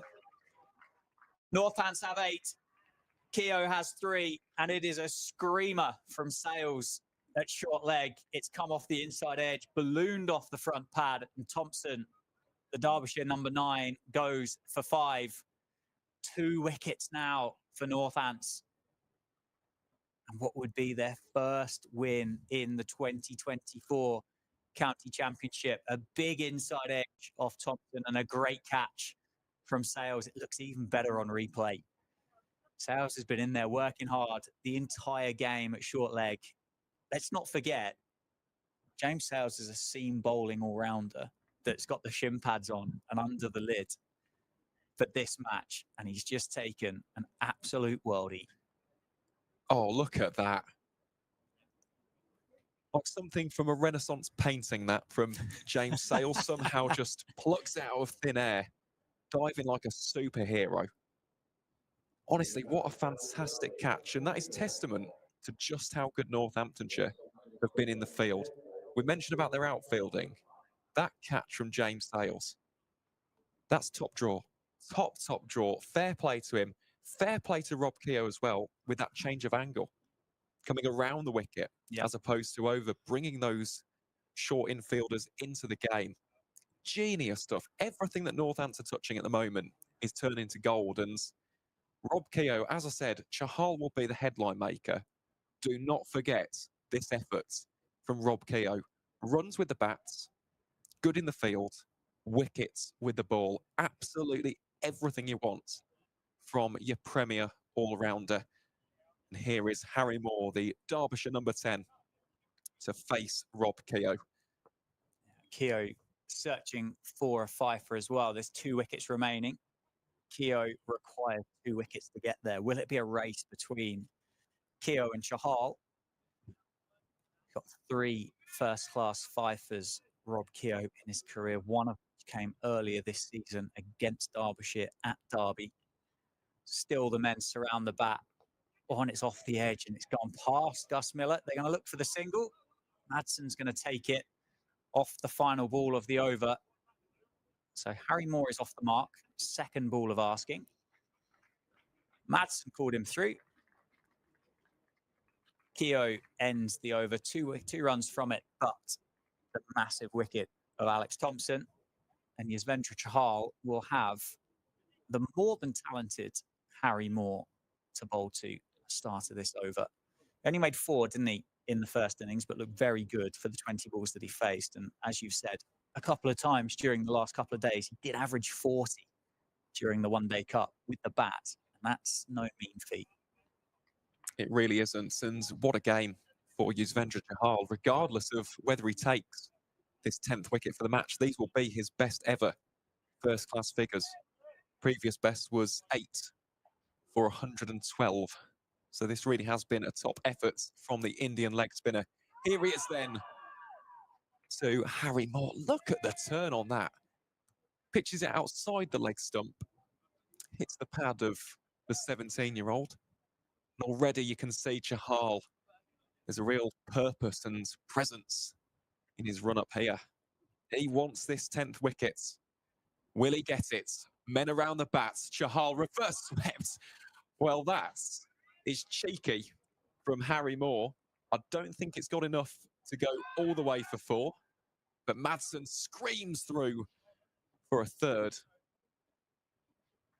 And we talk about pressure. Pressure is a strange concept. Harry Moore doesn't seem to understand it there, Dan. Has it got to the stage now with Derbyshire and Harry Moore that it's a bit of a free hand? Play your shots. 150 to win on a tough pitch against 2 informed spinners, 2 wickets left. You just have to play and see what happens. Maybe that is the thought process. Here is Chahal then to Wayne Madsen. Again, opts to play that shot off the back foot by Gus Miller. I love the fact that the fielders are still wearing the helmets as well. I absolutely love that. Big fan. Okay, safety first. Absolutely.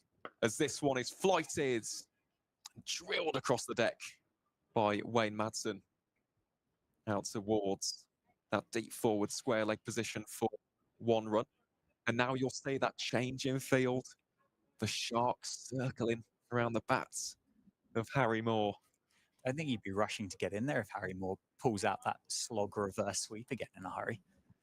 Well, let's see what the 17-year-old has up his sleeves, facing the Indian leg spin wizard, Yuzvendra Chahal. Massive catch.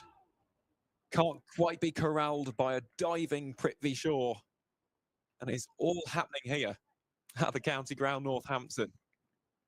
We've got reverse sweeps, we've got traditional sweeps. 5 runs coming from this over. It's been a chaotic one, to say the least. And now look at this spread field to Wayne Madsen, who, by the way, is on 39. Wayne Madsen has been, by some distance, the best Derbyshire batter. Yeah, you got James Sales now going out at deep square leg with the shin pads and the helmet on. Incredible. Here is Chahal then, driven on the up by Wayne Madsen, and that will be a dot ball to round it out then. So the end of the 41st. Derbyshire 122 for 8, Madsen on 39, Harry Moore on 5, and Northamptonshire will require 2 further wickets to secure that sweet taste of victory for the first time in the 2024 Vitality County Championship. 2 very different approaches there from Madsen and Moore. And again, maybe that is a testament to the youthful nature of Harry. He is a good bat. Let's not forget that. He's shown that at youth level. He's done it for the Young Lions. Of course, he did it in the Metro Bank One Day Cup. This boy can bat, but he will have to face off against Rob Keogh here. And again, goes for the reverse. Huge appeal. Well, there's an appeal for LBW first up. Justin Broad has taken the catch at first slip, who's inquiring as to if that wasn't out LBW, has Harry Moore hit that? The 2 umpires are coming together here. We get the benefit of a slow motion replay. Has it come off the glove as it's popped up off the body of Harry Moore? Moore has stood his ground. Broad has taken the catch and it's been given. I think umpire Treadwell from Square Leg saw that balloon off the glove, and it's really, really well watched by Justin Broad at first slip. Not to go up with the team for the appeal, but to keep his eye on the ball and complete the catch. And just like that, Harry Moore goes for 5.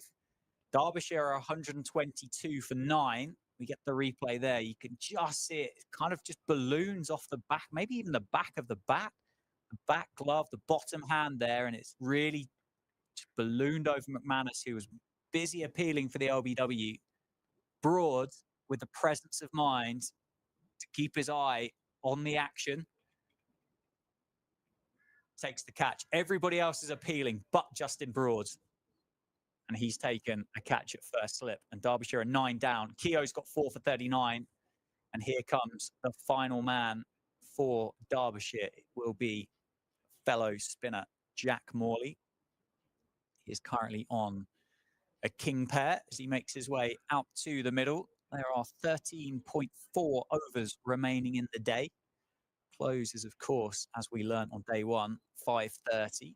We are making up a bit of time. And that again, I stress enough how brilliant that is. That presence of mind, the awareness from Justin Broad to not go up with the team and have that ball land lazily behind Lewis McManus, but to keep his eye on it, take the catch, and then appeal for the first slip is brilliant.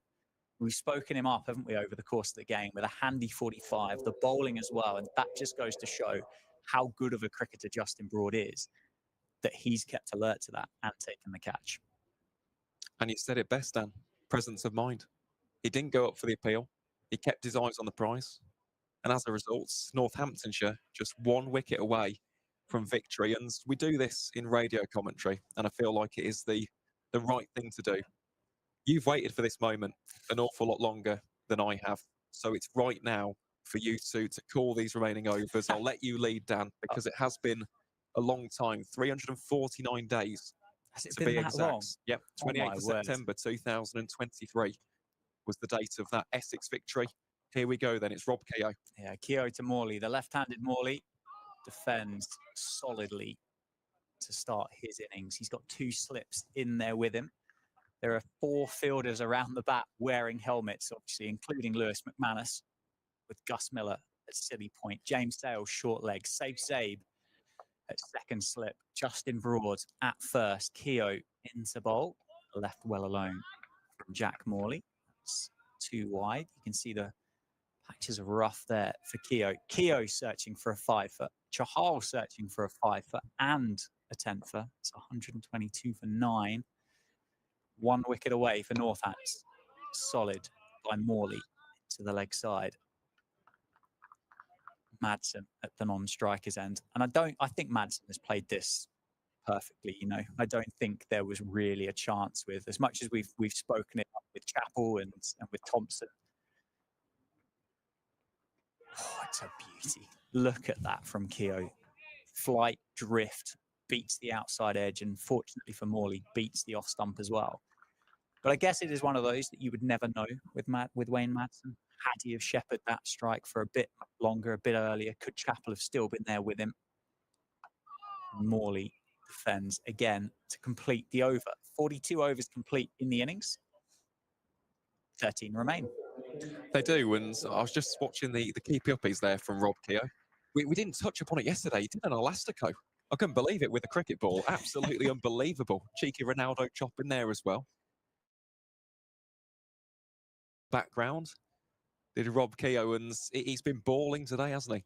With those figures of 4 for 39. So too has Yuzvendra Chahal. It's almost like a Hollywood script, isn't it? Who's going to reach their 5-for? For Yuzvendra, it would be a 10-for in the match. For Rob Keogh, he deserves his 5-wicket bag as well. And for Northamptonshire, these fans have been through a long wait. Let's face it, from 49 days since that fateful day, run in Chelmsford. No, it was here. Oh, sorry, yeah. It was here. Alistair Cook's retirement. Absolutely. Last, against Essex. Yeah, the last championship game of 2023, wasn't it? Chahal into bowl to Madsen, short of length and cut away powerfully, but fielded by one of the helmet-clad men. I think that's Gus Miller. It's hard to tell. Silhouettes are quite difficult to pick out when helmets are involved. Played down to long on. And now, interestingly, Wayne Madsen turns down the single. Well, it'd be some effort, wouldn't it, to score these Would from here, yeah. 144 runs for Wayne Madsen, but let's see, it will be Chahal to bowl from the David Capel end. Flighted delivery, beats the sweep. Madsen doesn't read it, premeditates for the big sweep. There is cover down there, and I mean, unless he middled it and dissected those three fielders one way or another, he's only getting one. Is he just going to try and milk this? Does he want to take it through to a fourth day? Does Wayne Madsen? Goes for a big slog sweep this time, which bounces over off stump, not into the gloves cleanly for McManus, but Madsen's. Well, you can see his smile through the helmet there. He's enjoying the battle, isn't he, with Chahal? 2 balls left in Chahal's 17th. Searching for the fifer, searching for the final wicket, searching for the one that will take him to 10 foot. Safe save comes in. I think Dom Leach comes in. James Sales goes squarer. Quite happy to give Madsen the boundary now. They want 6 balls at Morley if they can next over. If it goes that far, down the ground, beats the diving Leach. Madsen gets 4, takes him to 43. And again, solid from Wayne Madsen. Has been the standouts as far as Derbyshire are concerned. It does appear to be coming in a lost cause at this stage of the innings, but across both, he's been impressive.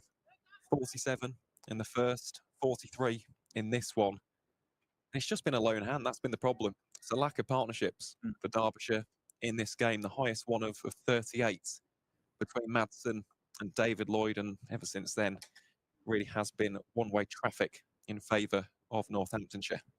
Fielders in off the rope, with the exception of James Sales at deep square leg. But Chahal, with his last ball, goes for the sweep and appeal for LBW. Umpire Treadwell says no, takes the jumper out from its holster, hands it back to Yuzvendra Chahal and tells him that he's spinning it too much. 43 overs done in the innings. Madsen now on 43. But importantly for Northants, they will have Jack Morley on strike, the left-hander, the left-handed finger spinner against Northants' off spinner. The Northants men will crowd the bat. 12 overs to go. Can Northants get this job done? Record their first win in 2024 in the championship. It is an edge, and it will beat the dive from Safe Save, and Madsen will get on strike against Rob Keogh. Exactly what Northants didn't want. Exactly. I was just about to touch upon that point, Dan. But then again, you never know. Rob Keogh has been bowling some special stuff here at the county ground this week, so could still get the wicket of Wayne Madsen. He's human after all. He can make mistakes, but he really has been the lone warrior as far as the visitors are concerned. Here is Keogh then. Back over the wicket for Keogh. Madsen plays that one out into the offside and again turns down the single, which I find an interesting piece, if I'm quite honest. I feel that if this was a tactic, I think it could have worked. It could have worked a bit earlier, possibly been more successful. Madsen goes for the big shot down the ground, that wristy shot of Wayne Madsen that we've seen so much of. Just a real kind of snap of the wrist, wasn't it, there from Madsen. Keogh into bowl. There is the sweep and an appeal. It's a miss sweep. Just come off the glove. Madsen there was scrabbling for his ground, trying to locate the ball just in case it was rolling back towards the stumps. Umpire says no.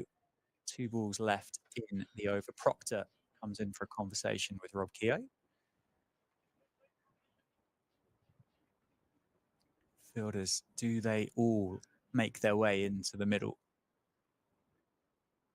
They want to bowl at Morley, and I dare say Morley against Chahal will be a slightly more tempting matchup.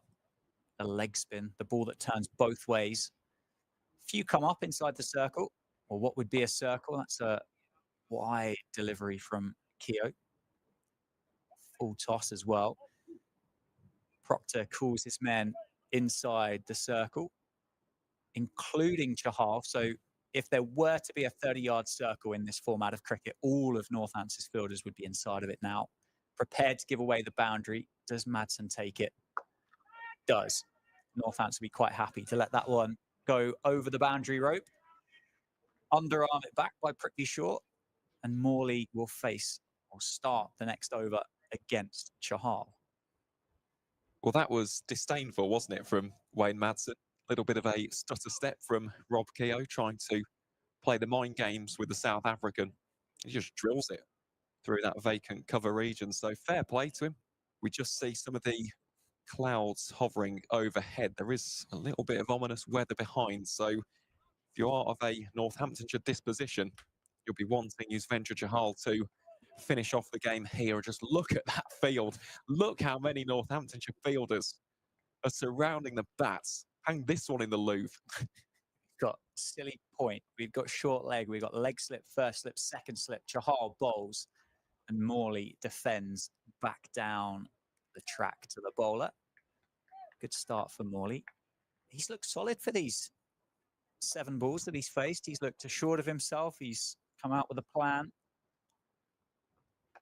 And again, strides forward, gets that front pad out the way, plays with a full face of the bat and defends back to Yuzvendra Chahal. 2 dot balls to start the over. Flighted delivery. Tempter for Morley. She plays with slightly more aggression down to Dom Leach. One of 4 men that find themselves away from the stumps.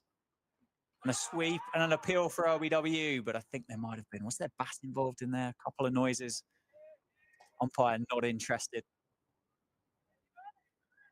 First real sign of aggression from Morley.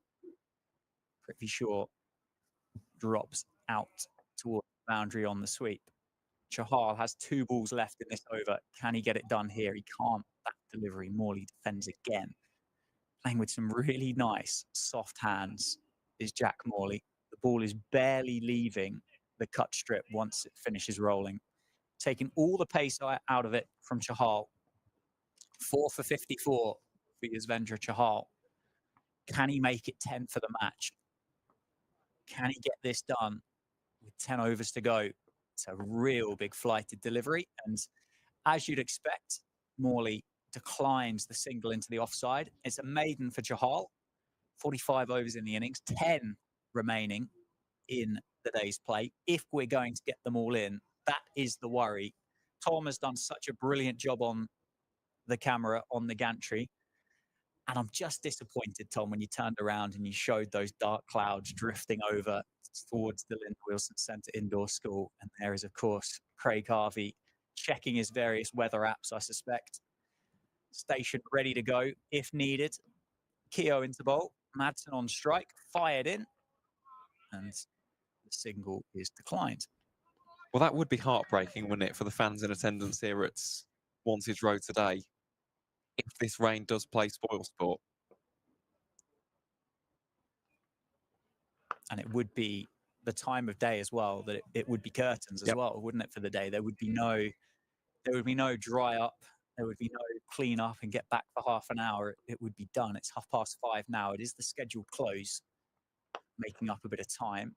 Does Madsen take the single? He inspects it for a while, doesn't he, and decides to take the one. So Morley will have 3 to defend with. Is it just me, or do you find that a little bit perplexing that Madsen didn't take a slightly more assertive role in those partnerships that came before this? Maybe. I think, again, we speak about the benefit of hindsight, don't we? And yes, you look at those partnerships, they could have and potentially should have been a lot bigger should Madsen have maybe farmed the strike a bit more. Here's Keogh. Draw back to the bowler. But then again, yeah, he hasn't had much help, has he? He hasn't. He really hasn't. He has played a lone hand here for his 48. Keogh to Morley, the sweep and a big appeal. Can they get it done this time? No. The line not right for Rob Keogh. Did it get Jack Morley outside leg stump. Did it pitch outside leg stump? In fact, it's turning profusely. 1 to go. Keogh searching for 5. Sweep again. Got him. Straight through Morley. Morley could not resist the sweep again. Keogh has 5. Chahal has 9 for the match.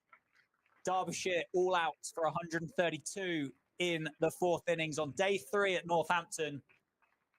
And Northamptonshire County Cricket Club record their first victory in the county championship for 2024. And it's been a fantastic game of cricket to watch. Chahal, as you've said, Aaron, will take the headlines. But let's not forget the 90 from Saif Saib in the first innings, the 45 from Justin Broad as well. The brilliance of Rob Keogh earlier this morning to get 50 and late last night. And then, of course, Rob Keogh recording another 5-for this year, another 5-for against Derbyshire, getting the wicket, which seals the win. And Northants victors by 133 runs here at the county ground in Northampton, just before any weather might have spoilt the party. Absolutely. And I just have one question for you, Dan. How are you feeling? I'm feeling pretty good. I hadn't honestly realised that it was as many days as what it was until you said it. I obviously knew it was the last game of last year, but until you say, what do you use, 349 days. Until you say that out loud, you suddenly go, quite a lot's happened in 349 days, isn't it? But so pleased for him. So pleased for Northants to get that victory. Rob Keogh leads the team off, selfless by Yuzvendra Chahal. Keogh with the match ball. Salutes the crowd that have made their way in and enjoyed this game of cricket today. Derbyshire players make their way across the balcony for the handshakes, and that has been a fantastic game of red ball cricket. It really has, and I'm absolutely over the moon for Northants, because we said it on day 1, didn't we? They were winless, and the issue had been not necessarily individual performances. It was about combining it as a team, and they've done that. You mentioned the contributions of Saif Saib. You mentioned the contributions of Justin Broad. Gus Miller also had that 40-plus score. Rob Keogh himself scored 63 with the bat. We've seen some outstanding bowling from Yuzvendra Chahal. Rob Keogh, backed up by Ben Sanderson and Justin Broad himself. And the fielding has been absolutely top tier to a man. Great keeping from Lewis McManus with the stumping and the sharp catches. I think of that one which saw the back of Lewis Rees in the first innings. And how about that grab from James Sales? It's had everything. It's been a wonderful game to cover. And I will just say this from a selfish perspective, but that's now 1 Northamptonshire game covered and 1 win for the home side. So I will take that. More of the same, hopefully, next week against Leicestershire. But it's been an absolute pleasure, Dan. It's been a wonderful game of cricket, and it's such a sweet feeling, isn't it? After a disappointing season, it's been tough. You can argue across formats for this county, for this club, for the fans. It's a nice feeling, isn't it, after 3 days? Yeah, fantastic. And I think if we turn the effects mic up, you probably just hear the Northants team song coming across the ground.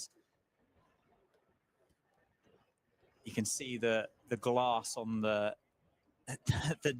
double doors there just rattling away as Northants celebrate the win. No, it's been fantastic. And as you say, you are back with us next week against Leicestershire. And I mean, if you keep this record up, you'll be welcome back a bit more, I think.